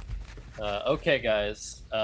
Challenging. Oh, never mind. He's just looking. Oh, Some confusion about landline. He was unsure of landline. Ooh. Maybe that's why he played Lanoline. Wow. Huh. That makes sense. Interesting. He probably thinks that's why he lost the game. Yeah, but it's so up for grabs. Like between those two plays, I feel like there were arguments to be made pro and con for either. So I hope he's not feeling too bad about that. But yeah, fascinating game again, Josh. Incredible game. And Adam's still up 4-2. This has been so incredible to watch. And just one game left today, Will. And I couldn't be more excited to see the finale of day one of Wespa Word Wars. I think we're just going to take a little bit of a break right before the final game, unless they're ready right now. But please don't go anywhere. We finally can see the likes on the video. If you refresh the video, you'll see, I think we're at more than 300 likes. Thank you guys so much. We really appreciate the viewership and how active you all are in the chat on YouTube. And yeah, things are looking fantastic for this first edition. Yeah, incredible viewership. We really appreciate. I mean, this is definitely, some of my hopes and dreams for Scrabble come to life, hundreds, and maybe tomorrow we break into the thousands of people watching the best, literally the best Scrabble players in the world compete. We're trying to explain what makes their level of play so amazing, and the fact that so many of you are watching along. This is the dream, right? We're onward and upward from here. Thank you so much to everybody watching. But again, as Josh said, we do have one more game after this between these two amazing legends of the game. Is Nigel going to win and cut this nightmarish draw? He's going to make that record 3-4. That would be a huge win for him if he could come away with a victory in this final game. Yeah, that'd be totally reasonable. 3-4 versus 0-3 or 1-4. So that's definitely going to make a big difference who wins this last game of the day. Thanks again, everybody, for liking, for subscribing, for being active in the chat. If you really want to support Wespa and endeavors such as this one, which is a Wespa exclusive, feel free to support the Friends of Wespa. That is an amazing way to support what's being done here and beyond for the world of Scrabble. That should be in the description of this video. There's also super chats and stuff. I think on the live chat, if you guys want to make your messages much huger and much more colorful, and in doing so donate some money. But of course, none of that is required at all. We're very happy to show this for free, the best Scrabble in the world being played.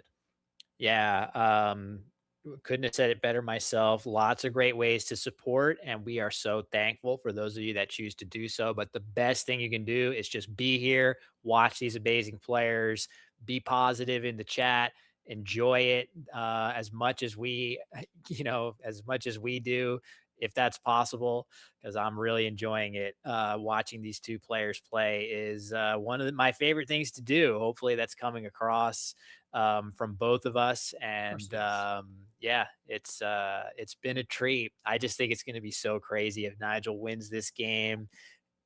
And he's right there in the match despite all that's gone on today. What an achievement that would be for him. He's one game away from doing that, whereas Adam is a game away from being up 5-2. That is something that I could scarcely believe is possible, but he has managed it. Seems like we may be ready to Maybe. yeah, It's start the funny, next round. like I'm looking outside, so obviously you see we're not in the most normal of commentary booths, but we're here on site in Colony, New York, on the outskirts of Albany. But for some reason, I was like, wait, is it really that late? Why is it so dark all of a sudden? It is pouring rain outside. Yeah, Gigantic storm out monsoon. there. I'm not going to show you guys because you're going to see some more of my hotel room. So that's not happening. But we're going to just get a couple things set up for the final round and take you through the last game of the day in this best of 15. First player to 8 wins will win this series. So we will have at least a few games tomorrow. And we'll see what happens in this game. But we're gonna take a little bit of a break, I think, if our producer is there to do so. Otherwise, we'll just riff. That's fine. There's just one more game.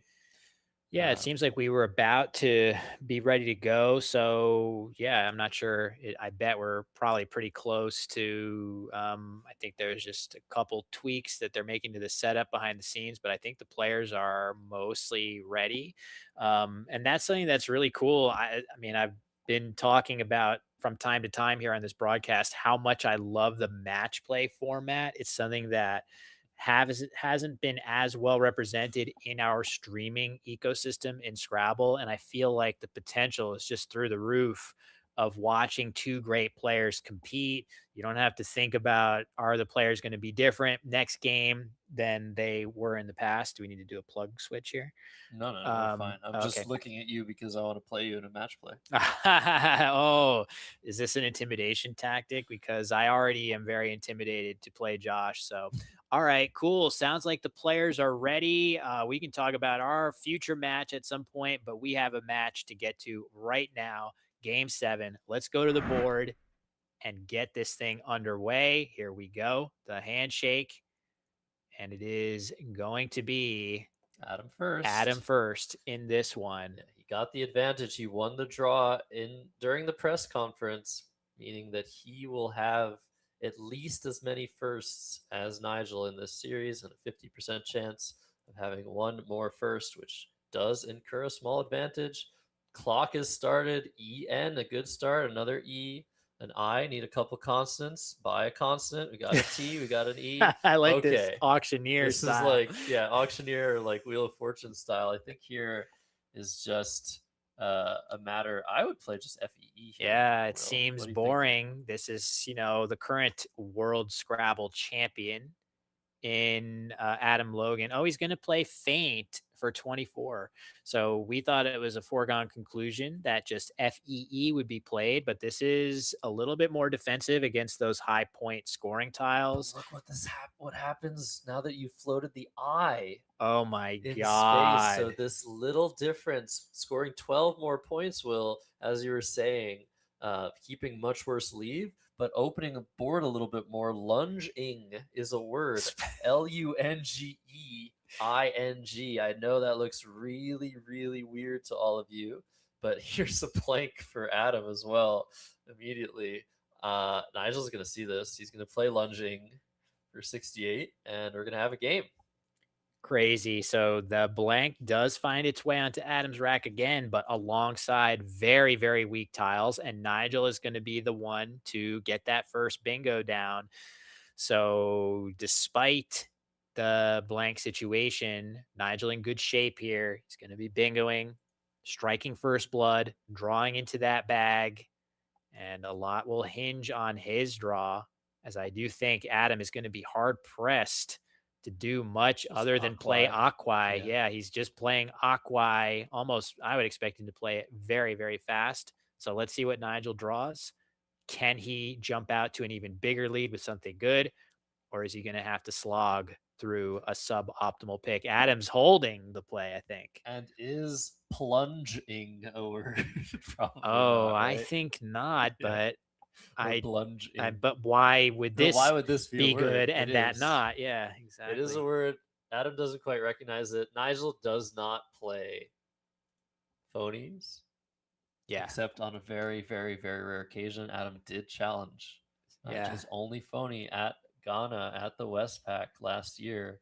But this doesn't appear to be the sort of phony Nigel plays. Nigel plays phonies when he puts tiles in the wrong order. Yeah. Or just has a little bit of something happen to his fantastic brain. But yeah, play is on hold. Adam is allowed to hold his play as long as he wants. Nigel is very rarely put on hold, and it's interesting to see what he does. Some people draw their tiles. After 15 seconds, Nigel is allowed to draw his tiles. And it looks like he's going ahead He's and going to do that. Yeah. This doesn't mean, do you think that means Adam's released the hold, or it just means Nigel by rule? Looks very perplexed. I agree. Yeah. I honestly, I feel like I would be perplexed here too. For whatever reason, this word strikes me the wrong way, and I'm not sure I would have played it myself, which is kind of an ill omen. As, oh boy, look at this draw. Not a good draw at all for Nigel. He continues to struggle with some of his post bingo draws. All right, there we go. No challenge from Adam. Aquai comes down. It's funny because it's the only reason that Adam wouldn't play Aquai really quickly is because he's holding the play.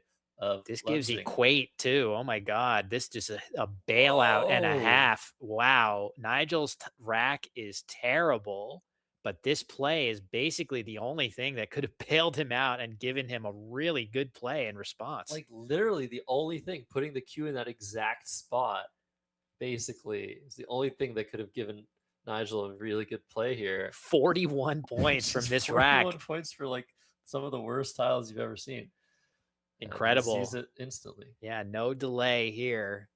And meanwhile, he's going to get 41 points from this Drek. But Adam, with that blank in hand, probably doesn't want to see the W and the Z, but he's still going to score quite well with those letters somewhere or another, I would think. What if you just play after equate? What if you just play Z for 12, set up the M?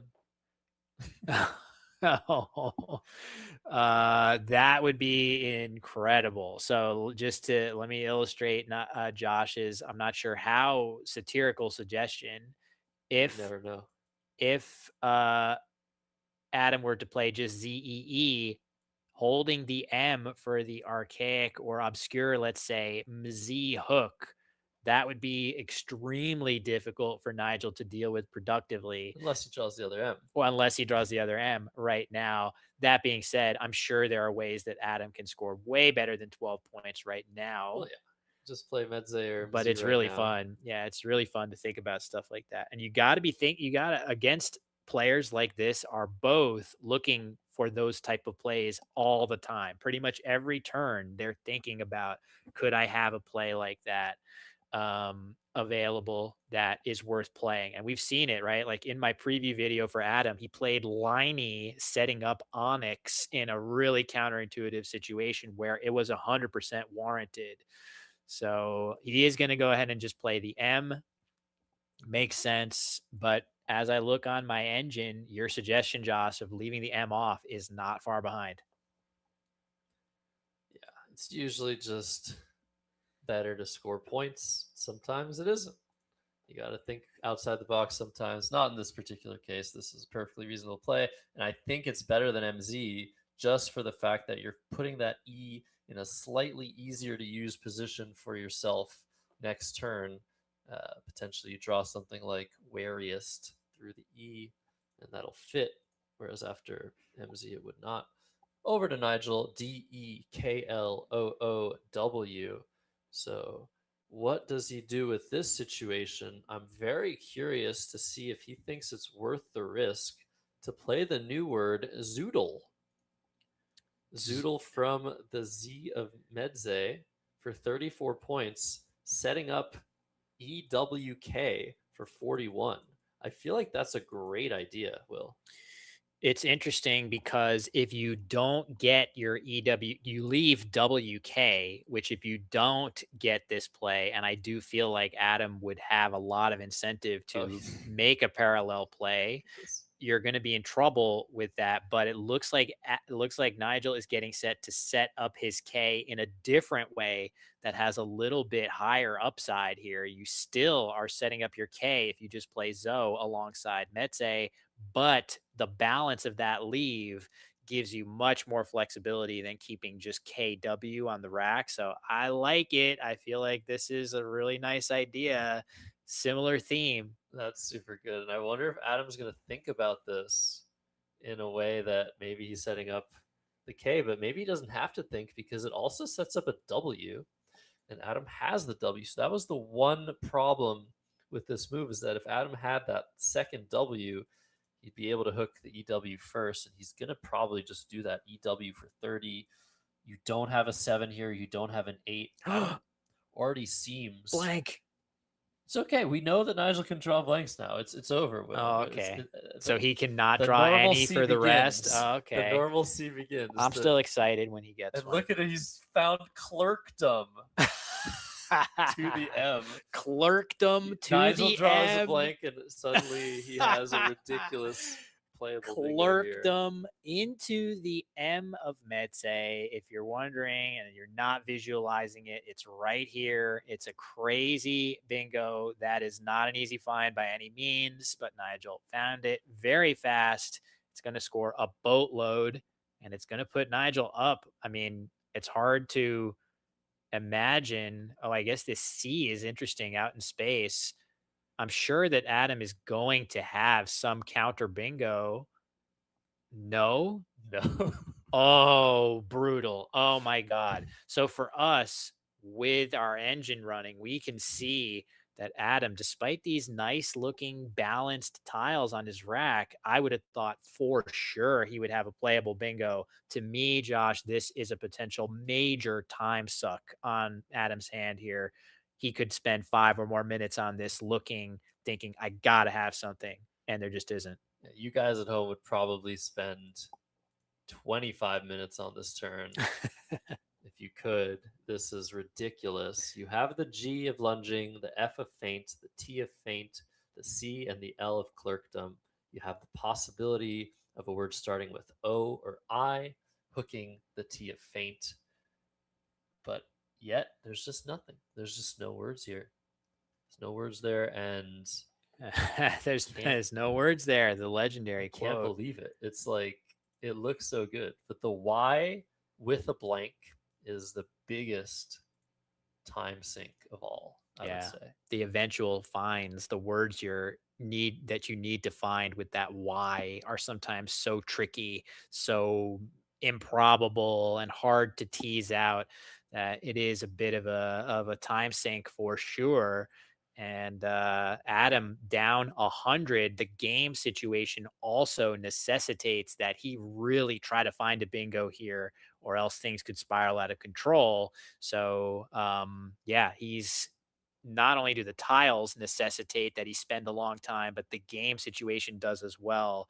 I would say we could be in for a long turn. And if Adam's able to get off of this rack and play anything that's just like maybe drop the Y with NY or something like that, I'll be very impressed because I know most of us would spend a lot longer. Yeah, and like once you get off looking for a bingo, it's just so complicated. You could drop your Y and keep CIDOR blank, which is fantastic. You drop your Y between the two ends in the center of the board, but that blocks the T, which isn't fantastic. You kind of want to use that T to Yeah, blocks the get an G too. eight-letter Like it word. just gets in the way. I It mean, gets in the way, and so that's not great. You could play yodel to the EL at the top of the board horizontally and block the C of clerkdom, which is a fantastic way to play an 8-letter word as well. It still seems pretty fine. What if you played icy and FY and set up your R?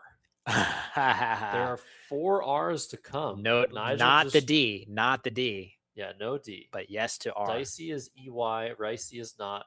Don't ask me why. That's just how it works. We play Scrabble not because we want to control what's valid, but yeah, Icy setting up the R for Ricey with 4 R's to come. Nigel having drawn 7 random tiles, but it's nice and aggressive at this stage of the game where you're down 100. You need things to go your way. So hoping Nigel doesn't have whatever the 50% chances that he's drawn an R or something like that is some way to potentially try and get ahead here. Lots of things to think about and only 17 and a half minutes to do so. So Adam Logan here just checking. It's like, am I missing something? And it's just so difficult psychologically. Even the littlest things will, like last game with landline, lanoline, Adam maybe being unsure of landline, those things can really snowball into making you feel very unconfident. It's also game 7. I feel like that should be, emphasized here. We played 6 games for Adam, playing 6 games in a row against Nigel Richards, and now 7 is one of the most taxing things that you could endure as a Scrabble player. You're into that final afternoon phase of the day. Energy is waning. You just want to go take a nap before dinner. Instead, you've got this tough bingo rack where you've played, yes, we mentioned landline versus lanoline, but Adam hasn't really made a big mistake at any point so far in these 6 games as far as missing a bingo. I guess you could say steersman would count there, but I mean, I almost exempt that, right? Like, I don't consider that to be any kind of huge blunder compared to missing a 7 or an 8, where you would expect Adam to know every single word in the dictionary. Um, you don't want to make your first big blunder of the series in such a pivotal moment. And it just feels like it having not been in the exact shoes that Adam's in now, never, obviously, Adam is the world champion. He is at a level that pretty much everyone other than Nigel or David Eldar could only ever aspire to achieve. But yet, in that chair, he's thinking, God, how could I not have a bingo here? Right? You just can't dismiss that nagging itch. Absolutely. So a lot to think about for Adam Logan right now. And when will he determine that he can't bingo? And what will he do once he determines that? Like you said, his skill level eclipses pretty much anybody else in the worlds, but he is sitting across the only man that Adam or not or David Elder or anybody at the very top fears, Nigel Richards. But he's winning 4-2. This was the record he beat Nigel with in Ghana last year. So just a repetition. If things ended again in a best of 7, Adam would win once again the world championship. But if Nigel continues to win, Adam forfeits his world championship. No, I'm just kidding. That's not happening. Not exactly, but yeah, that's already been decided. This, of course, a totally different thing. But yeah, I mean, a best of 15. I'm not even sure what is my sort of breaking point. I don't know, that's not the right word. Inflection point, let's say, of how long does a match need to be between two Scrabble players before I mean, it's definitely on a scale, right? Like a 7-game match is going to have a lot of variance. A 15-game match like this one is going to have less than that. What's the amount of games that you would want to see between these two where you could conclusively say, all right, that one has the edge? Is it like 100 more? Something like 100. Yeah, I think something like 100 would reduce the variance as much as possible. And while Adam has taken, I think, 8 minutes on this turn or Yeah. something close to that, we do want to mention a few things. First of all, this is the first Wespa Word Wars. We're very happy to have you here in such fantastic numbers. We're really enjoying everything that's going on over this board in Albany, New York. But right after this, Boblin Superstars $20,000 first prize up for grabs. Some of the best players in the world coming stateside to upstate New York as Adam finally decides on Yodel, which It's a is good just play. a very good play. It is a good play. So that is what we have to wait for in the very near future. And Nigel had to wait for this play of Yodel for an extremely long time. He's been looking at trying to play Enigma, which is a very self-descriptive play from the E on the top of the board. Does the play of Yodel change anything to the board? Yes, the C is no longer a threat to Nigel, who's ahead by 77. Now that T and Faint may be something he'd be looking to deal with eventually, but I think still just play Enigma here and score as much as you can, balance a little bit. There's also the possibility of keeping the ing. You could keep IDING and play AM at the top of the board, but that doesn't really seem that great, Will. Yeah, it's a little risky. You certainly are going to bingo a decent amount after that, but this is exactly the sort of play that I feel like Nigel does not like to make. These plays that are very polarized between either I get a bingo or I'm in serious trouble and may need to exchange or slog through multiple eyes. That being said, Nigel is now clearly considering it. He has AM set aside, and it could be that the upside of this play is high enough that it's worth that risk. And also, if you think about the fact that, yeah, Nigel does have 2 eyes on the rack, but he does have nice balance to the rack. So it's never really going to be an exchange most of the time. He's going to figure out a way to score something if he bricks on a bingo draw. But now, once again, he is back to considering Enigma.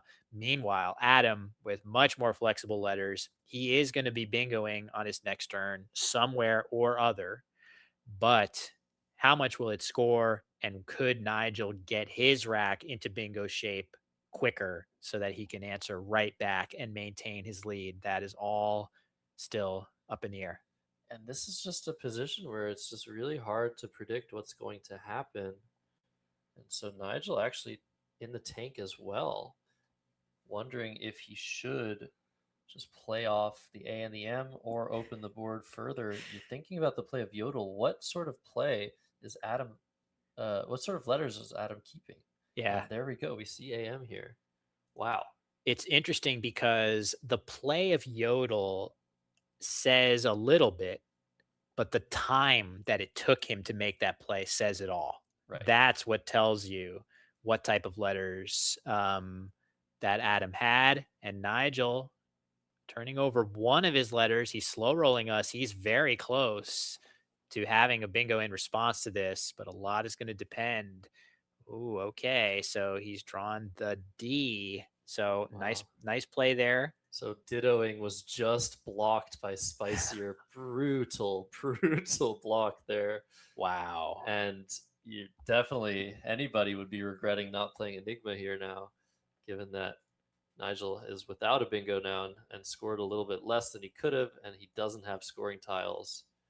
This is a little Oops. bit crazy. Sorry, drawing in the wrong spot there. But yeah, dittoing would have been playable through this T as a natural bingo, but the S of Spicier blocks it there. So Nigel will have to improvise, and it looks like he's considering Tigroid through Wow. the R of Spicier, which looks Speaking of completely spicy plays. that looks completely insane to me, but it's going to be perfect in this situation where Adam is like totally toothless to respond to that play. How could he be thinking about that? Toothless on his rack, but toothful in his new Wespa Word War shirt. We see the classic Adam Logan biting his shirt. Nigel with the finger on the mouth. We love the body language of two players completely locked in. And it looks like Nigel's like, nah, I'm not going to play Tigroid. I'm going to play the I and the D off for a 4-point sacrifice. Keep the ING again. But this could go poorly. You could keep missing and just not be able to get rid of your ING without opening the board with something like Tigroid. I guess So the thing about that though is it scores 18 points, and his scoring plays there like Tigroid or dieting through the E only score 24. So Yeah. you're not even sacrificing that many points there to keep the better bingo leave. So I think had Nigel had a 30-point play on offer somewhere, I bet he takes it rather than continue to push to that ING. But there was nothing like that. So it tips the scales a bit in the favor of that play, just for lack of scoring options. But now over to Adam. Josh, yikes, this is going to be tough. yeah, and the thing is, the worst response to the play of ID would be just a 4-tile move on the top of the IER of Spicier, and that would usually tie the game up, and it would be very, very close. And Nigel would still have that potential for an ING bonus later on. So it's definitely okay. It's just not super ideal. Tigroid, though, would have been completely ridiculous. And so Adam Logan now considering playing AUA, probably hooking his A onto the G of lunging. And that only scores 9 points, but you can't score anything here. The most I think that Adam can reasonably score is 16, 14. Yeah. It's just an awful situation. He's down 35, but it feels like he's down 65 with the rack like this. So trying to open the board, trying to bingo soon is probably what's on offer for Adam Logan, but he's got to wonder. The play of ID, that looks super weird. Nigel's rack has to be pretty specific to make a play like that. Yeah, for sure. That play should be sounding alarm bells. That I mean, not only that, Nigel's last two plays have both been 2-tile fishes. You got to believe that he is sitting on something good, bingo prone, most likely after that. So, what impact does that have on your decision making here? I feel like that would probably Adam was considering playing Asura through the R here. I think I prefer the original choice of Awa just because you're the one, if you're Adam, you've got two S's that you know are on the rack. Yes, Nigel has a good chance of having something bingo prone, but maybe he has something based in, on the ing or er or something like that. Oh, okay, Oh, Awa's going to okay. be there. So interesting choice there, because this is kind of blocky, and maybe this is the idea here is just shed my vowels, keep my s's, and draw into a feint bingo. And the board is so bad for bingoing that Nigel with his bingo prone leave may struggle to bingo, whereas I'm likely to get my bingos down. What about, I mean, there we go, Stellas and Salets. Yeah, this was a very interesting choice. Maybe a reaction, a mixed strategy, just facing the fishing plays by Nigel, trying to keep things a little bit tighter. You never really want to bonus through the R if you're Adam at a small deficit. If you're Nigel, you're happy to bonus through the R of Spicier and open those triples, but Adam probably doesn't really want to do that because at best, Nigel's going to tie the game up on the next move. So blocking that R does reduce Adam's chances, but also severely reduces Nigel's chances. So a very interesting decision and a very interesting mixed strategy. So it looks like JIGOT for 39 is what Nigel's thinking here. You could play Hota. He's now looking at that to the A of Awa. Continue to keeping the go to that ING again. ING well. How many times is Nigel going to keep ING? Maybe until it works, maybe until it doesn't. And there we go. 33 instead of 39. He's really committing to this ING situation. It's interesting because the board is not that good for ING. I guess now his leave has never been better, right? Like AING is probably the best leave he's had. Oh, no, But Adam. oh, this is Okay, a mistake. This is too quick. He's playing this too quickly. He can play the same word on top of the T of faint, making Pit and IDE a much better position here. So this is the biggest mistake I think we've seen. And even all then, tournament, and it it's not doesn't even that look like, huge. yeah, it It's doesn't 3 even. points, but this could be the difference between Nigel bingoing and not. But it looks like it is. Vaginant is now available for Nigel Richards, Wow. and it would not have been otherwise. So Wow. So I just wrote on the board there the other position of this bingo making trickier overlaps by far. And the reason that we reacted to this as a mistake is it's only 3 points less to play the word that Adam played. How could this be such a big mistake? It's only 3 points. That's not that many. However, the key to why it's a mistake is the openness of these letters. The S stands out as the scariest letter to leave open in the center of the board. You're going to give back tons of 8-letter words that way. But in this particular case, as Josh said, Nigel has a bingo through the A, which would not have been open after the other location of Stella's.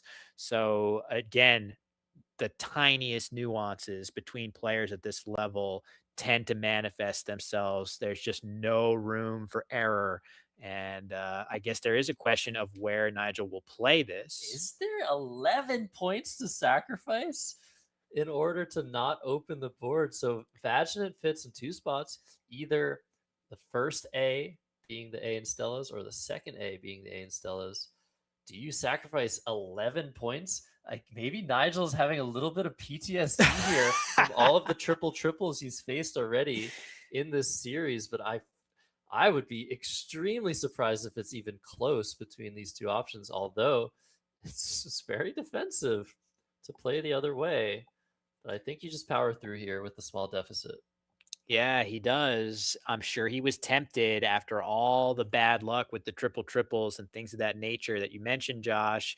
But 11 points is a lot to sacrifice. The computer engine says that Adam, on his very next turn, now he averages 7 more points per turn after this positioning compared to the other one. That's not enough to justify the 11-point sacrifice. And again, Adam just played all 7 of his tiles with a bingo. He's not sitting on a especially good leave as far as Nigel is concerned. So you can trust that simulation a little bit better, that the sort of estimates of Adam's likely scores are as random indeed as the simulation suggests. So, wow, crazy. This game's not over yet, but a huge, huge swing there. And that is the type of tiny little marginal thing that games between players this good that decide games like this. Yeah, that was such a ridiculously hard find for Adam, making the obscure 2-letter word ST overlapping. It just did not feel like that was a spot on the board, but he did play a little bit quickly, maybe suffering from a little bit of time trouble. He's under 9 minutes now, playing Bob for 24 points. He's electing not to play this on top of the INA of Vaginant for a slightly higher score, only in order to leave more space on the board open. He now needs a bingo here to have a good chance of coming back.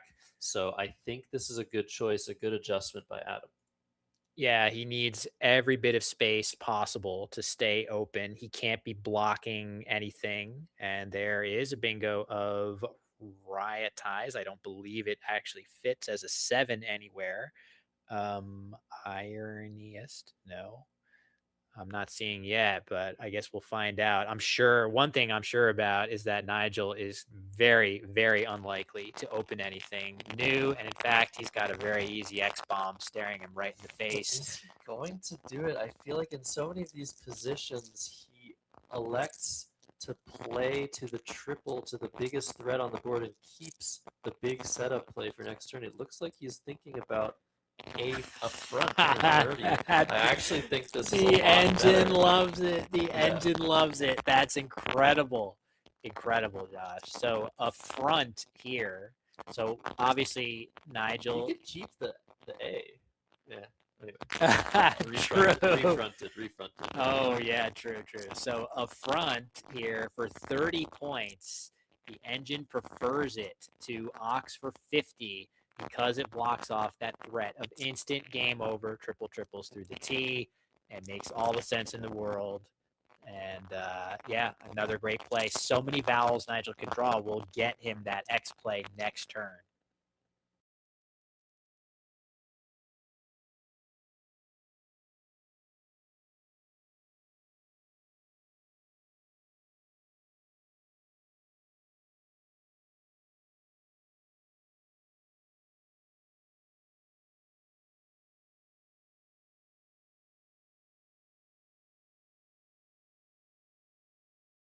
All right, over to Adam now. He does have the 7-letter word, riot ties, but doesn't go down. Let's see what he ends up doing. This is a really tough position. Maybe Vi from the V Invaginate to open the board. Looks really good.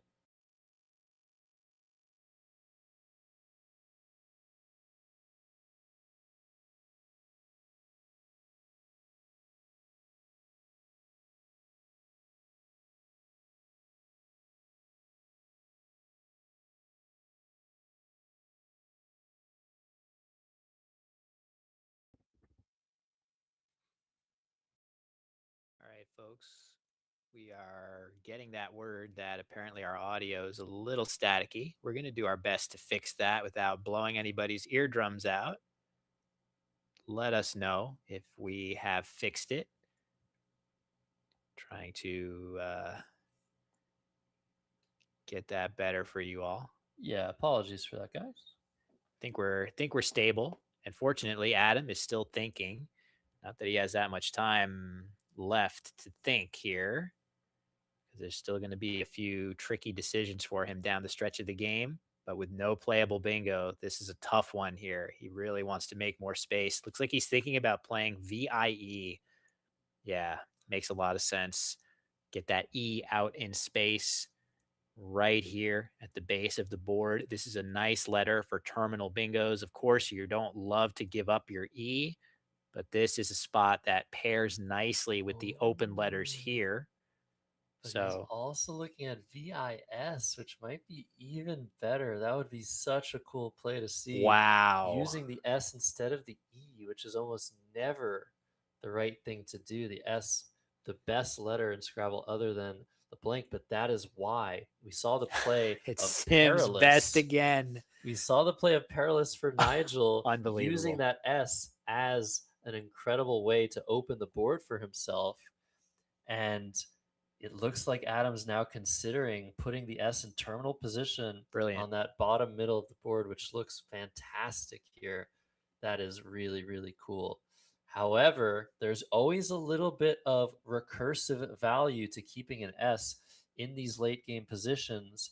If you have the last S, for example, you might want to keep it to try and set it up later on a triple, potentially on the left side of the board. But because from Adam's perspective, there's another S unseen, I don't believe that that sort of tactic is really that likely to be important here. So I really think this play of VIS looks really good. Yeah, so clever. It goes so against your normal instincts from early in the game where you just would never want to burn an S. in that way when you literally aren't getting any extra points for it. Um, but yeah, it's I would definitely say it is very, very clever here to place this S. The S is not that useful to hold on without a really good hook for it. Placing it here out in space makes so much sense. So it just shows that level of extra thinking. Both of these players making excellent, excellent plays and little adjustments here and there. Really, the quote unquote mistake looming large is that Stella's positioning that right now has had a huge impact on the latter stages of this game. So love this play. It feels like Adam is just working up the confidence to actually make this play because it is a little daring to part with your S like this, but I really like the logic behind it. Very much. But the problem now is time. Of course, Adam needs to find a bingo, and one of the things that the best players in the world are better at than everyone else is finding bingos quickly. So it shouldn't really be an issue for Adam unless he doesn't hit anything, in which case he might lose out on some tiebreaker, some differential, which is really not a big deal. So it's okay to be using the time here, I guess. But things could get a little bit complicated. It looks like he's going back to playing the E. The E is a really good letter to end words with, but it's also an incredibly strong bingo tile. Talk to us a little bit about how often an E is present in 7 and 8 letter words, Will. Yeah, it's the single most commonly seen letter in bingo length words. So the fact that you know, you have one on your rack, you're trying to bingo, you definitely want to keep that in a lot of cases. In this case, you do have two E's lurking unseen to you that you can potentially redraw. And if you're Adam, you got to be thinking about what is the best letter to place in terminal position of an 8 letter word. And there is where the S shines quite a bit. The E in general, more, better represented in those long words, but placing the S in that particular spot may be slightly better. That being said, you could make a case that you have to consider, and what Adam surely is considering as he plays Vi, is that keeping the S on your rack probably makes it likelier that you draw into bingos here. I just feel like you can redraw the E and play something ending in S a lot of the time. Um, I don't really know if that's true. And wow, there we go. A nice draw for Adam. I'm not sure exactly what he has. Ocrius does not fit. No chariots or haricot. Yeah. But yeah, this was a really, really tough turn. Adam with 2 minutes and 18, though. The problem is he was going to need to make at least one more move, even if he got a bingo immediately. And now, of course, Nigel, still with that X, is going to take a huge lead with X for 52. Oh, and that does block historic through the eye. Oh, wait, does it? Hold on. Oh, historic. Wait, yeah, historic was available through the eye and it was blocked. Wow. That is- Trichosis. Whoa. This is another nines opportunity. Sorry I Wow. shouted it out, but I just was so shocked to see it here. I, of It's so course, did sad. not see it on my own. It's so sad that it's probably not even the best move here. You Because there are think? now 6 tiles in the bag. Trichosis. Yeah. A ridiculous 9-letter word available to the IS. Adam with a minute and a half now. He needs to probably score something. Yeah, you're probably and right. threaten a bingo next turn. But even then, I don't know. I think maybe you just hope that Nigel has all consonants, but then you get all those ugly vowels and you probably still don't win. Anywho, 104 points between these two players. It doesn't seem very likely that Nigel will rid himself of this lead, especially with Adam so low on time now. I think the human play is probably GHI right here. He's going to play Lock, which that at least gets you some points with EXO, but that does make it much tougher to play bingos in different areas of the board. Like Right. Nigel can now probably do something that blocks this area a little bit and leave Adam with basically nothing. The play I liked was Gee right here for Yeah, a pretty good that's a very nice score, play. leaving these lanes open, importantly, to pair with this E. But Tough draw for Adam anyway. And Nigel is on the cusp of pulling this off. He just has to make absolutely sure that he doesn't miss any crazy bingo from the F of feints into the E of vi, something crazy through the H and N of lock and vaginant. He's going to have plenty of time to look through this and see what there is available. So what is Nigel thinking? SY separated on his rack. Just playing equates and snai looks really, really good here. Through that N of lunging, leaving one tile in the bag, just being safe. It's probably also a really, really good play. But you want to just guarantee a win here if you're Nigel Richards. And I think he wants to block that F of feints where things can play from. F. Fire pits, Yeah, fire pits, pots, fire pots. frostier. So this makes tons of sense. And it keeps his U as a vowel. And Yeah, it also keeps HU for underlapping the CH of lock and overlapping the I in a vaginant. Nice play. So great play. Just clinical. Phenomenal. What can you say? No surprise to come up with a very, very solid play. I mean, that scores 35 points too, but I guarantee you that Nigel's also realizing that the F of feints yields more bingos than the E of vi here in a vacuum. So was it portiere, like the only thing to the yeah, pre-store, I guess, was also there. All the eyes are in the bag. Yeah, not probably fire pits is like the likeliest actual thing. So all right, wow. Whoa. So Adam with 16 seconds plays Iris, emptying the bag. There's one tile left. He is drawing it. It is a P. And now Nigel in an end game, so we don't have to tell you what the best play is. We'll just wait and see what Nigel plays, and that will probably be it. I'm guessing Tripe is probably the only outplay for Adam, so blocking that in the best way is going to be what Nigel wants to do. Let's have a look and see what he ends up doing.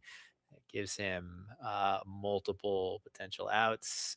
I'm sure he is seconds away from having worked that out right now. We shall see. And wow. All right. What an incredible day, Will.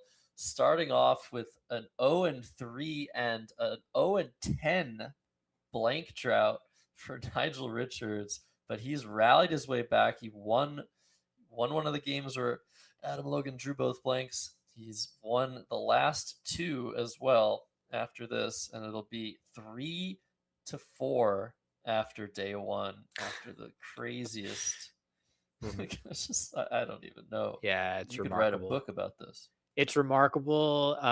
There are very few players that with any amount of drawing could win this many games against Nigel, and Adam is one of those players who's in that class where he can just play at his normal level, and it's going to be so high level enough that it'll be enough to, get records like this. And again, as you said, if this was the World Championship Finals, Adam would have won already for a second time. But we have a whole other day of Scrabble coming tomorrow. We had 7 games here, this being the final one of the day, round 7. And we're coming back bright and early tomorrow morning. And there we go. There's the optimal play. Hove. The reason this is the right play, of course, is that you set up rude with your other letters or dur under here, which cannot both be blocked. Great job by Nigel. Once again, Adam making his best play too. With 3 seconds. Adam has so missed very few endgame plays of his own, and those that he has missed have been like the second best play or like 2 or 3 points off. He's missed almost nothing in these end games, but again, Nigel has missed, I should say, literally 0 in these 7 games in the end game. And end games are just like chess, where basically you find the sequence, and what is he thinking? Where you find the best sequence and you expect it to happen. So Nigel must have found this, and then Topi, and then Rude. And it's all been planned. So 21 points for this play. Getting some points from Adam's rack. 529 to 422 is the final score in the final game of the day. No, I have 422. Jesus. You had 365? No, I had 335. 180. No, 150. 84. No, 54. Oh, that's 50. Oh, okay. Oh, 54. That's okay. 42.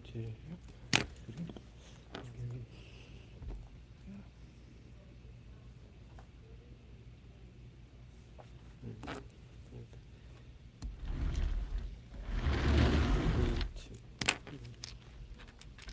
There it is. Okay, different direction. So can you do This is the play that So can you do it for a moment? Adam wants to analyze a little bit. Leave it for me.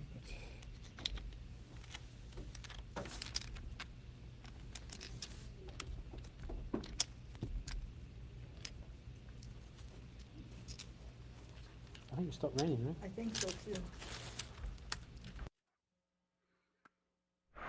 Oh, okay. I guess we're cutting to us. I was curious to see what Adam was going to do, try to calculate the game out or something. But hello, welcome back. It is, I think, finished rating. Right as Nigel made his final play, I saw a lightning bolt outside. So that was pretty cool. But yeah, Will, day one's over. Day one's over. Yeah, so we see the players there, just recapping a little bit of the action. And man, it's been a wild ride. I feel like very few players could have weathered. We are talking about the storm outside here, the monsoon taking place in Colony, New York, but the storm of Adam Logan just came to claim Nigel. 3 straight wins to start the match. Very few players could have shaken that off and rebounded to get themselves back in contention in the match, especially after, by the way, Nigel is here fresh from his flight on basically no sleep, which is another just remarkable. The fact that he just put forth this performance of Scrabble today and is only a game back from Adam in this match is truly impressive. I know the match score is 4-3, and Adams played phenomenally. I don't want to minimize that, but tremendous job by Nigel. No surprise from the GOAT, Josh. Absolutely. The only thing we saw is a little bit of hesitation, a couple math mistakes. They didn't cost him in either game, where I think see Adam just out mathing Nigel, which is no surprise. But yeah, crazy stuff. Nigel arriving this morning, Adam arriving last night. Both of them will get some rest, and we'll be back in 16 hours, I guess, from now at 9:30 a.m. for day 2, the final day. Winner takes all, 8 games. Whoever wins 8 games wins the best of 15, and the series will then stop. Word Wars, Wespa Word Wars. We saw the president of Wespa, Lukeman, who did all of this, planned all of this tournament in concert with myself, Will, but especially Josh Greenway, who's producing the live stream here in Albany, New York. So yeah, we did it. We got through one day, and it was amazing, Will. Yeah, it was amazing. Thank you, everybody, for watching. We hit some great numbers. Just want to add that this is far from the last content of this type that you're going to see on this channel. So if you enjoyed it, definitely consider subscribing to the Wespa YouTube channel. We are trying to build this thing up bigger and better over time. Who knows? Maybe someday you get to see this guy or myself or both of us in a match of Wespa Word Wars. Probably isn't going to be as well played as this, but we're going to do our best if ever that day comes. But either way, it's going to be whether it's us or any of the other amazing players around the world. This channel is going to be a great place to get more content from those players. So yeah, not too much else to add. Excited to come back at it tomorrow, Josh, and excited to be alongside you on the call as well.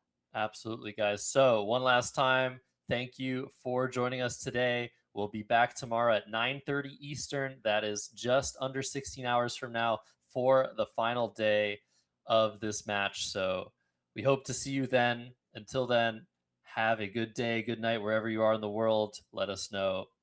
We love you. Thanks for watching. See you tomorrow.